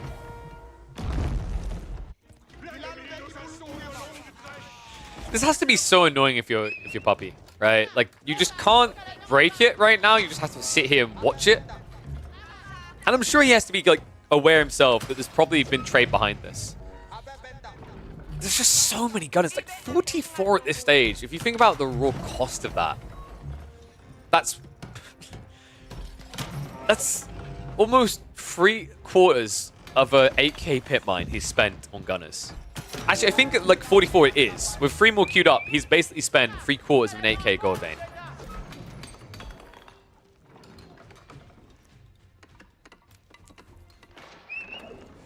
Puppyball.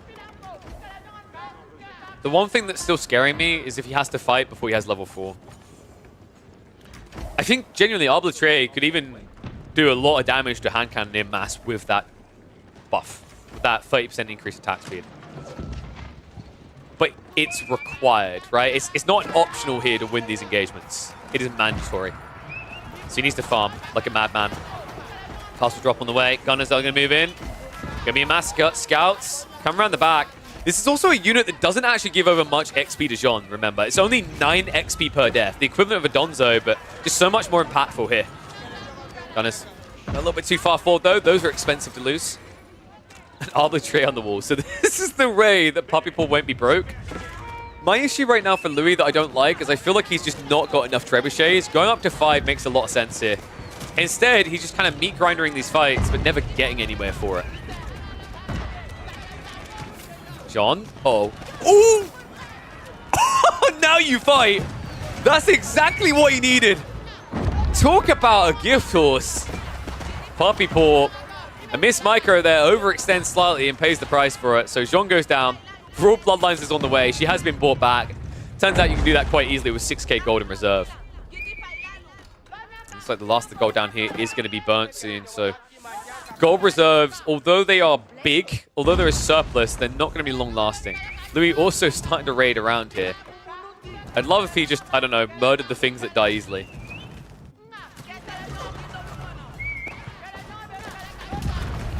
Puppyball.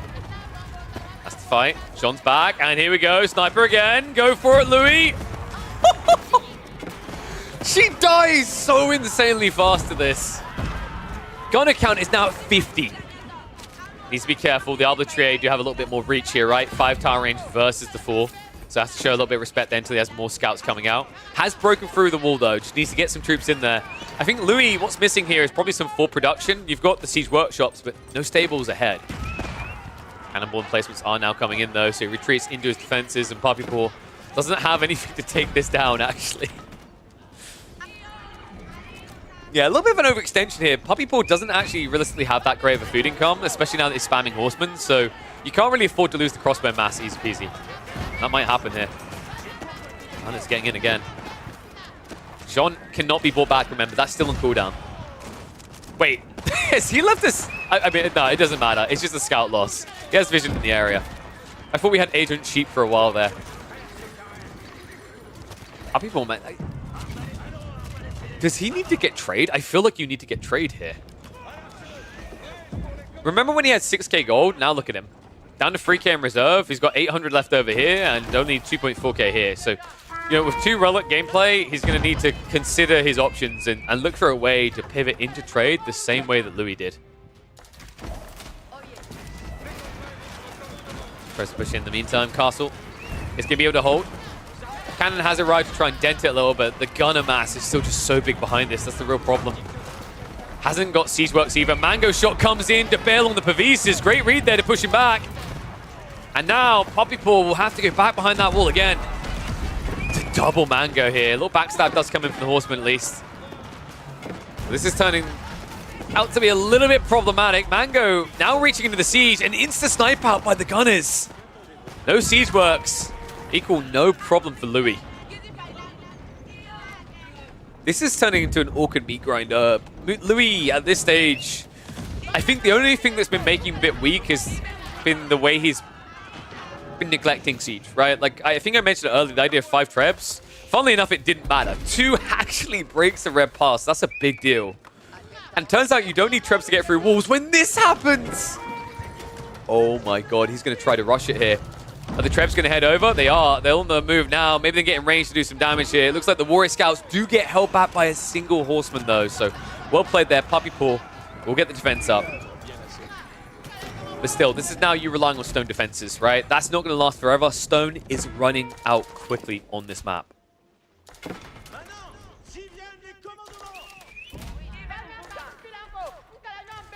Jean has to be getting close to level 4, you'd think, but like, how long has she actually been present for these fights? I feel like she just dies at the very beginning and doesn't get anything, even when you are finally killing gunners. I mean, a lot of Warrior Scouts have died along the way. I imagine we're probably still like 4 minutes out from Mecha Jean. That could be the thing that could be the game breaker, right? But I am seeing a switch now from Louis. He's probably aware of this. He's switching into Sofa. Jean gone again! Every time in these fights. Good god. And Louis now just relying on the static defense of the cannon placement to assist him here. Mangonel's trying to hold him hostage. A keep drop right next to the Red Palace. Dear god, what? Okay, that is disgusting. Louis is guaranteeing the Red Palace never goes back up. Or is he? Whoops. I think someone forgot to bring more villagers. Oh, damn. Louis, this is the moment, actually. Poppy Paw, if he can get that Red Pass back up, it secures this central area. It kind of divides the map. But right now, he's not pulling villages to do so.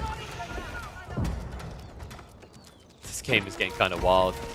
Sofa Mass now coming in. Now, this is important. Poppy Paw, yes, he does counter these. These are heavily armored units, but think about the layerings here. The Furuma leadership allows the Musafadi gunners to gap close, and on top of that, compare the health pools. 186 versus 276, and you also have a lot more ranged armor. It's why he's going towards it. The reason why he chose scouts earlier was to prevent Jean from getting level 4. Now, with Jean being close to level 4, Louis is looking to just get more quality out of his limited population. Papa, still no trade, right? No, dude, this is officially a problem. You can't keep scaling Arbalitrier, right? He's going to have the goal to pull once, but if he loses the fight after that, it's over. So it kind of feels like nothing but perfection from here, right? You've got 800 gold remaining down here. You're tapping the last 2k you got here. You've got basically a reboom of Arbalitrier twice at max. Especially if you're building like 50 of them, right?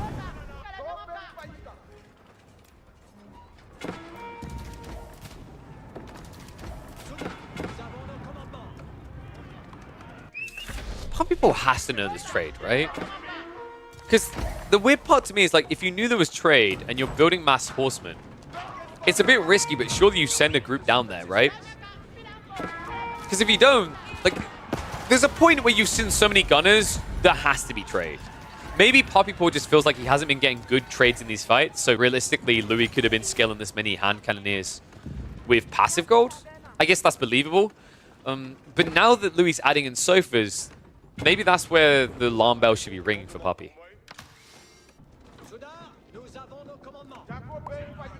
My question is, when is Louis going to have to worry about Mecha Jean? Is he even going to get in here in time before the game ends?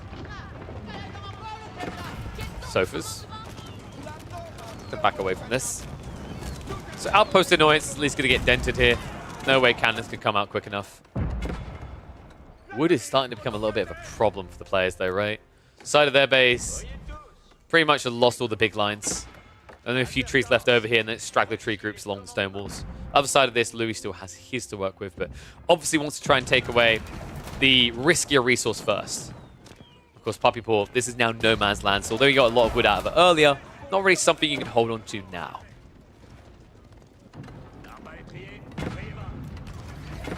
I get the speed up a little here. Louis. This game's kind of just grinding out a bit, right? Like, no one's making a move out of fear of what they lose. But I think Puppy Paw ID he has to go now. The problem is the keep is already there. This feels like a slow death to me for Puppy Paw. I mean, you're pretty handcuffed option-wise, right? Even if you now get level 4 Jean. Sofas they're raiding in. They've reached the farms. It's only this small cluster on the side, but this means Puppy Paw is going to have to waste time coming back to deal with this. And also, there's no keeps in the main base, right? So you just keep diving through. Yeah, good read there, actually, by Louis. If your opponent won't give you the meat grinder fight you're looking for, then just go wide. Some more farmers going down. Of course, you're hitting the wrong resource right now. The thing you need to go after is gold. Puppy Paw is realistically going to have a lot of food. That's the one thing he does have. And it looks like we are getting into trade now. So Puppy Paw sets up in the corner. And as long as he pauses this, it should not be scouted. But I'm trying to think, like, what breaks this right now. I mean, Louis making some kind of weird choices. Going into Donzo's is definitely a peculiar one. I guess it's got a lot of proxy Raxes. Yeah, he's setting up proxy Raxes, so he's going to look to dive into the north side by the looks of it. Gunners, in the meantime, will be able to hold back the main army. And we have indeed got merchant guilds on the way, so that's something that makes it a little bit more spicy on the trade for you. Evens up the power of what you get from the toll outpost as the Malians. All right, guys, this is the perfect time to get predictions in because we are officially in the meat grinder late game. Ones, if you believe Puppy Paw can cinch this. Twos, if you're a Louis MT fan.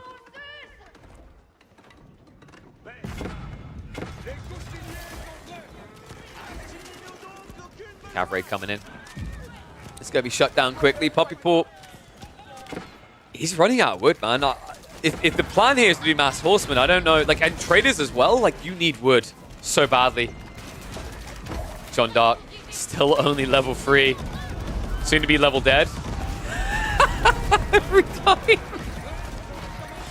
Mango's getting some bloody good hits in here, though. We're going to track back. Nice dodge there as Puppy Paw returns to the fray. Gunner is going to have to reset here before more sofas arrive. Those Mango hits are starting to add up. Arbitrary, a lot less health than his Musafadi Gunners as well. Not to mention that speed that's coming in. Every time a sofa runs past, it just gives you that gap close. Mango's now starting to hit into the outpost, but Springles are at least going to be there to answer. Meanwhile, Puppy Paw giving over a lot of ground, though. It feels like he just doesn't have as much beat to front line with here. So Sofas are starting to reach in and around the back of this. But Mango's now all gone.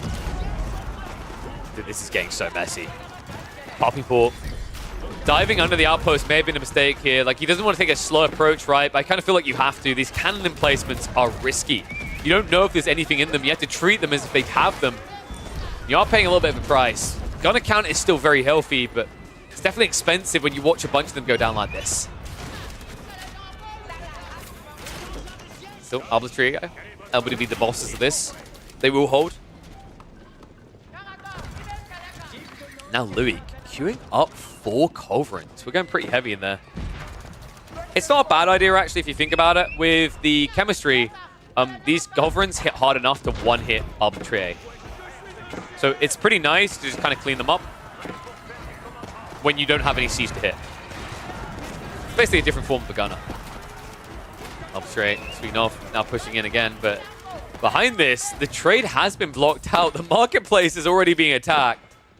And the Rams are now moving into the farms. This game is so scrappy. The thing I just don't like is the way that Puppy Paw is playing. You're essentially choosing to die slowly, right? Like, when was the last time you saw Puppy Paw hit any of Louis' economy, the real economy? Like, we can talk about villagers coming out to the mid-map to hit wood, sure, but when was the last time you hit the trade or the ranches or the pit mines? Like, none of it has been touched. Meanwhile, as time goes on, Louis is reaching deeper and deeper, and now going for a double keep drop on the north side.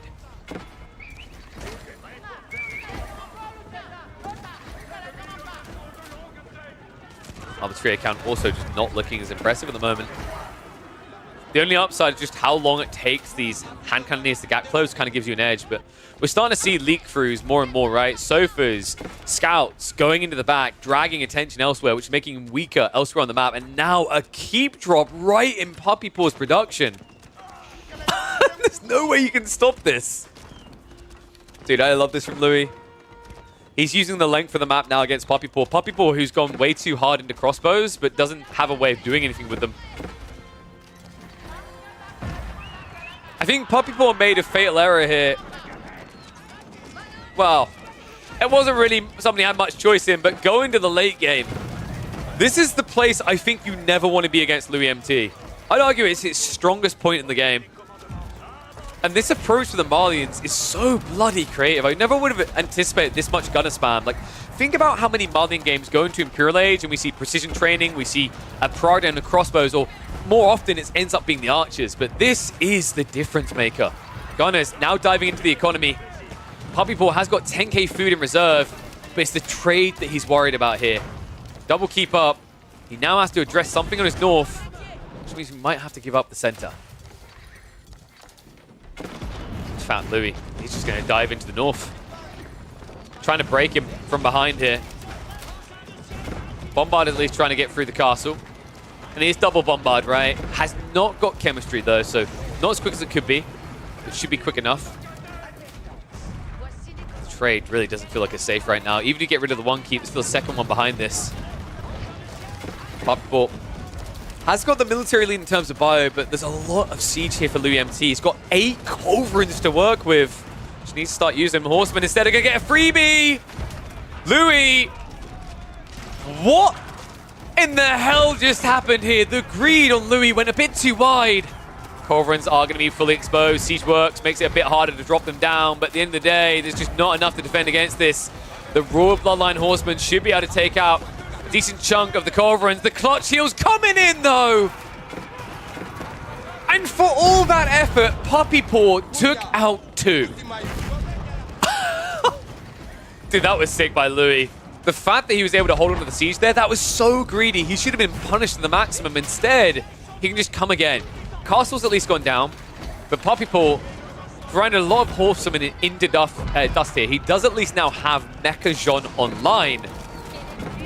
How much of a difference can it make? That's what we're looking to see here. Whether the Valorous Inspiration is all I've been chalking it up to be. The 35% attack speed buffer with Arbitrary, in theory, breaks the game wide open. The problem in this game is going to be a limited resource count. Gold income is absolutely abysmal for Puppy Paw right now. Very much handcuffs him in the event that he loses the Arbitrary. Meanwhile, Louis, when are you ever running out of gold in this game? When is the trade ever getting intercepted? Jean, did she just go down again? She did. Oh, man. Yeah, interesting thing, by the way. Bombards are very good at killing Jean because Jean reduces range damage and Bombards are siege damage. So just a little fun tip for you folks.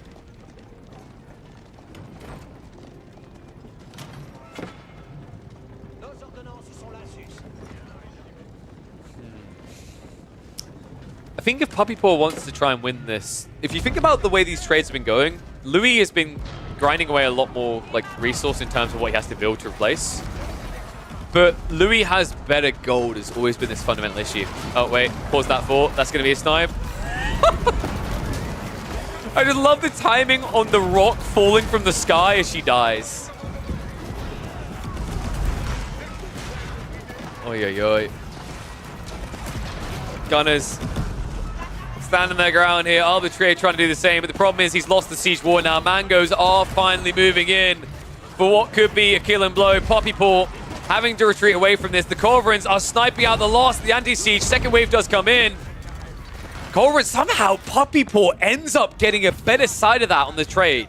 Siege going down is good. However, gold is now becoming an ever bigger issue. 1,200 gold left in reserve. It's about to reach his limits.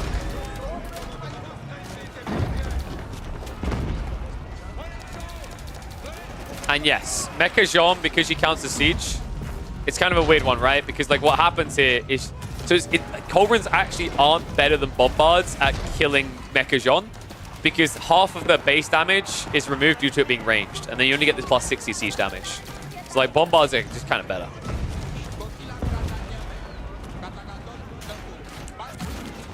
Nice snipe out there though. Bomber's going down. Poppy for 8 Springles. A reboom like this is not cheap.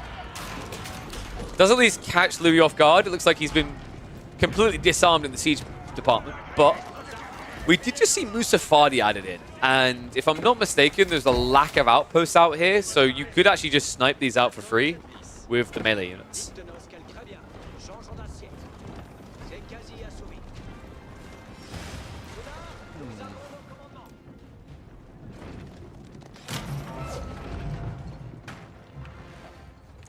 We're back to try and hit that trade. It's what Poppy Paw lives or dies by in this game. Louis looks a bit eco-weak, but keep in mind he just queued up 20 Musafadi gunners. Is it me, or are we just playing Call of Duty right now? Everything's ranged in Poppy Paw's army. We've got Mass Arbitrary and Springolds. Pretty effective until you get touched is the problem here. He doesn't really have much of a tanky front line. I think the maximum horseman he's been getting out has maybe been 20, if that. And let's not talk about Jean as a tank. That didn't work too well the last several times we tried. I don't know, man. Have I seen more Jean deaths in this game than I've seen in any Jean game? Maybe. Kind of feels like it. Especially those early game deaths. I mean, what do you expect when a Malian player goes into Imperial Age for 15 minutes and gets gunners? Once again, just trying to step up. It just feels like you're trying to headbutt a wall, right? This is like the hardest way to try and go about this. Going through the castles, going through where he has direct production. But the reason is I think Poppy Paw is just scared about losing his own trade. So he keeps posturing so he can build up behind this. It's only 4 traders, though. Not exactly the scary levels I'm looking for. In fact, if I'm not mistaken, I think he just sold a bunch of food to get some gold reserves, and that was also the Guildhall pull, right? No, he's still got that. So still 2k sitting in reserve. It's kind of crazy, really, just how long French and Jean can hold on with these Guildhall pulls in between.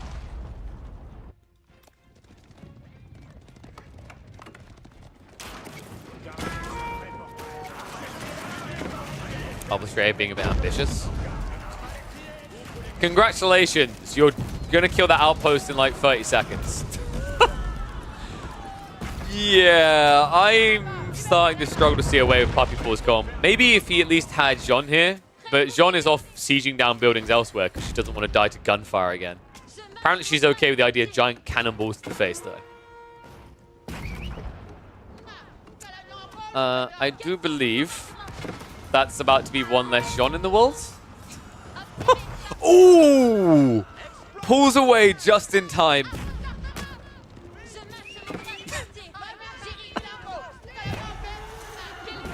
The funny part is actually he could just kill all of them right now with Divine Restoration and Cleaves. Castle list goes down. Castle? Outpost. The baby castle.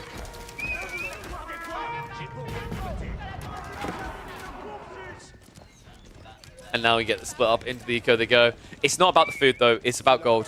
Hunt the gold. The very limited gold. In fact, he's not even getting gold, he's on wood. I mean, I'm not surprised, right? Like, that's the biggest struggle right now. Oh my goodness. Main army's now marching up. Louis says it's my time to push.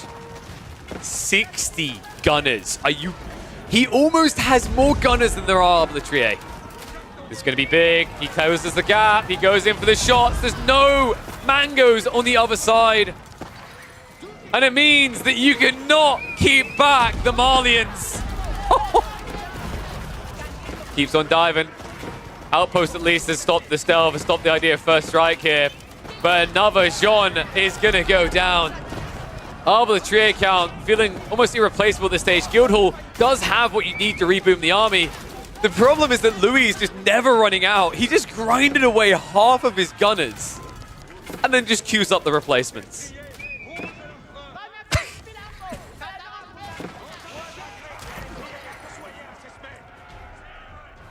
And Puppy Paw, oh my dear, what?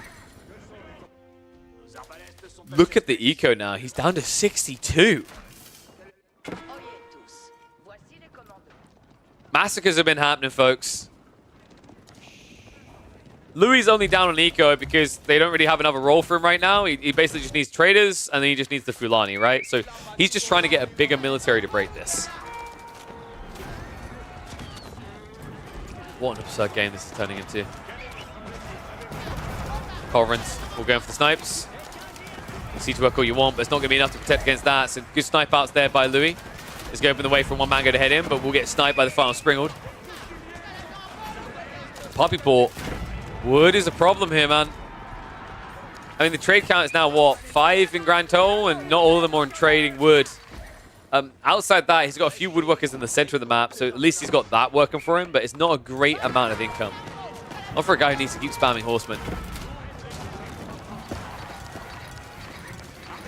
Spuddigun is once again getting in. You have 90 on the tree.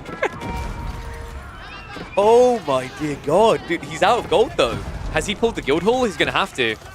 I mean, this is the moment, right? This is the moment where you have to yank it out. You haven't got any more time left to hold on here. You're going to have to tap the reserves. Gunners are at least going to have to retreat once more. Mangoes could turn around for a shot, but it's the horseman issue. Good strikeout. Notice that he had to wait for Jean. He's not buying her back anymore. Remember, it was like, oh, Jean's OP, and then you remember 1,000 gold at this stage in the game is not cheap. Mango's doing a lot of damage as well. Puppy Paw overestimating his power point here. I don't feel like he's respecting the Mango. Sure, the gunners have been reduced, but now it's just about the siege. A siege war that you're losing. Valorous Inspiration does get activated, so now we're attacking every 1.37 seconds. That's quicker than an archer, by the way. But at the same time, you're dying quicker than flies here.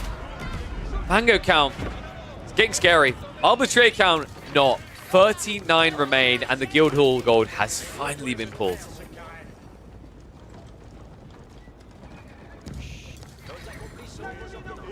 At this stage, I think Puppy Paw's at the end of his ropes. He done a really good job to actually get by without spending all that gold, but now, like, it's a siege war, right? And you didn't pick Jean de Hunter, you picked Jean de Blast, which means you do not have the range to snipe out siege, right? You've got that 1.25. If this was Jean de Hunter, you'd have, like, you could basically go 7, if it's 9 tower range, something like that you basically could reach in and snipe them out quite freely. Not freely. You still have to worry Musafadi, but it'd be a lot easier than this. Stab him. So it looks like the wood is going to be denied away from Louis. Does he have more? He does. And now we are up to 6 Mangonels, 5 Culverins. Almost half of Louis' army is siege right now. He's going to fix that though. Still got wiggle room to add in a lot more bio.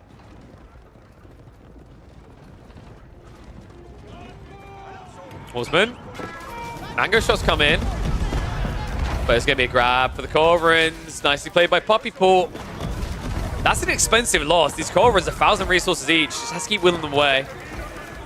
At the end of it though, like what, 3 Culverins left over, 7 Mangonels. I actually don't think Puppy Paw got enough out of that.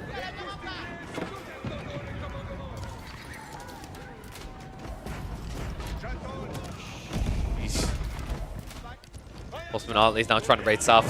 This is it. This is, if there's a way Puppy Paw is going to win this game, this is it.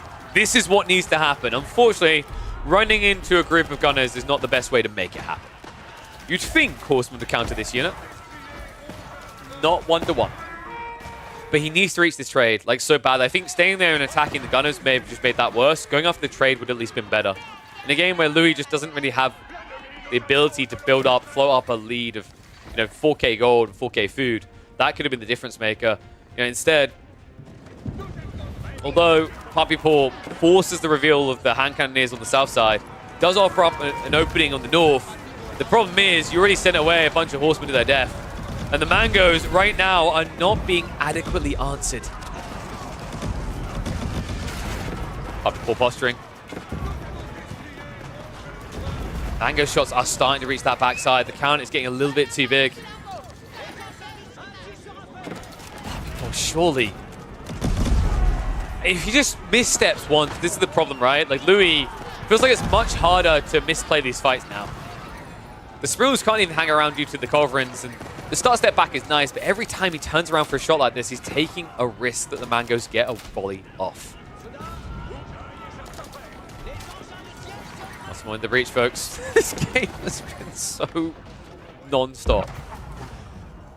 It's weird because, like, I feel like this is the type of game I was happy that we mostly got away from, right? Like, you know what I mean? There was so many games a while ago, like a year ago, where they turn into meat grinders for 30+ minutes, and I feel like we haven't been seeing much of that at the moment, but this one has most definitely been a very slow and tedious meat grinder to get to what felt like an inevitability here. Louis MT on the cusp of victory now.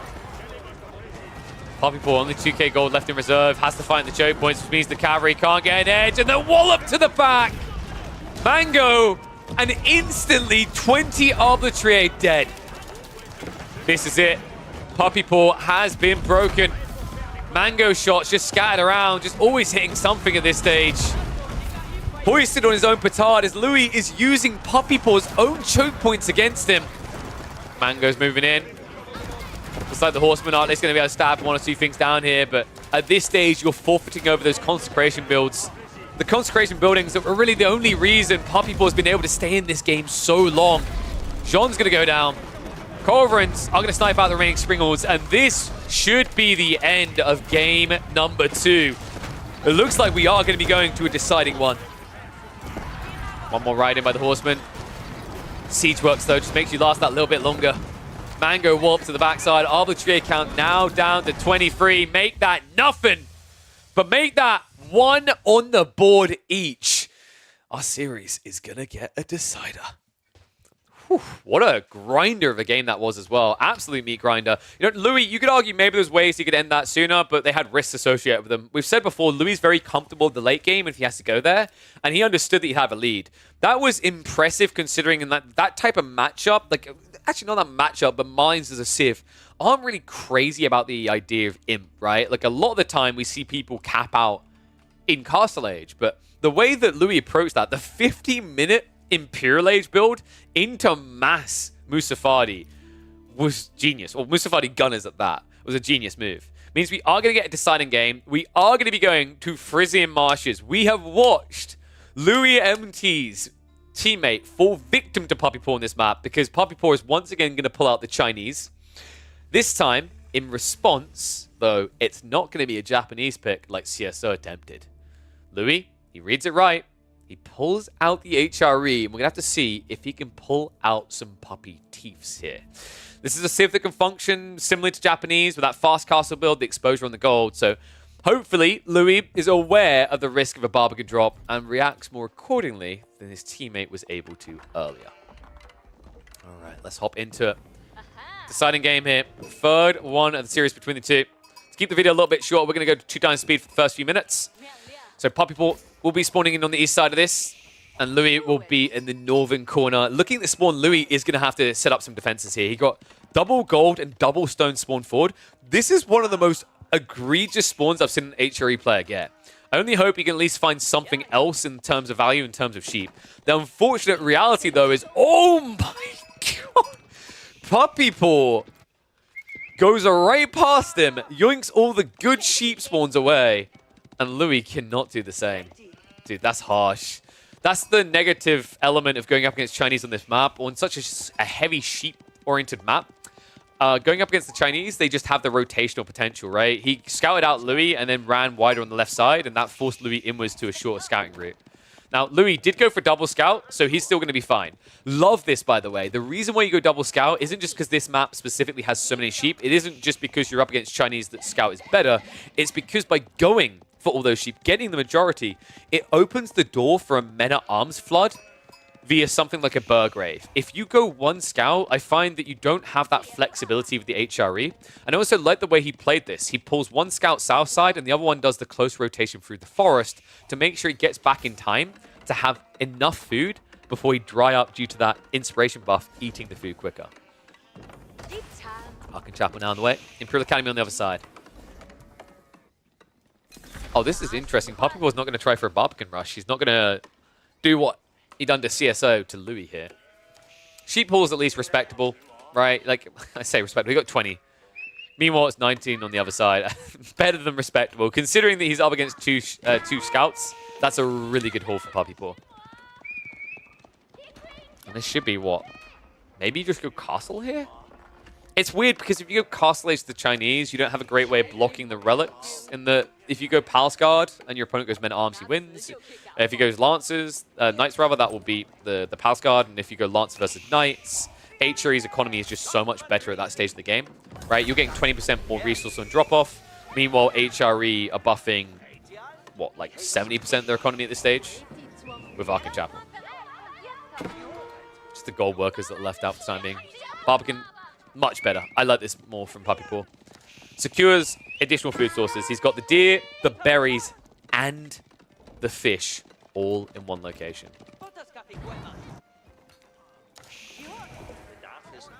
And Louis, you crafty bugger. That's such an unorthodox approach to HRE in this matchup. Building Men-at-Arms this early against a Civ that has hand cannon slits is usually negligent. But he's going for an outpost drop eventually, isn't he? Yeah, look at the double gold. Now, this doesn't stop the Chinese, right? The Chinese still have an answer because they can easily just get taxation to gradually find their way up into Castle. But it's still going to be a nuisance that handcuffs them, especially once they reach up into Castle Age. What an interesting read here by Louis. So he's still going to go for the rush tech up afterwards. But the initial Men-at-Arms is just here. He's just designed to block the gold. Stone is a different matter, though, right? Like, getting around that backside isn't really feasible. So, realistically, there's nothing you can do about the 2TC build. And this just turns into an eco race, right? One side gets their hands on the relics, and the other is going to get their hands on the TCs. Love the prior in the houses as well. Typically, like Chinese, because they boom up so fast, losing houses is annoying. This situation is way too early, though. But might as well do it while you're here, right? And Louis... he has got 2 prolats. I'd love to see him produce a third just to get that much more refined timing on returning the mid-map relics. But it's okay to only go 2, right? When you're up against the Chinese, usually most Chinese players aren't going to try to play the map. They're just going to try to play their corner.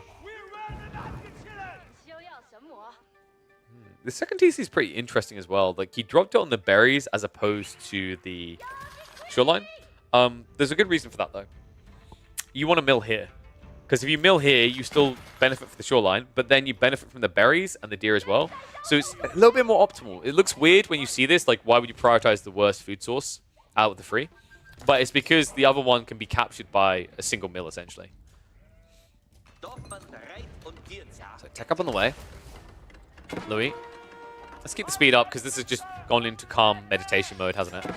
Spearman is at least going to clear up the first Men-at-Arms, but Louis is queuing up more here.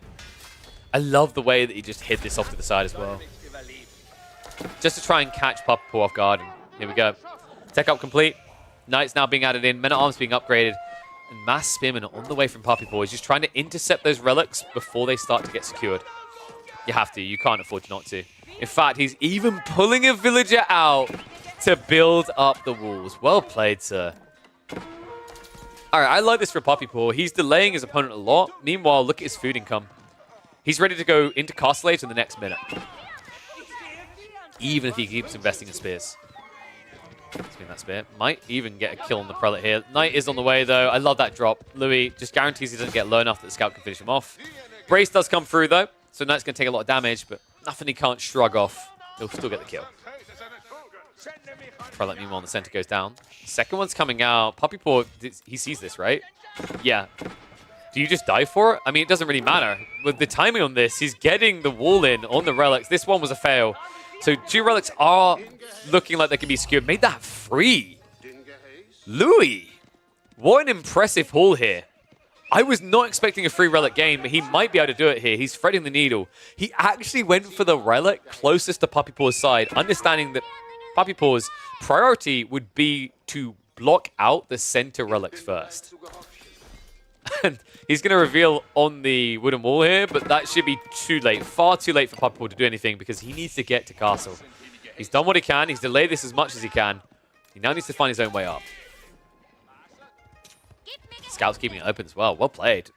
Scout might go down, but the Knight gets in. Should be able to wall behind him, but actually the Prelate walks on through. The timing on this, Louis. This could be a 4 relic game. Go for the wall low. Spearmen are rushing in. Puppy Paw, that's ill-informed though. It looks like one spear is going to be converted across. The Men-at-Arms, can he hold this back? I mean, realistically, no. He can delay this, but unless you've got more troops coming out, this relic is not going to be coming home that quick. And Clock Tower is now on the way out of Puppy Paw, so Age Up coming in. Has gone for the double archery range, so smart lad. He's already prepping for mass Men-at-Arms or Knight spam by going into mass crossbows. Your goal here isn't to play the length of the map, it's to play the short of the map, right? Play between the 2 bases. And that's where crossbows have an edge. For Louis, if he wants to keep playing Knights, he needs Puppy Paw to be risky and play out onto all these ponds. It's the only way it really works. Can we talk about some of these ponds, by the way? Good God. It's crazy how much more value you get out of the further off ones, but I kind of love that on average, at least games I've usually watched, I feel like there's 1 or 2 extra fish in the ponds closest to the trade posts.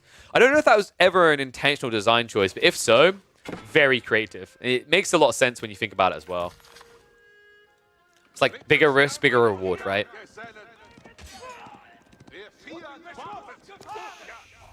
All right, I love to do this, people. Pause it for a second. Make your bet if you're watching on YouTube, or if you're watching live on Twitch, you can type it. It's going to show up in the chat. Who's going to win? Louis for ones, or ones for Louis rather, 2s for Puppy Paw. We've got Imp Age on the way for Louis. Puppy Paw has got a big eco lead, but it's nothing that a Civ like the HRE with this landmark cannot close. 4th Relic has also been picked up again. So Louis in a pretty cozy position right now, especially considering that Puppy Paw doesn't have permanent food. He hasn't made a farm transition. And Louis has begun his own. Still a lot of fish to play with, though. If Puppy Paw can get all these walls up, he doesn't have to worry about farms for a very long time in this game. Relic still running back. Looks like that Prelate is going to be going down. Nicely done by Puppy Paw to keep idling this out. Remember, that's an extra 160 gold a minute that Louis is missing out on every time this fails, and also minus 100 gold because you have to rebuild a Prelate to go again. Outpost at least on the way up, so that will secure in front of the stone. I love the optimization. Louis not even losing a single villager to this. Men-at-Arms, they start clearing up those spears. Puppy Paw behind this has got Trebs on the way, though. That's interesting. He's going straight for the base. Oh, wow. That's actually really cool. Louis is going to distract him temporarily with the Sacred Site situation, but like Louis' goal right now is to just last, right? He knows that if they now turn this into an eco race to flesh out their economy, he will win that race now because of Palace of Swabia with the relics, right? Like, he will get there first. So Puppy Paw is looking to apply some pressure and deny that condition. Tough time as well. Blacksmiths has not been dropped yet for Louis. So finds himself in quite the pickle here. Has what? A grand total of 3 production buildings? Made that 2. He's in a Siege Workshop now. Dude, this guy's playing one of everything, and that has me a bit worried because it just means you don't actually have the raw defenses here. He's trying to gather the stone now for some cannon outposts, but the read by Puppy Paw to add in a trebuchet is so smart here. It's taking a while to arrive, But when it does, you're going to have an answer. Oh man, dude, I think Louis played this a bit too greed. Any other map, right? Like any other map where there's not as much sheep, fish, these other things that your opponent can play onto to make himself last longer. But a map like this, to go for your standard cut and dry imp age, spam, cannon outpost build, I don't see it working here. It's so difficult to thread. I can't believe this, dude. The Nesta Bees round the back. Villages, there's at least textiles, but that's going to start hurting. Puppy Paw now hitting the backside of the base. Louis, just as soon as he's starting to gap close that lead, is back to well over 30. And the second wave coming in. There's a keep drop on the way. This is it. This is how you beat him. Louis, no stone to access. He can only afford what? A single cannon outpost, maybe two. But gold, stone, those things will not belong to green. Outpost on the ford go down. No defenses there. Mango's at least come out to deal with the Vanguard at the backside, but the issue here truly is in the follow-up play. Puppy Paw is scaling into trebuchets. A keep drop is on the way, and Louis is completely boxed in the corner. Spearman now moving deeper. They can start hitting the eco, right? It's not even about the Mangonel anymore. It's just about sniping villagers, just keeping Louis down and in the dust. No food gathering going on here. Completely idled out in his own base. We've seen HRE players survive miracles. But this would defy even something like the comeback of Jesus. It doesn't work this way. If it was a raid, just a one-off maybe. But Puppy Paw is here to stay. Stone gathering coming out from Louis on the flank, so at least get more of these, but it's irrelevant at this point. Like, that's not the key detail. While he has stone, he now doesn't have a clean answer to Trebuchet's 16 tower range here. And Puppy Paw, we haven't even seen them yet because they take a bloody long time to arrive, but once they are here, that's when I fear for Louis. I actually think if Puppy Paw, like, the first thing you do here, you don't target the defenses, you target the farms. Right? Because, like, you shoot with the farms, you insta-kill each of them. And if he has no farms, he has no food. He has no eco, he has no military, he has no way of defending. But it looks like instead he's going to treb onto the outpost to force the E-repairs. And folks, that was just 2 trebs. Power just increased by 50%. Soon, make it by 100%. Cannon placements. I just don't think it's working. The problem is the way that Puppy Paw's playing the map, right? It's not a farm transition. He's got a little one going on here. It's been the fishing that's done it. The fishing has been the deal breaker here. 1 Imperial official and 14 villagers out here is an insane amount of income. Remember, you gather 1 food a second, and you get 20% more rather on top of that. I mean, if you want to see how good it is, just watch the mill taxation come up to understand how regularly these guys are dropping off. Doesn't feel fair. Louis, your classic HRE turtle game, and it just simply is not looking like it's gonna be good enough. Outpost goes down. The stone gathering may seem like a miracle on the flank for Louis, and props to him. I want to give him actually a round of applause for getting out there and doing that. Same now with the fish. But the issue is, to now deal with these trebuchets, you need something that can dive a keep. Louis is kind of lacking when it comes to that. It's kind of funny, right? Like, Puppy Paw isn't constricting the base anymore. He's just going for the kill. E-repairs comes out on the Regnets, but that's not going to be enough. Talking about 5 trebs now. Bombard also now looking exposed. This is surely unholdable. I've seen HRE do some miraculous things. Louis would have to be the most giggest of chads to achieve this, though. He would have to survive another, what, 4 ponds? The problem is what Puppy Paw's done here, though, where he's already started the farm transition. Like, he has insulated himself. In fact, he's even now playing onto the boar, and he has the deer next to the base of the HRE. There's not much of a base left for the HRE. Regnitz is about to pop, so that's 2 more relics on the ground.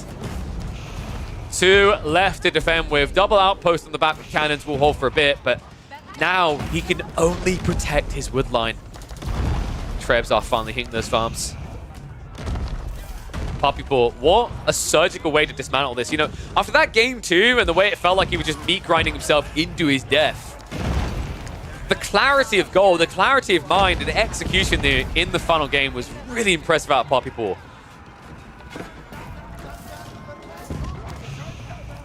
Louis, at this point, you know, food might not be a problem, but gold most definitely is. This is the eternal issue. You have got 2 relics. The other 2 don't feel that they're ever going to get picked up. On top of that, even if they were, the gold trickle is good, but mass men-at-arms spam, not that good.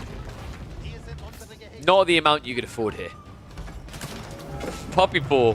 I just love the spread of trebs. The reason he does this is if a Culverin snuck in range, it can't take out multiple trebs at once, right? It can like maximum get 1. Clutch repair coming in, and now a dive under the Culverin. Villager's being pulled to deal with this, but TC almost down, and this surely has to be it. Springel's also moving into the Bombard. There's going to be a counter coming out there. But the Culverin dive! Spears aren't going to get it. Oh, man. What a brutal game. You know, it's not often we see trebuchets look good for this sort of use, right? Like, trebuchets are typically used, I'd say, more to defend and get out of your own base when you're boxed in than they are to end a game like this. But this has been impressive. Puppy Paw, the power of the counterweight trebuchets with Clock Tower, you're seeing it here. The Culverin, it hit twice and it still didn't kill a treb. Finally, he does lose one of them, but now the Bombards are overextending. Men-at-Arms going to move up for Clash. They are at least elited up, but they do not have elite army tactics. Some Palace Guard now also being added in by Puppy Paw. Crossbows have not even moved in to counter this yet. They are on the way. Bombards are kept alive. Louis doing everything right to stay alive, but still is far from out of hell yet. Stone been moved across onto on the other side. Gold now also being gathered up here. So Louis, I mean, credit to him. He's ticking every box. He's still far from out of the woodworks. Like, I cannot be delusional about this, right? Like, this is still 90%, 95%, right?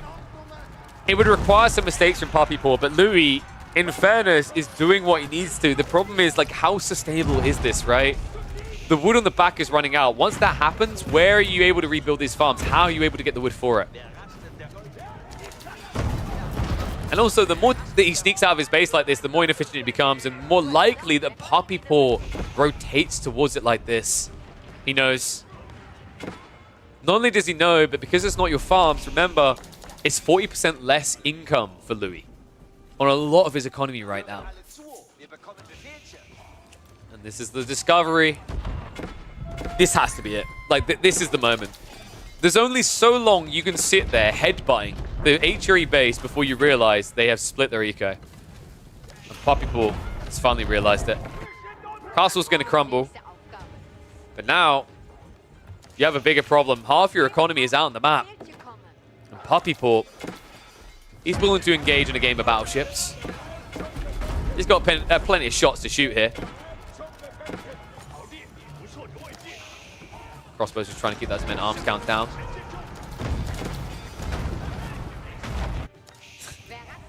I mean, credit to him, Louis did like a game that should just fundamentally be over. He is impressing me.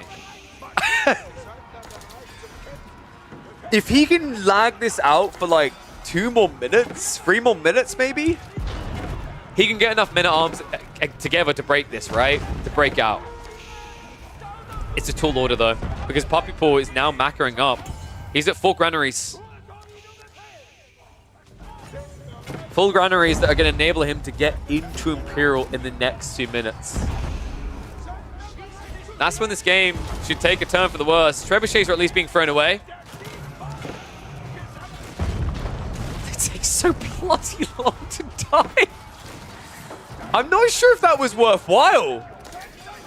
Oh my god, the amount of men-at-arms that died to that. I mean, Crossbow's going back in. Just as he's getting the upgrades in, he's about to lose a bit too many to fight against this. Great Wall Gatehouse now on the way. Sacred Sites are locked in, and you know this is the issue. Getting your base back is one thing, but now how do you break out and get on the Sacred Sites? Awesome transition coming in as well. Food count, like dude, you're about to run out of food, right? last of the fishing over here. Then it's berries. And I believe there are keep drops on the way. Yeah, to the south side. Louis just trying to secure that area. But Puppy Paw imped up. Now diving in. Louis down to just 14 military. Puppy Paw, well, 3 times the force. Hand Cannoneers now in the way. This is the GG blow. This is what we've been waiting for. I feel like, I don't know, maybe I wasn't giving Louis enough credit here. I think the issue I was seeing in this game, and I really want to emphasize this, he's done a great job of defending the way he did for as long as he did. He got away with a lot, right? Playing fishing for as long as he did. But the problem is always like, okay, once you push Puppy Paw away, what does happen next? Well, we know what's going to happen next, right? He's just going to back off, go Imperial, and then you can't access gold. Like, that is still an issue in this game right now. Louis, for all this work being up in Imperial, the gold income, even with 4 relics, like, it's kind of limited in terms of what you can do with all the upgrades you need. Looks like the keep was cancelled. Wow, okay, so Puppy Paw did intercept in time. Village is now going for a desperation keep, though. Should be able to get this up. Army shouldn't be quick enough to stop it, but it's going to cost you a pretty penny. More crossbows are still in. They're hitting the farms again. Puppy Paw. Hand Cannoneers haven't even shown their ugly faces yet, but they'll be there soon. Meanwhile, Louis will get the castle up. I'm just not really sure if you can hang around this area to gather resources. If that gold can't be secured for him, he's in big trouble, rather. In fact, right now, wait, what's going on? Oh my god, no, he hasn't realized!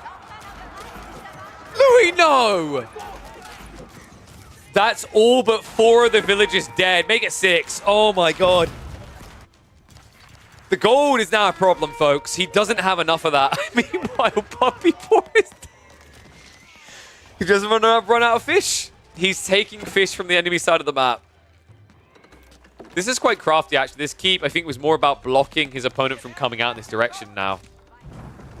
And Louis, he has reclaimed the gold at home. But Puppy Paw is about to have 20+ hand cannoneers, and Louis doesn't have any answers to that. Remember, this is not just your standard hand cannoneers. This is Chinese hand cannoneers. They get chemistry by default. They get pyrotechnics for the extra 1.5 range. They are a force to be reckoned with. Dude, what a crazy game. What an absolutely bonkers game here.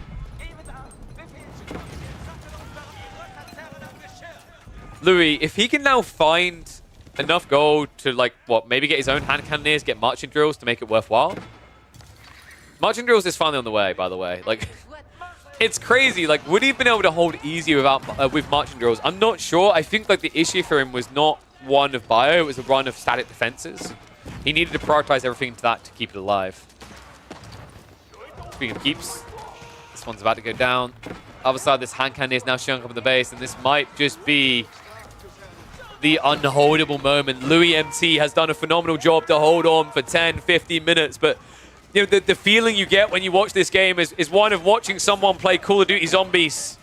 Wow, look at that. He's surrounded, but he survived round 15. He survived round 20. He survived round 25, but you know, eventually, there's going to be too many zombies. Some of them might even send in the wolves, and right now, that's what these hand cannoneers are. This is too much now. Spearmen, sure, we can deal with that. They weren't even elite, but now with elite, with army tactics likely in the way, with hand cannoneers alongside it, and with all your pocket eco shut down, Louis MT has done a phenomenal job of somehow surviving into this late game. But now, it's over. His army just can't even stand long enough to kill a spear anymore. And the Sacred Site timer is still ticking, so GG gets called. Crazy series between these two. Louis showing a lot of potential, but Puppy Paw able to show that vicious strike that denies the late game Louis thrives in. Oh, man. Yeah, I don't know. I'm trying to think, like, did I not do Louis justice in that one? I don't know. I felt a bit weird about, like, I almost felt like I was acting as if it was over. It's always one of those weird things where it's, like, the bias in your mind if you glimpse the score, which we did because we talked about it on the broadcast on Saturday. But I think, like, it's fair to say that in that game, Louis was doing great things to stay alive, but what you were never seeing was like, how does he now thrive, right? Like I always talk about that in series a lot. Like, great, you survived, but now how do you thrive? And we never got to see that in that game from him. It never came out.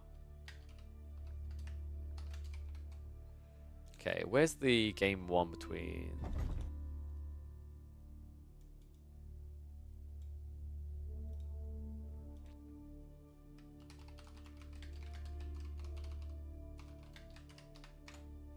Okay. So, let me have a look. We've got more series to come, so don't worry. What do we do now? Do we maybe do...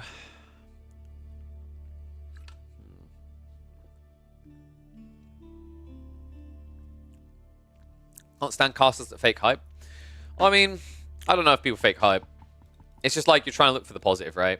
I think like this is the thing that I've highlighted. So I've cast a lot of different esports, a lot of different games. And the reality is that 1v1 RTSs, more than anything else I've cast, reaches a point of clarity quite quickly where you can't be delusional.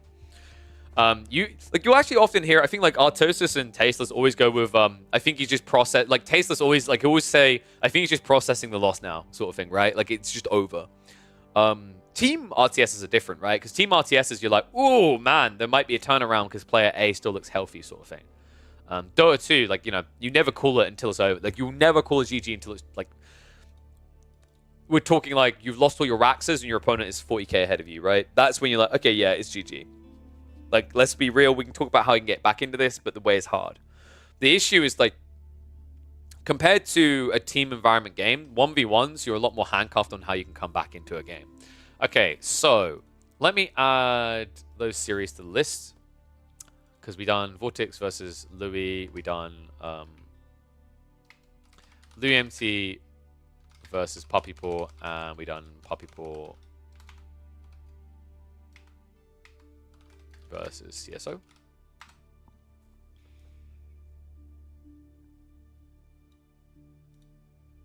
Let me see what else we've got here. I said we were gonna. I think I said we would do Vortex versus Magic, didn't I? Vortex versus Magic was the one we wanted to do after Puppy Paw Louis.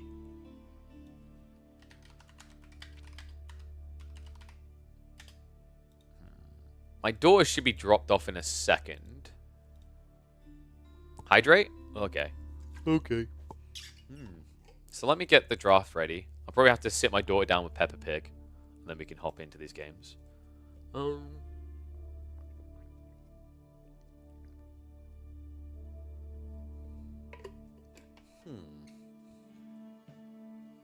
Just checking if there's any earlier ones I should check out. Actually, do you guys want Vortex versus Magic or Marine Lord versus Recon? In before chat drowns me? Yeah, they've tried. The more dangerous one is on the pub quiz I do with my friend, where hydrates equal alcohol.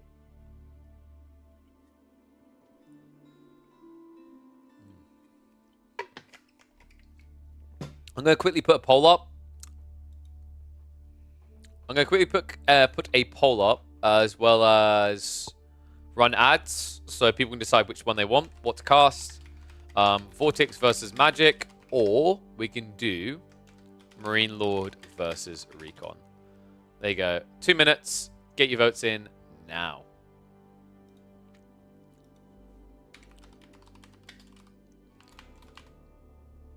I've timed out a person called Gully, Faplop. I'm not figuring out how Gully Deckel's name is spelled. His name is terrible to spell. Right, so need to run ads. 90 seconds now. Boom. There we go.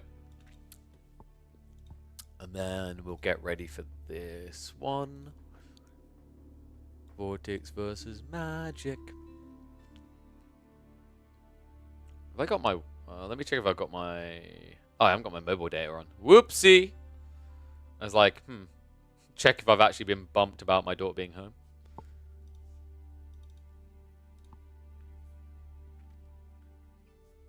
This is where my phone's going to get a crap ton of spam.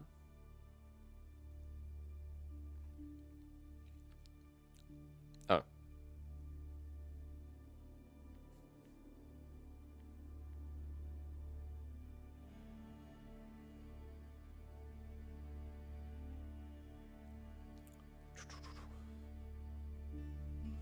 All right.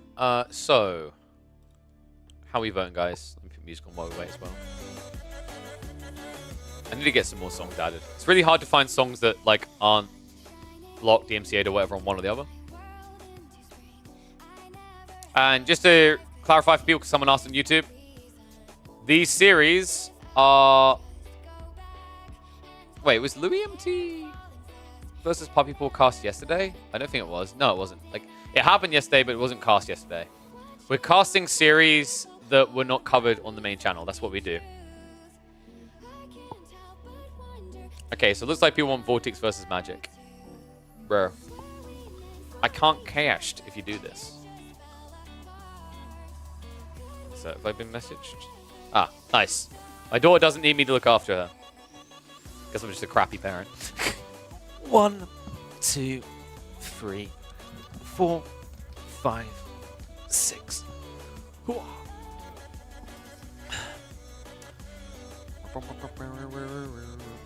Alright, guys. So, let me get the data for Vortex versus Magic, and then we can hop into that series. Depending on how long it is, it might be like the last series. So I think I'll aim to go off at like 5 my time, maybe? And then we'll pick up more series tomorrow. The good news is I think like we've been basically focusing on a lot of the March 2nd games. So it's good because March 3rd games should actually still be there longer tomorrow. Oh, actually, like one on about. There's loads of ones from Group B we can also look at, right? Like Anatan versus Wham I want to check out. Lucifron versus B. Dude, we're going to have a fun, busy week. No, I don't play any sports in real life. I used to play loads of different sports. Like, basically anything I'd say yes to. Just don't really have time. I mean, dude, like, I don't know. I literally, like, I stream 30 hours a week. Just to try and eventually reach a point where I'm able to, like, make enough to get by. I ain't got time for recreational games. Let alone being able to afford the gym. Alright, so Louis MT versus... Wait, no, that's not right. What? Oh, that's right, because we had to manually put in his name, so that should be... Wait, what? Oh, for God's sake. Reset draft. Bloody people and their custom names. Okay. Let me double check I've done that right. Yes, Vortex drafted Japanese first. Oh, that's interesting. They must have, map-wise, they must have selected Holy Island. Let's have a look. What maps did they go for? Vortex versus Magic. Lipany, Coastal Cliffs, and Holy Island. Dude, I just... Yeah, I think actually, like... I'm becoming convinced that on Holy Island, Japanese might be the best civ in the game right now. Like maybe if you can't pick them with English, but even that, I'm not even sure if that hits. Because they can like match you with Samurai, right? And they're just better. Okay, so let me open up the games, get ready. Who won? Who won which series? We cast a bunch. What, the one we just done? Poppy Paw versus Louis? Poppy Paw took the win.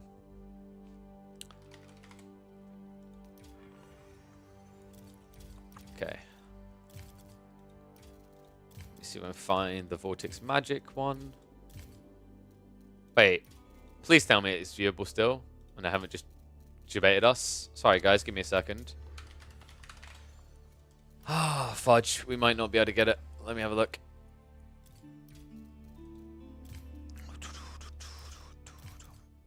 No, I can only show the final game of Vortex versus Magic.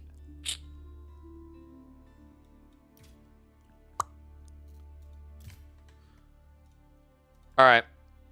There's literally no way I can pull the whole series. So what I'll do, I'll let you guys in on a little secret. It went to 3 games. You won't now be able to find the data anyway because it's literally missing. So I'll tell you how this went. It was Delhi versus Ottoman opening. Vortex took it.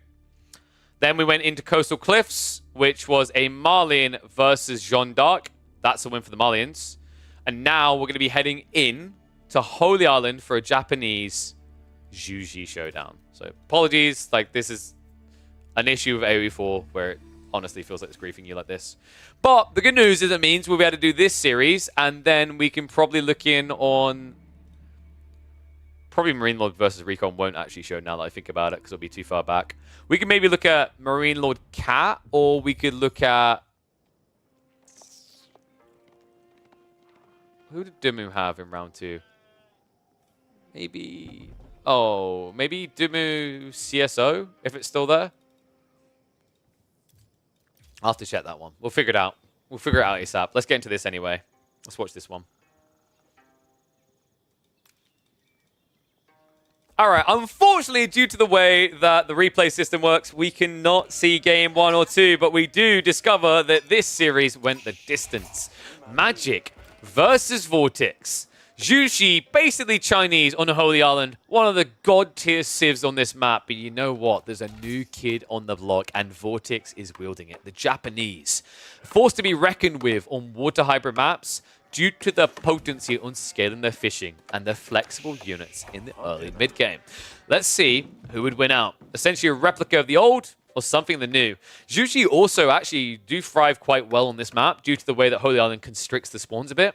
You can see already over here where you've got like the stone, the wood, and the gold together. I'm not seeing... Okay, there it is. I was about to say, I wasn't seeing the fully busted one. There it is. Not as tight as we've seen before. We've actually cast a game on EGC before where one of the players, I think it was B, if I remember correctly, he basically got a spawn that gave him, I think it was 50 gold, 12 food, and 75 stone from a meditation garden. That's a post-nerf meditation garden, by the way. So it shouldn't be that crazy on this one, but it could be a crazy fair here because this is already a tough matchup, in my opinion. I think Japanese are favored against Zhu Xi on water maps. What makes it even harder here is that Magic, the Canadian, the magical Canadian himself, is about to face off against one of the micro gods and one of the gods of Holy Island specifically. I think most people put their hands up and accept the Spanish bros between them.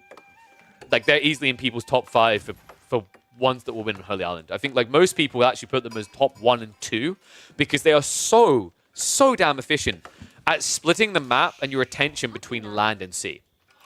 That's what we've got to keep an eye out for, is if Magic has a solution to that, a golden way of preventing the game from reaching that rundown point where your head is swinging left and right so fast you break your neck, right? Where you're looking at so many different things happening that you lose track of the most important details. Opening-wise, we're going to see him gathering, of course, quickly on the wood. Has got the supervision out from the initial Imperial official. Spawn-wise, this is kind of annoying as well. Like, when you're up against the Japanese, I think these forward spawn wood lines are more frustrating because usually what ends up happening is these raids from the Onibigisha horsemen could just come around the left and right side.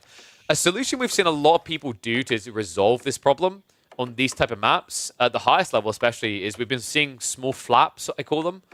They basically make a wood line look like a bird with wings, right? Because you'll just stick a little one out here and one out here. And it makes it much harder for Onibigisha and horsemen to raid in because you get an early warning when you see them show up next to the wall. And yeah, Magic spawn... Well, you say his fish isn't closed, but actually if you look at where they drop their docks, that's a bit more balanced. It's the follow-up dock that's going to be disgusting here from Vortex. One over here makes him so efficient. Meanwhile, Magic, like, you can build another dock here. Sure, it kind of gives you a bit more runway, but it feels like you're missing something here. So definitely a bit brutal there. So tech up should be coming in soon. And we should be seeing Vortex go towards the Coca Township. Coca Township opening is really strong because what it does is it then forces your opponent to go into the Chuganu. And then I think the most organic reaction, especially when you've got fishing, is to go for horsemen as the Japanese. And that sets you up also to then go into Mounted Samurai later. So Coca on the way. Magic a lot slower on his stack up, actually. He added in additional fishing, didn't he? Yeah, this is one of those tough things, I think, about this matchup where, like, China and Zhu Xi just aren't that impressive compared to Japanese. Is sure, these stocks work 20% quicker, but you're paying an extra 30 wood at an early phase of the game. It means you're always slow to fuel age. And then also, let's say, okay, you produce quicker. Well, here's the flip side. We've both produced 6 fishing boats. With that, that means that the Japanese player has saved 180 wood. How much does a dock cost? 150. So you see the issues. Like, if the surge points are what matter, you have to read it correctly. You basically have to catch the Japanese between one of the surges on going an extra dock and then punish them for it. This is at least nice. I like this from Magic. Forcing the villager all the way home, that's extra idle time. If Vortex wants to fix this now, he has to pull another villager to set up a dock. And, well, with double dock play already coming in for Magic, Vortex is going to have to make a choice very quickly. There's no way you want to turn this into a land-only game for yourself. But if you play one dock versus two, especially when it's Juji docks, that's exactly what you're heading towards. And make that free Juji docks. Good lord. Medigarden's now on the way. It's going to be the tight one. This is not great. So he's going to get 50 stone and maybe like 25 wood. The upside actually for Magic here is like this means you can afford arrow slits. The downside is like realistically, what if Vortex does just try to play a full-on land rush here? It sounds crap crazy and you'd be questioning why I'd ever recommend it. But there is such a thing as like over-investing and like in a certain element. And there is an argument that Magic's kind of doing that when he goes free docks. Like, you have to against the Japanese if they match you. It looks like Ashley's going to come back for the second dock. So, on a delay, going to add it in. Shinobi are on the way, but the good news is by Magic setting up free docks like this, it means that the Sabotage can't block you. Doesn't mean they can't target you on land, though. And you are already getting a bit far away from the TC. Shinobi moving in. Okay, this is like, you know the cup games where you got to guess which one the ball's under? That's what this is right now. It's like, which one? Sabotage the center. Archer ship does come in. Spearman's going to be there to counter it out, but it should be some idle time and maybe some fishing kills. So Vortex does what he can and backs away before it becomes a problem. That also creates space for the Shinobi to just get in with that Sabo for free. And then follow-up one might even hit as well, because right now, Magic's making a mistake here. He's chasing after this boat. Yeah, he realizes it. So backs away just in time before the Shinobi be able to Shunshin in for free. Got to wrap around with the gold now. Uh-oh. Yeah, get the Chuganeo ASAP. Vortex's eco really isn't an impenetrable point, by the way. He needs quite a few more fishing boats before we start seeing the horseman spam. He needs to go up to about like 15 or 16 fishing boats. And he has to have a decent-sized navy so that he can invest elsewhere. But that timing should be coming soon. Love the outpost is also just really beneficial. I mentioned the Ford spawn is very helpful for you to raid. Goes the other way if your opponent starts investing into Chuganoo. So this just kind of guarantees. I think actually realistically you could have just went for the Flappy Bird wings I talked about. Even more effective against Chuganoo because Chuganoo, although they can shoot over, would have to see you. And it means if you just keep concaving, they never get that vision.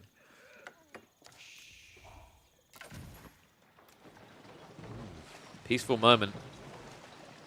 I don't think it's going to be staying that way for long. We've got additional Shinobi coming out. Just love the beautifully placed farmhouses all around the berries.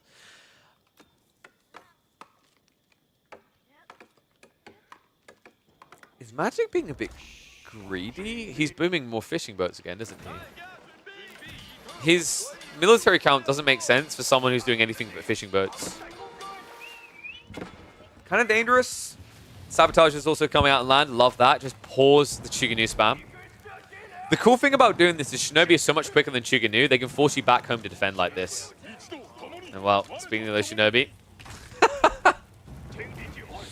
I like how crafty Magic's trying to be about this, but once you get rotated to the north side, you can't do this anymore because the Shinobi attack too quickly. It's like clown carring, but the problem with clown carring is it works against low attack rate units. The Shinobi are quite quick. Speaking of the speedy boys, does get in and denies the dock again. Village is becoming a problem. So finally he forces the reaction of all the Chuganoo. And guess what, guys? This unit heals. So bye, we'll be back soon. Meanwhile, on water, Vortex now making his move. We talked about this, right? The crafty little snake. He always tries to distract you and then make a move elsewhere. That's exactly what he's doing. Moves in with the Springle Chips. Demo ships have been queued up by Magic. They come out a lot quicker for this Civ, but it's still going to take some time. Vortex, happy to force the idle time. Backs away here. Scout goes down. This is what I mean. Like, do you see how frustrating this guy is to play against on water maps? A scout might not seem like a big deal, but now look at Magic's vision on the map. He's playing blind. Even with Chuganoo, if you walk these Chuganoo out against 5 Shinobi, they will die. So this is very important about timing, positioning here, because the Shunshin can get you right in. Vortex, looking for it. Jump straight in with the Shunshin. One Shinobi's going to get you down, but he gets 2 Chuganoo in response and make that free. You can't even turn around.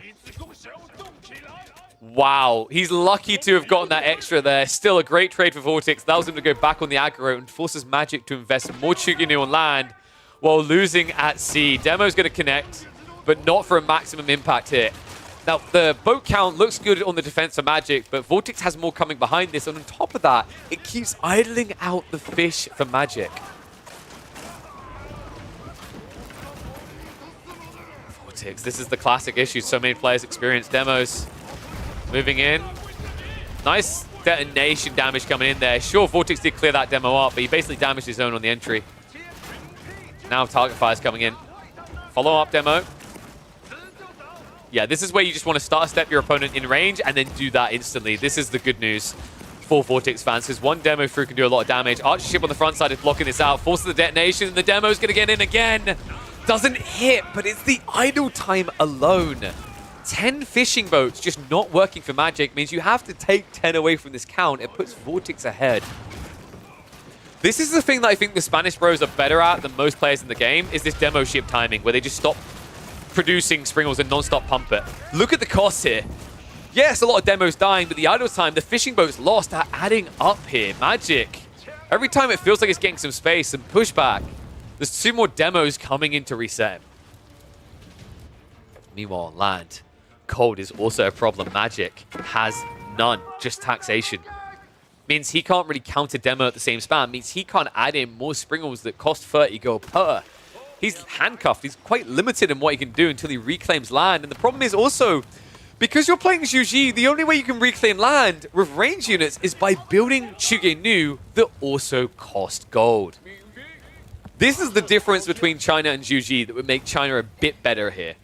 They would at least have the flexibility to build archers. Archers that would move quicker, kite better, and also could be built if you couldn't access gold. But these gaps that Vortex is forcing due to the Civ choice is absolutely superb. Let's give it a reset back. 4th dock now being added in. Of course, there's a crawl from both players towards the center. You're trying to expand not only your production rate, but also the healing radius as you move closer to the enemy. Shinobu will go down, but the second one gets in again. A villager strike there. Look at the worker kills in this game. Most of it is on the sea, but doesn't mean it isn't important here. Especially when you consider that, you know, although Vortex isn't booming ahead on fishing count by the comparison there, the reality is he's paying a lot less, right? Meanwhile, Magic's losing them and replacing them at full cost. New wave coming in. Magic looking pretty weak right now. 10 of his pop is on land.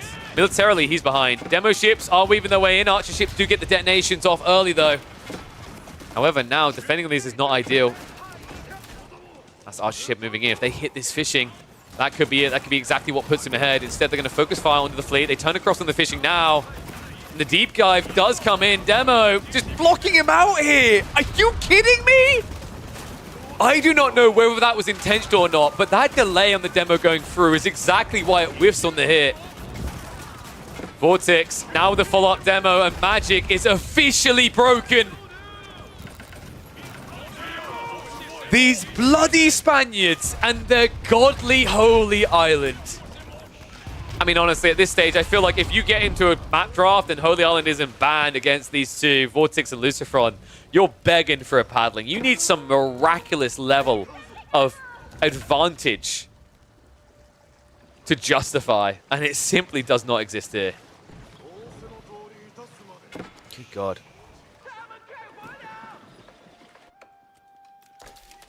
What a sick game.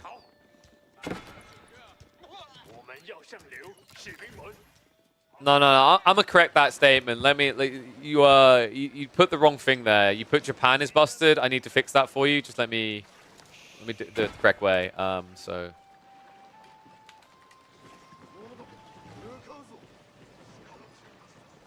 There we go. Let's fix your statement there. All right. Much better. No, stop talking. Much better. There we go. Vortex is just something else on this map.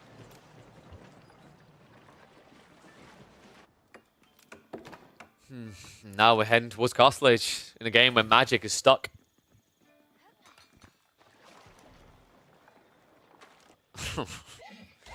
Every time I watch a Zhuji player do this on this map, it somehow looks more desperate than the last one I've watched. You could argue that he got the passive stone together over time. He didn't pay for this, right? He got passive wood as well. But like the reality is, this is you now trying to recover a lost game. And that's going to require Vortex to do nothing. I don't see that being likely here. Floating gate now on the way. Stables being dropped next to it. And this is the point where Magic is going to struggle. He's building spears, sure, but spears don't deal with Mount Samurai that well, actually. Compared to knights, they deal them much worse because that first hit, that brace that you get in, is completely negated by the deflective armor. Cheeky little play from Magic with the archer ships. Not going to do enough here, though, unfortunately. He'll at least distract Vortex before he moves in. The reason why Vortex is not diving, by the way, is he's investing in a tech up. Magic isn't. So the logic is you protect your economy and then you strike back. But in the next 2 minutes, we should see Vortex just clean up what's left of water for Magic. Magic's just trying to do what he can to delay that and get a little bit of remaining fishing value out of this. Long ball now going up. It's going to need it fast. Mount Samurai on the way. Out the Euroshiro. It only takes 12 seconds for these bad boys to emerge. Relics are, of course, going to be a target, which is why Magic's trying to wall them off and take them away here. On a land map, actually, that wall-in is quite important. The sad reality is, like, when you're playing against fishing, yes, Mount Samurai are less efficient at burning down walls, but when you've got this much food income, you can afford a lot more Mount Samurai. Moving him to break it here.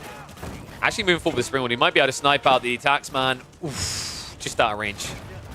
Still, he now knows about the second TC, which means he knows there's no sort of aggro against him on water. It's just going to clear up all these docks. And then he can free up the pop on land.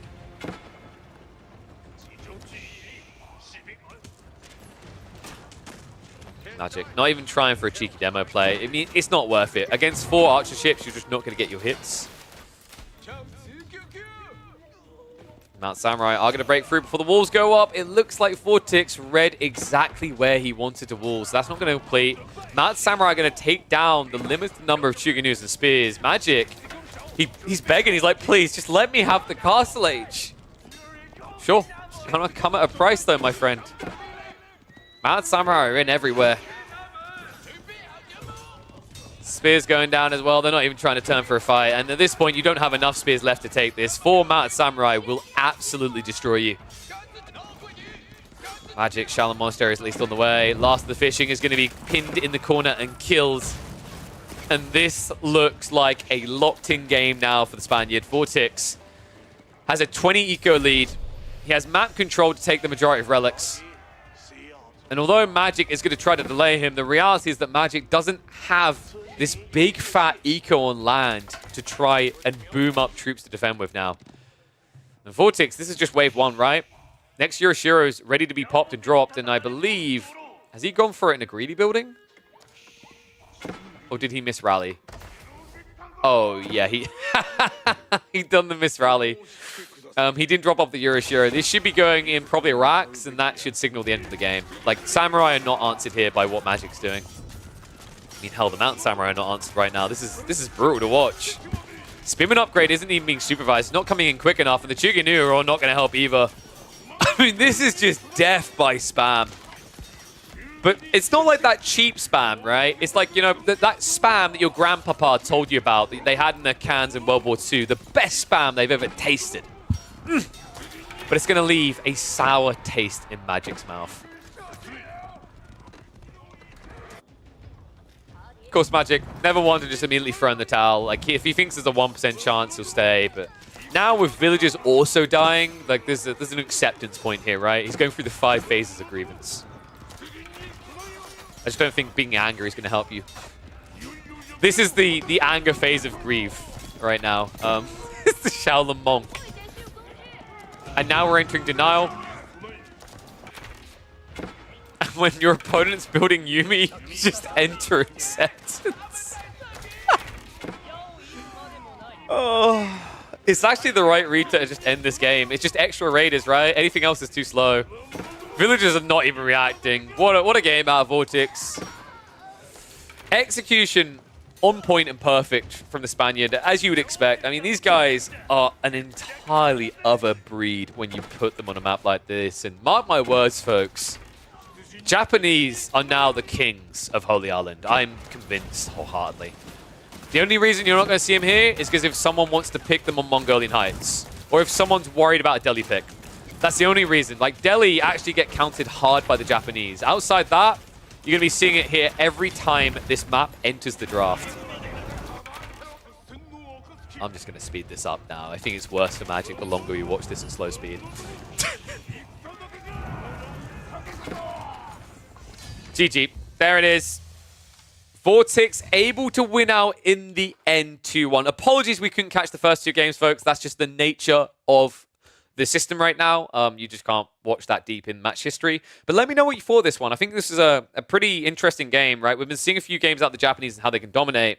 We see a key showing why. The interesting part is this is a civ that functionally Coca Township doesn't work on land anymore. At sea, it still feels like it can be busted, but definitely requires a bit more execution. And, wow, who better to show that execution than someone like Vortex? Okay, guys, so we've got enough time for one more series.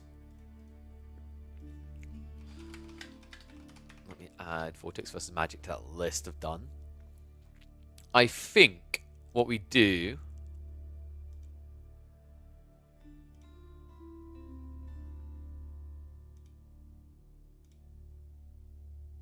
we can do Marine Lord versus Cat. Let's do Marine Lord versus Cat.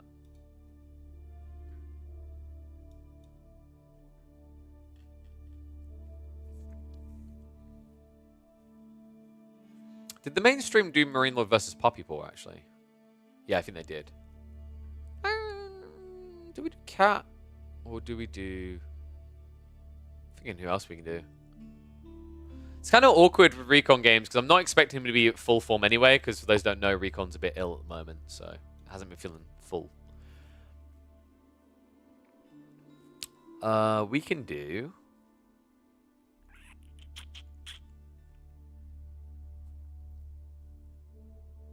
yeah, let's... actually, wait. I just realized I got the whole group, the other group. Maybe we should catch one of those before they disappear when people get online and start playing. So... Beastie versus Kiljadi wasn't on the main, right? Oh, no. Sorry, it was. Yeah, because we... yeah, I think I cast that one. So...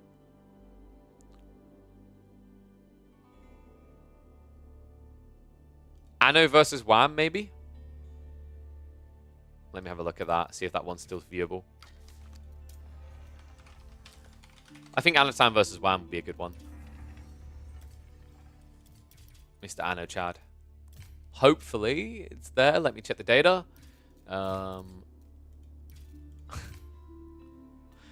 it's another one where we'd only be able to catch the final game. Bloody hell, I hate match history in this. It's so crazy how easily these games can disappear. So instead, let's do a Baltoon versus Elyona. Hopefully we can do a Baltoon versus Elyona.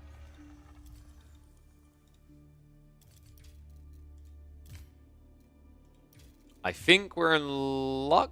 No, dude, I hate this system so much. It's so cursed. All right, goddammit. Let's check round 3.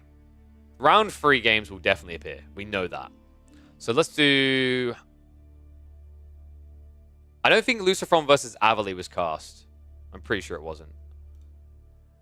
Let's do Lucifron versus Avali.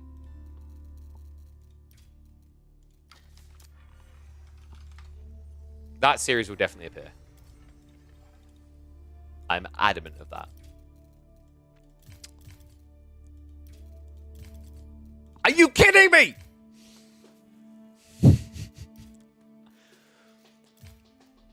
Oh, wait. No, sorry. No, I think we're in luck. Are we in luck? Yes. Yes, we are in luck. Thank God. I was about to mold like no tomorrow.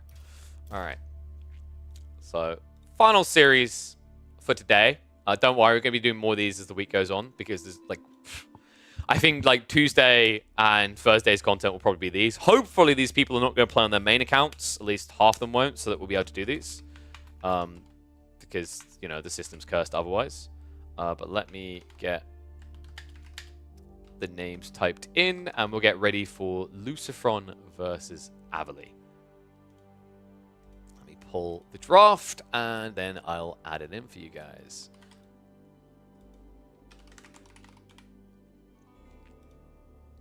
Okay, so Roos banned by both, Mongols banned by both, Otto's banned on one side, not the other. Dude, Avali got Ottomans.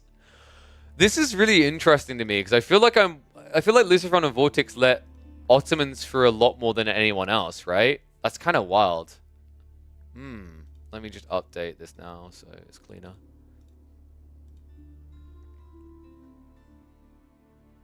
It really should have some way to go further into replays. I mean, it's really simple, dude. Like they just need to have a they don't even need to have a download replay. Well, they kind of do, but what I was gonna say is like the replays do exist on people's machines. When you click into a view replay, there's an imprint of it in your temp data, right? But like the way they've designed the files, they aren't like accessible by showing a menu in game, and it's crazy to me because like we are now 3 years into the game cycle. Think about how many epic series that could have been like, you know, should have been cataloged in some way, could have been cataloged in some way, now don't exist. That annoys me.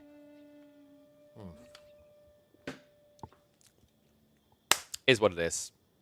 Should we get ready for this? Because this is absurd. I can't believe it, dude. Oh, do we need ads? I think we should be fine. What is it with these Spaniards and allowing the Ottoman picks through? I don't know what it is, but Lucifron and Vortex, I feel like they see Ottomans and they go, eh. Welcome back to the Elite Classic 2 recap. We're here to check out the series that did not get cast by EGC on the weekend. This was one of them. Lucifron versus Avali in the group stage of the main event in a best of 3, and we kick off with Avali getting his hands on the Ottomans. Lucifron, pretty strong pick in reaction to this, actually. I almost feel like this was intended. He planned for this. He goes for the Iobits. Yeah, interesting Civ matchup here, actually, because I've noticed a lot of Ottoman players just trying to play for this greedy style up against Iobits, and I don't like it. I think rushing towards your very clear goal of great bombards and heresy, because why did this even get allowed through the pick phase, is a quick way to trip up on your own greed against a Civ that tends to crack the castle stage timing a lot quicker than you and have a lot of potency within that castle area. Another build that I've been noticing actually a few IB players whipping out is this discount Abbasid build where you play full feudal aggro. And it's pretty effective depending on the opening of your opponent. If Ottomans don't aggro you, you just basically get the early game for free and then you force them to invest in a feudal army while you're teching up. Looks like we are going to get the opening aggro from Avali though. Drops the military school. Pretty logical choice here. You just want to try to poke and prod at the gold of your opponent and force them to invest into an outpost. Fortunately, position on this gold makes it quite the pain in the ass. So House of Wisdom should be on the way soon. And we're probably going to be looking at the Desert Raider here. Desert Raider is really effective against what Ottomans are going to try to do because what you do is you build Desert Raiders and then the Ottomans' choice is you either try to slow play into Sipahi or try to fast solve the problem by going into Archers. And if you're going Archers, then you're playing a longer feudal age as Ottomans, right? Which plays into Iobit's hand of me out-tech you. Just to kind of give the full picture of the series, by the way, and what we could have here, Avali's draft included Chinese, Jeanne d'Arc, and English as well as this Ottoman pick. Meanwhile, Lucifron has the Japanese, the Delhi, Iobids, and French. Yeah, Lucifron's always picking French at the end of the draft. He quite likes them, and in fairness, he's looked pretty dominant when they've come out in the series we've seen. I think it's also something that disarms people in the draft right now, because I feel like the way people are drafting, by the later phase of the draft, the things they're left with don't exactly deal well with French. And they're so hyper-fixated on the first 2 picks, right? Like, for example, oh, you know, give them English, I want Malians. Oh, you know, I want Delhi, they get, let's say, Japanese. That you're kind of leaving the rest of it open. And credit to him, Lucifron got a really good draft getting Japanese and Delhi because he didn't have to waste a ban to secure the Delhi there, right? And now he has the Japanese if the series goes long, because I wouldn't be surprised if I check their draft. Yep. Gorge, Frisian Marshes, Holy Island. It's just a classic one for these two right now. You secure the Japanese to secure the Delhi, and then whenever you lock this in, I assume that the Holy Island pick was from Lucifron, right? Because him and Vortex love that map. So it just essentially, on a drafting perspective, secures his early phase and also in the event that he goes game 3. For Avali, meanwhile, you've got Chinese or English for that final map. The problem is like map number 2 being on, I think, did I say it was Cliffside? Sorry, Frisian Marshes. Yeah, I think you save English for Holy Island. If there's one civ that might have an answer to the Japanese, I think that's going to be the one. I'm not a big fan of the Chinese to solve this unanswerable Japanese issue on Holy Island. English with like some men-at-arms, longbow follow-up maybe could work. Anyway, let's focus on this. Tech ups on the way. Is indeed the Desert Raider coming out. Other side of this is going to be the Twin Minaret Madrasa out from Avali. Very safe location in case any annoying raids come in. And then I'm wondering, are we going to get him moving in for a bit of greed? It's got to be tempting, right? Like, you know, that desire to go for it. Nice little aggro there. Baits him underneath the TC. So dead Spearman. And Desert Raiders can now go on the offensive. Oh, wow. Sometimes, like, positives and negatives.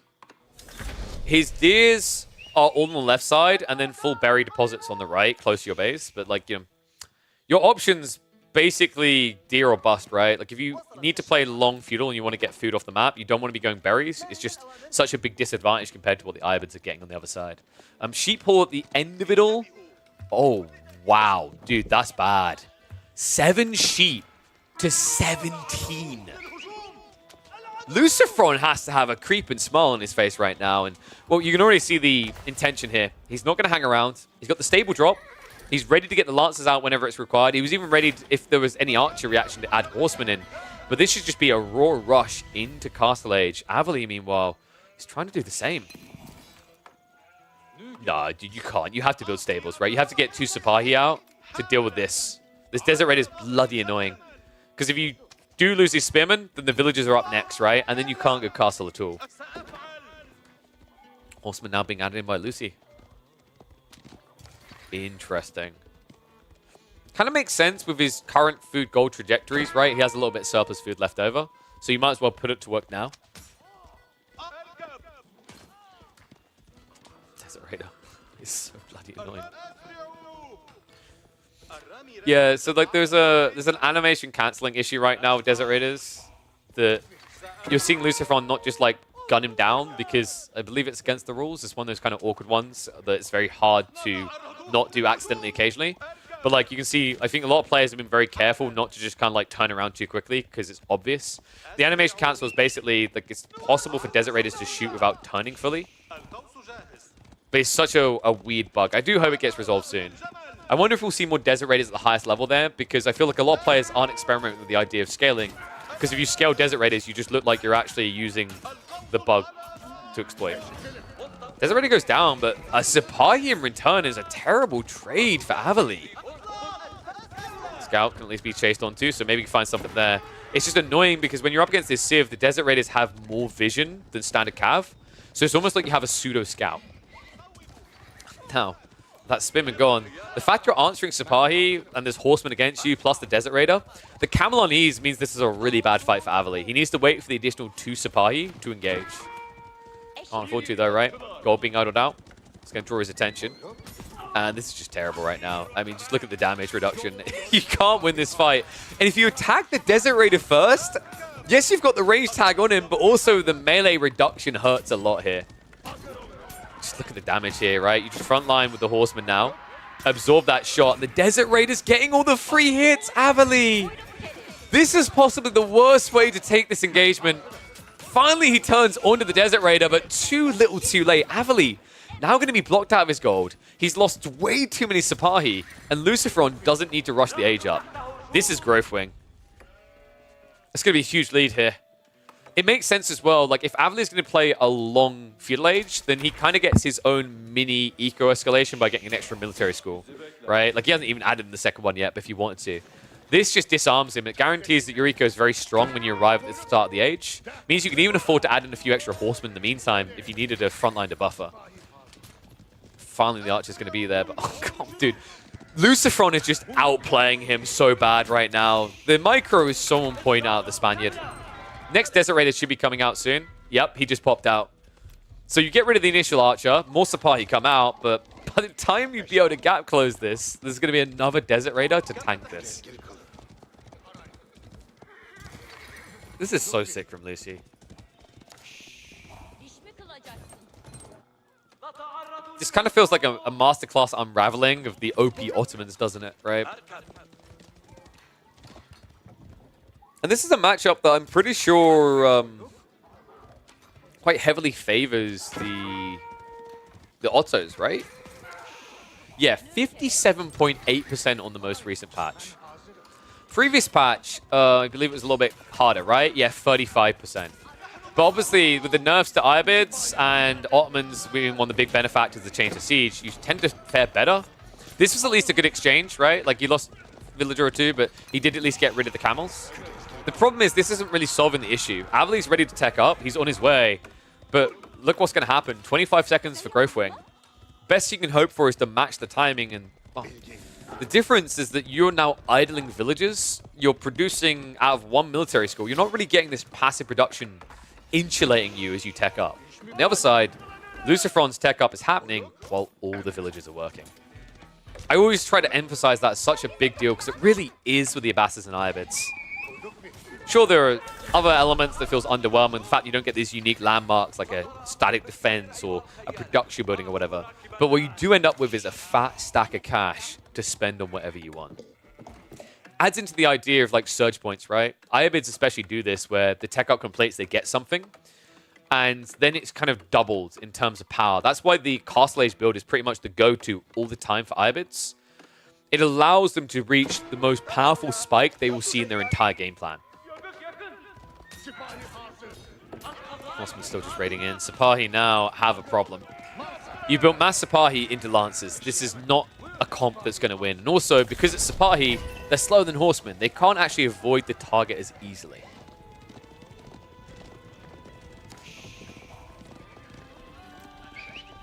Dervish is also now being pumped out. Avali, please tell me he's considering the Imam point. You probably can't, right? Like Lancers on the map, but this just feels really bad because it means you know you're giving over a key objective. Desert Raider's at least going to be scared away, but it's not the Desert Raider I'm worried about. It's these guys. Camel Lancers. Oh, a little bit of a misclick there. Lucifron's charge did cancel. Instead, he's going to head on to the resources now. Avali has got one Janissary out, but one Janissary is not very scary, especially when he gets targeted out like that. Sipahi now arriving. These Lancers are so bloody tanky, though. The reduction in damage is problematic. Right now, these guys are doing less damage than you'd like, right? They're doing 6 instead of 12 when you equate the unease as well as the armor. More Janissaries finally arriving will scare this away. But right now, Lucifron's ticking that box, right? He's keeping Avali contained in his base. He's got this huge eco lead up 11.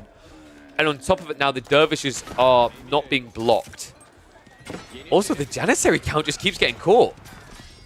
Dude, this is so well played by Lucy. It's the only unit that can push him back, right? But Janissaries are just like a more expensive crossbowman in the same logic, right? If you don't have enough of them, they just die to what they're meant to counter. And that's exactly what's happening. Lucy will look to peel away now. He'll wait for the extra 2 Lancers to come in, and they'll look to recommit. And Avali, in desperate form, is now adding in crossbows as well as the Janissaries, right? Like, he can't afford to wait for the Sipahi to layer him here. He just basically needs a full ranged army. That's scary, by the way. Doing full ranged army is kind of a big no-no up against Irobids at this point, because when they go for the military wing opening, it means these Lancers they're spamming can build the Manjanique. And you heard that correctly. Relic's already on the way home. 1 bang, 2 more coming. And soon he will be moving out for those final 2. So we're looking at a very feasible 5 relic game for the Irobids. Ottos, meanwhile, have only now just started trying to go for relics a bit too late. And they're finally getting that 3rd military school added in. Yeah, this is why I really like Irobids against Ottos, is because the way that they escalate the game, the speed at which they escalate the game into premium units, it's very difficult for the Ottomans to get their power spikes off the Vizier points.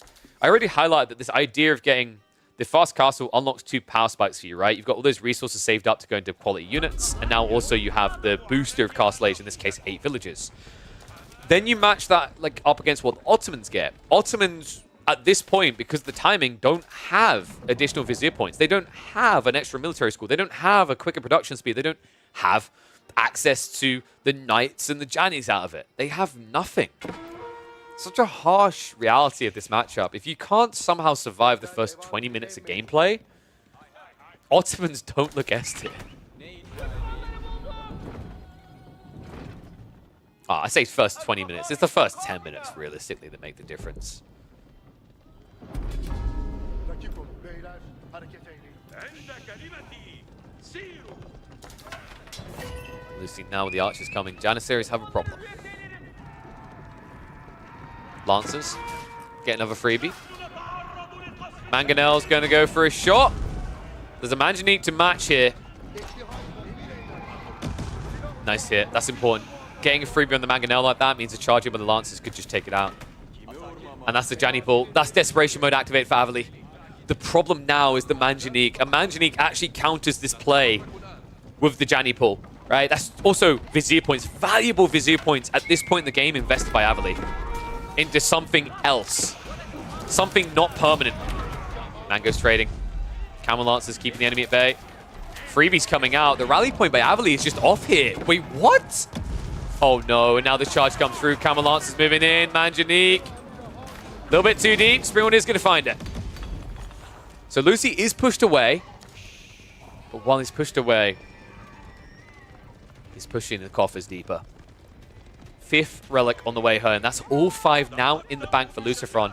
This is typically where we'll see a lot of IBIT players move out onto the stone and add in a second TC. I don't think that's what Lucy's going to do here, though. After you saw the Janissary point investment, this is where you have an opportunity to break him. And considering that he's only relying on passive production from the Imperial Mehmed Armory, with all that gold in your pocket now, you have an opportunity to outboom his siege, even after that opening loss. Lucifron is so good at raiding, man. The freebies, he just keeps sneaking in here. It's like Avali will react on the backside quick enough, but Lancers are going to force a lot of idle time back here. Desert Raider and the Lancer get in, and the Lancer actually not going to hang around too long until he forces the idle time. Other side of this, we are actually seeing the Sipahi raid in, but they are going to be substantially less effective than that Lancer. Janny at least saved the day. But Avali, now out of gold, has to play wide, and this is the most dangerous point in the game for an Ottoman player in this matchup. You're against Lancers, you have to play flank. He's going to have to wall himself in. Even this wall will not necessarily protect him, though, and he cannot afford to station any army there to defend. Everything has to be moving out. 3 Sacred Sites locked in. Lucifron, 3 Springwalls, 2 Mangonels. He has the siege advantage. 2 Mangonels. I mean, the damage they can do to these Janissaries. Archer count also looking fierce. Don't think we've got Sultan's Mamluks yet. Yeah, no Sultan's Mamluks. That should be coming through soon, though. Pretty big deal when you have archers versus Janissaries. That bonus damage means you actually activate very quickly. Lets you snowball. He reveals the siege. Avali actually dodged a bullet there. If that had connected, it would have been GG. But this is still a hard fight. Lancers peeling back. Springwalls go for the trade. Mango hit follows! Luckily, it was on the edge of the formation there, so not a deep hit. Springwalls going in for the siege. It's all gone. It's all gone. Avali, this is it. He needs to get rid of the siege or he's dead. Mango's hit the backside of it. Camel Lance is now riding in to protect this, though. And the Janissaries just cannot get anywhere near this. Mango goes down. Springwall mass is just too big. Avali has no easy way out. Feels like he has no way out at all. Villagers rushing out now into the gold. He needs to rush up C to try and recover this. But the base is being forfeit. Manjaniques. If they go Incendiary Shot, it's actually very effective in this clustered blacksmith area. We'd love to see it. Instead, he's going to stick on the normal fire. Military School looking like it's going to go down. Janissaries trying to move in, but their base damage is just too low. They don't do any damage to this. Archers also just frontlining, which means you're not getting a good trade at all. Jannies are finally diving in, but the Dervish is now here. I mean, this is dead. This is done. Avali, game 1 will not be a win for the most OP pick in competitive. Avali now finds himself in a conundrum. His strongest pick, the pick that somehow got through the draft, that should never get through a draft, has failed him. Maybe it shows the strength of Lucifron, maybe it shows the strength of Iobits, but now you need to get deep into the brain of Lucy and understand what is he going to be picking next? Where is he going to be going next? Avali, of course, does have the map choice. We said that it was Holy Island, and I'm trying to remember the other choice here. It was Frisian Marshes, right? Yeah, we're going to Frisian Marshes. And Lucifron has opted for the French. Very powerful pick here, right? We said Holy Island is what you save the Delhi for, the Japanese for, rather. The Delhi was like a flexi pick to kind of just keep Avali in check, make sure he doesn't get out of line here. Chinese versus French is a really annoying one for the Chinese. French are incredibly powerful in Frisian Marshes due to their ability to play onto the ponds very cheaply. If you want to match them, you have to play on those ponds. That leaves you very vulnerable to raids. On top of that, another interesting detail that we're going to see right at the beginning of this game is the fact that Lucifron has spawned in, and he already knows where the trade posts are, which means he knows where the most sheep are going to be. Avali has got that Chinese vision. It is helpful, but it means that in a situation that usually China's ahead on their scouting rotation, you should be anticipated. You should be mirrored here. Avali is going to shift the north side. Looks like he's going to leave 1 or 2 sheep behind, but it does mean that Lucifron actually is going to miss out on the majority. So a little bit surprised by that, actually. Lucifron not opting to go northwest when you know the position of your opponent. 'Cause remember, the way this could spawn, either Avali's on the right or the left, but when you play French, you can see on the minimap there, you can see the neutral trade. Still, we'll find 1 or 2 sheep in the back. Missed one in the corner, unfortunately. But the sheep haul, to me, is much more important for Avali here. He's got a lot, and that's good, because in this matchup, the way I perceive this one playing out, Lucifron, he's already doing it. He's playing pocket resources on the fish. Avali won't do the same. Not against French Knights, not until he has spears. Remember, this is so cheap for the French. We're so used to seeing Jean d'Arc. We never see this with Jean because Jean has to pay a lot more. You would have to pay 50 wood to drop a mill. For this Civ, easy peasy, just a teensy tiny 25 wood price. Such a nice thing. And the reason you can actually afford that, like, this is interesting. If you think about the builds for most Civs, Avali's like mining camp, mill, and house. That's all I've got. Lucifron can be mining camp, house, mill, and then you could usually have enough left over for extra. The only reason he doesn't is because he's gone for wheelbarrow here. Just a smart read by the Spaniard. Lucifron actually did get back across in time, so well played to him. Avali, wow, did he not see Lucifron? Because I feel like he should have been able to grab more out of this. I mean, he might have seen him when he came near the TC. Doubtful. Just feels like Lucifron done something right there, like just about weaved his way around the vision of Avali and ends up getting a surprisingly large sheep haul, larger in fact than Avali's. Is a bit deceptive, right? Because he has only got, what, 2 people working on food back here? Meanwhile, Avali had 7. Actually, I think he had 11. Imperial Academy on the way. Lucia is going to be a little bit later to strike here, but shouldn't be too late. Last of the food now being dropped off. Gold now comes in, and we should be looking at a standard School of Cavalry build. I'm not expecting any cop play. Chamber of Commerce is an overdone meme at this stage. Maybe there's some matchups where it makes sense, where you need to force your opponent out and react, but I don't think the French is one of them. I think with Song, TC, they kind of boom a bit too fast. I also just think Chamber of Commerce sucks because it's limited. Like, the first few traders feel great, but then you don't have a way of getting anything extra, right? It's like, it's a very limited runway strategy. It's not like when you go Silver Tree and you're like, oh, well, I mean, I have to produce these, but they're 40% cheaper, and I can produce as many as I want. So Lucy, just getting confirmation. He wants to know if this is going to be a move out to the stone, doesn't he?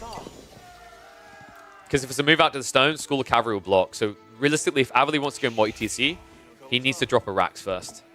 He's not going under stone, though. Wait, is he going to go fast castle? 18 sheep. It's ambitious. I also don't like Palace Guard versus Knights, but you can, of course, get Spears and Nesta Bees and take it a bit slower. But like that means Yuriko will still be exposed, right? Feels like his mind's made up though. Avali targeting a Castle Age? No. Okay, thank God. Yeah, like the issue with Fast Castle here is like in this matchup, Palace Guard just they get annihilated by French Cav. It doesn't even come close. Speaking of the Cav, now on the way. Barbican is coming out very defensive from Avali. And he's going to rely on Deer. Yep. Love to see this. We're seeing a lot more players relying on the Deer push-in now, but... Lucifron! I love this. He's like, what the hell do you think you're doing? We're meant to fish on this map. Get out of here. Stop this. Well played. Won't be able to push the Deer further away. Actually kind of helped him, if anything, there. But can at least shift this one away. So, nice interference coming out from Lucifron before the Barbican goes up. Meanwhile, Lucy, of course, does have the fishing still going for himself.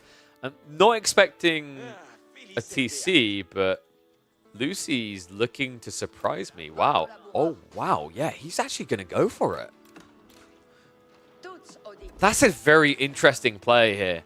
I guess in his eyes, he's going to have the timing to block out any ambitious TCs for Avali. So if Avali really wants to turn this into a TC boom game, it's going to be a really crappy one for him, right? Because he's going to run out of food. So Lucifron could spam Knights and look at him and never go in. But like, what does 10 Knights do here that 2 don't?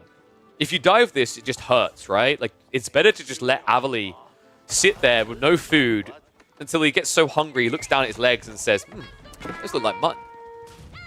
That's not Raiden. He's going to get first blood drawn there as the villager goes down.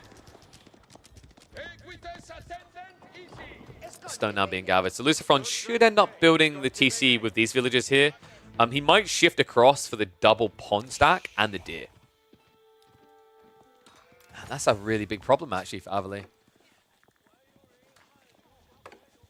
I feel like he should have got so many more sheep off the map. If he had, we might be looking at a very different forecast for the mid-game. And also remember, because he's playing up against French, look how fast their TC works. Every 17 seconds. So with Song, you're only getting a 2-second divide. Sure, it's a lead, but then if we talk about the fact that Lucifron obviously had that eco efficiency a bit earlier, right? He was producing villagers quicker from the start. And then you add in the fact that he's playing better resources. You don't really see a big lead for the Chinese here.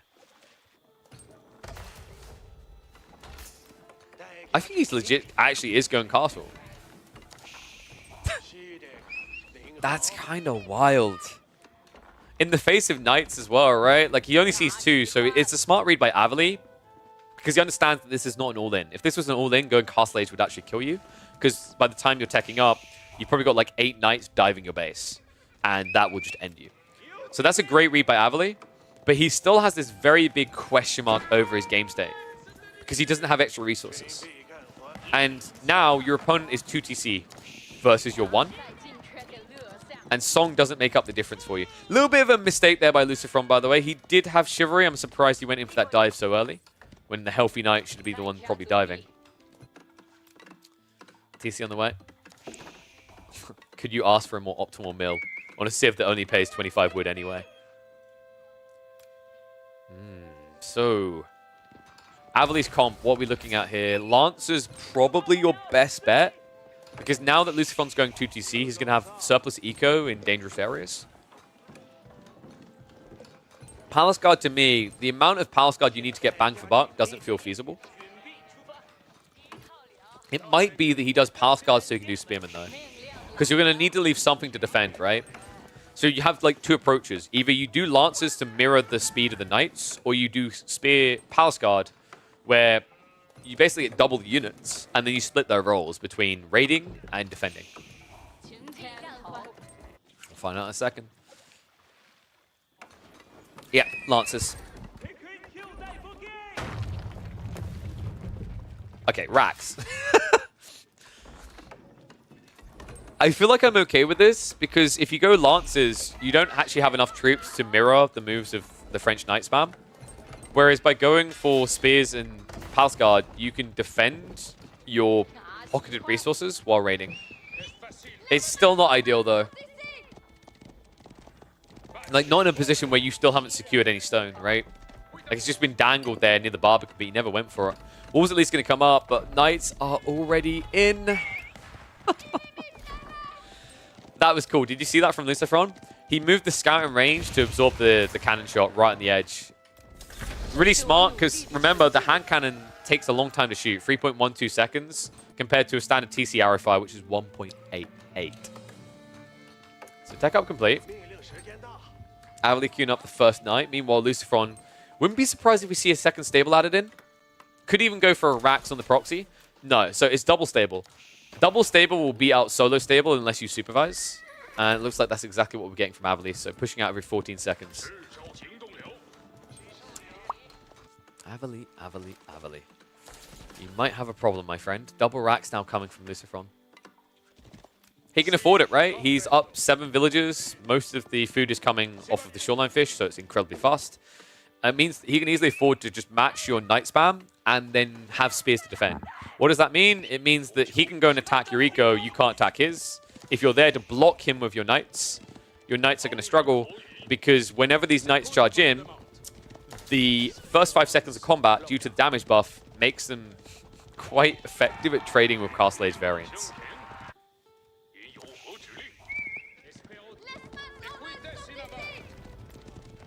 Alright. How does Avali win this? It's a time buying game, right? I think that's the best way to describe it, is you need to buy enough time. And that's the whole point of Lances from Avali. It's like you block raids from your opponent so you don't fall behind an eco, and then you look for openings yourself. It's so difficult though, and taking fights like this is not going to help. You're outnumbered in this fight. The scout's also absorbing a lot of fire, so Avali tries to pull away. The scout round the back! Okay, that was actually sick micro. Lucifron, he loses the scout, but that body block guaranteed that Avali couldn't like pull back injured Lancers. Love the fact that he's also guarding relics. Avali's main hope of recovery here, right? And also, the longer the spearman, like the longer the Lancer spam comes out, rather, the more likely that Avali is to play for these relics. Because he needs to while he's got some breathing room, right? Credit to the power of Song, by the way. You're seeing it here in the fact that Lucifron's lead isn't bigger at this stage, playing as the French with 2 TC. But it is at least building. And we have already got spearmen out and about, but where? Oh, wait, what? Okay, they're there. I'm blind. Timing might be terrible here, though, because Avali, he did just reveal himself. Lucifron is going to react, so he pulls back. This will force some idle time, but I don't expect this to connect. Just a quick reaction coming out. Wait. Okay, that was cheeky. Avali, he baited with one Lancer to pull the Spearman away. It does get him in. It does get 1 or 2 small hits going here, but nothing substantial, right? Not for a guy who's now still trailing by 10. And although you may like point to the fact that Avali is Castle Age, Lucifron is feudal, you always have to remember the food state, and you always have to remember that the army Lucifron's building, majority of it he wants to upgrade. And the longer this goes on, the more likely it is a Royal Institute play that will end this game. Like, if this turns into a Royal Institute play, with 20 knights at this stage in the game, with Cantled Saddles alone, let alone Royal Bloodlines, there's no way Avali can fight that. Touch comes in. Love that Lucifron's just trying to keep this count low. Keep it from threatening him. Spears. Oh, Avali, no! Well, fortunately, he doesn't end up losing any with that run through, but the health bars, well, they aren't looking desirable for another drive-by. Let's just put it like that. Nice riding in. Avali trying for a keep drop to protect him here. Unfortunately, he's not pulling away! Villagers running for their lives with no wheelbarrow either. Avali falling further and further behind Lucifron in this one. It's now 20 eco lead. Lancers are just getting picked apart one by one. This is getting bad. Lucifron, he was maybe thinking castle before, but now it should be a double down. Because after you see someone gathering that much stone, there's 2 possibilities. They're either TC booming up, or they're going for a keep drop to secure themselves. Either way, the solution is all in feudal here. And the funny thing is, now with this type of eco lead, at the pacing he's going, even with adding more army in, he will reach a point where castle will just happen in the next 4 minutes. Avali, last of the stone being gathered. That would give him a keep drop. The question is, where do you play this? What does it secure? Feels like you have to drop on your own woodline to feel safe, and that is not a good idea. Probably going to be on south side, right? I would have imagined here. Instead, he's going to plop it next to the gold. So paranoid about losing access to that. These knights, by the way, dude, I hate this right now. If Lucifron saw this, if he knows, you just go in. You don't hesitate. Here we go. Avali, there's no way you get this up. Body blocks from the Lancers, but you can't hold that area. It's going to be a charge in. The villagers. No textiles, Avali! This is going to kill him. The most ambitious of keeps, even if it doesn't look like it. Lucifron, the all-in feudal is exactly what was needed. Avali has no shot here. A 2-0 stomp by Lucifron.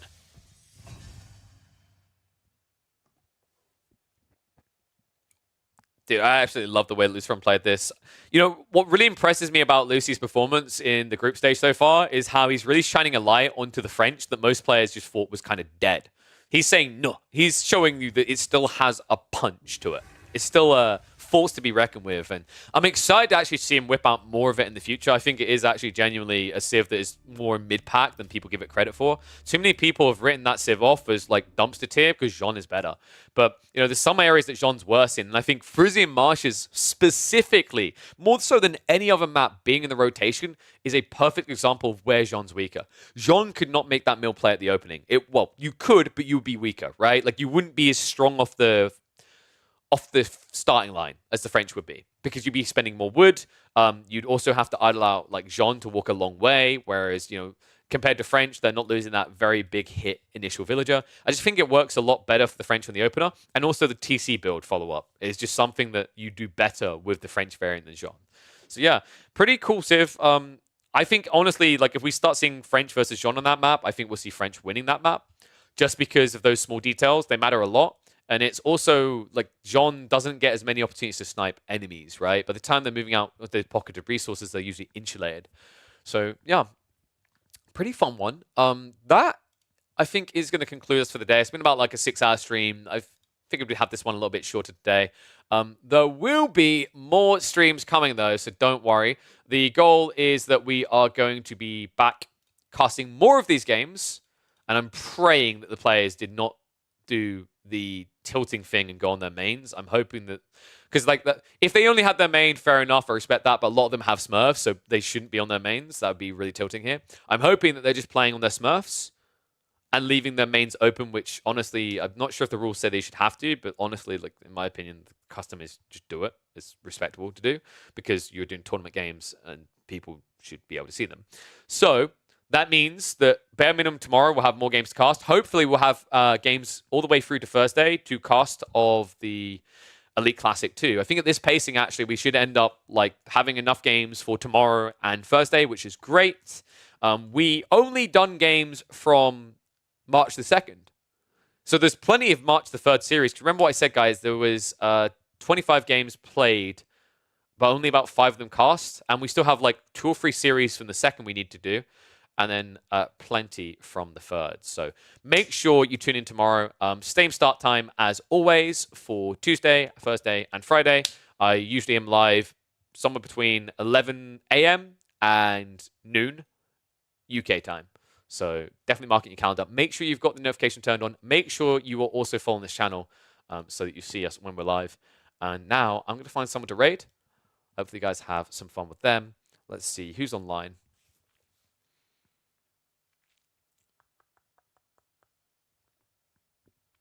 You know what? Lucy sent you all through. Let's do the right thing. Let's send you all through to Vortex to keep it going.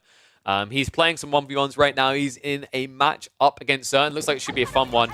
Delhi versus Abbasids. Okay.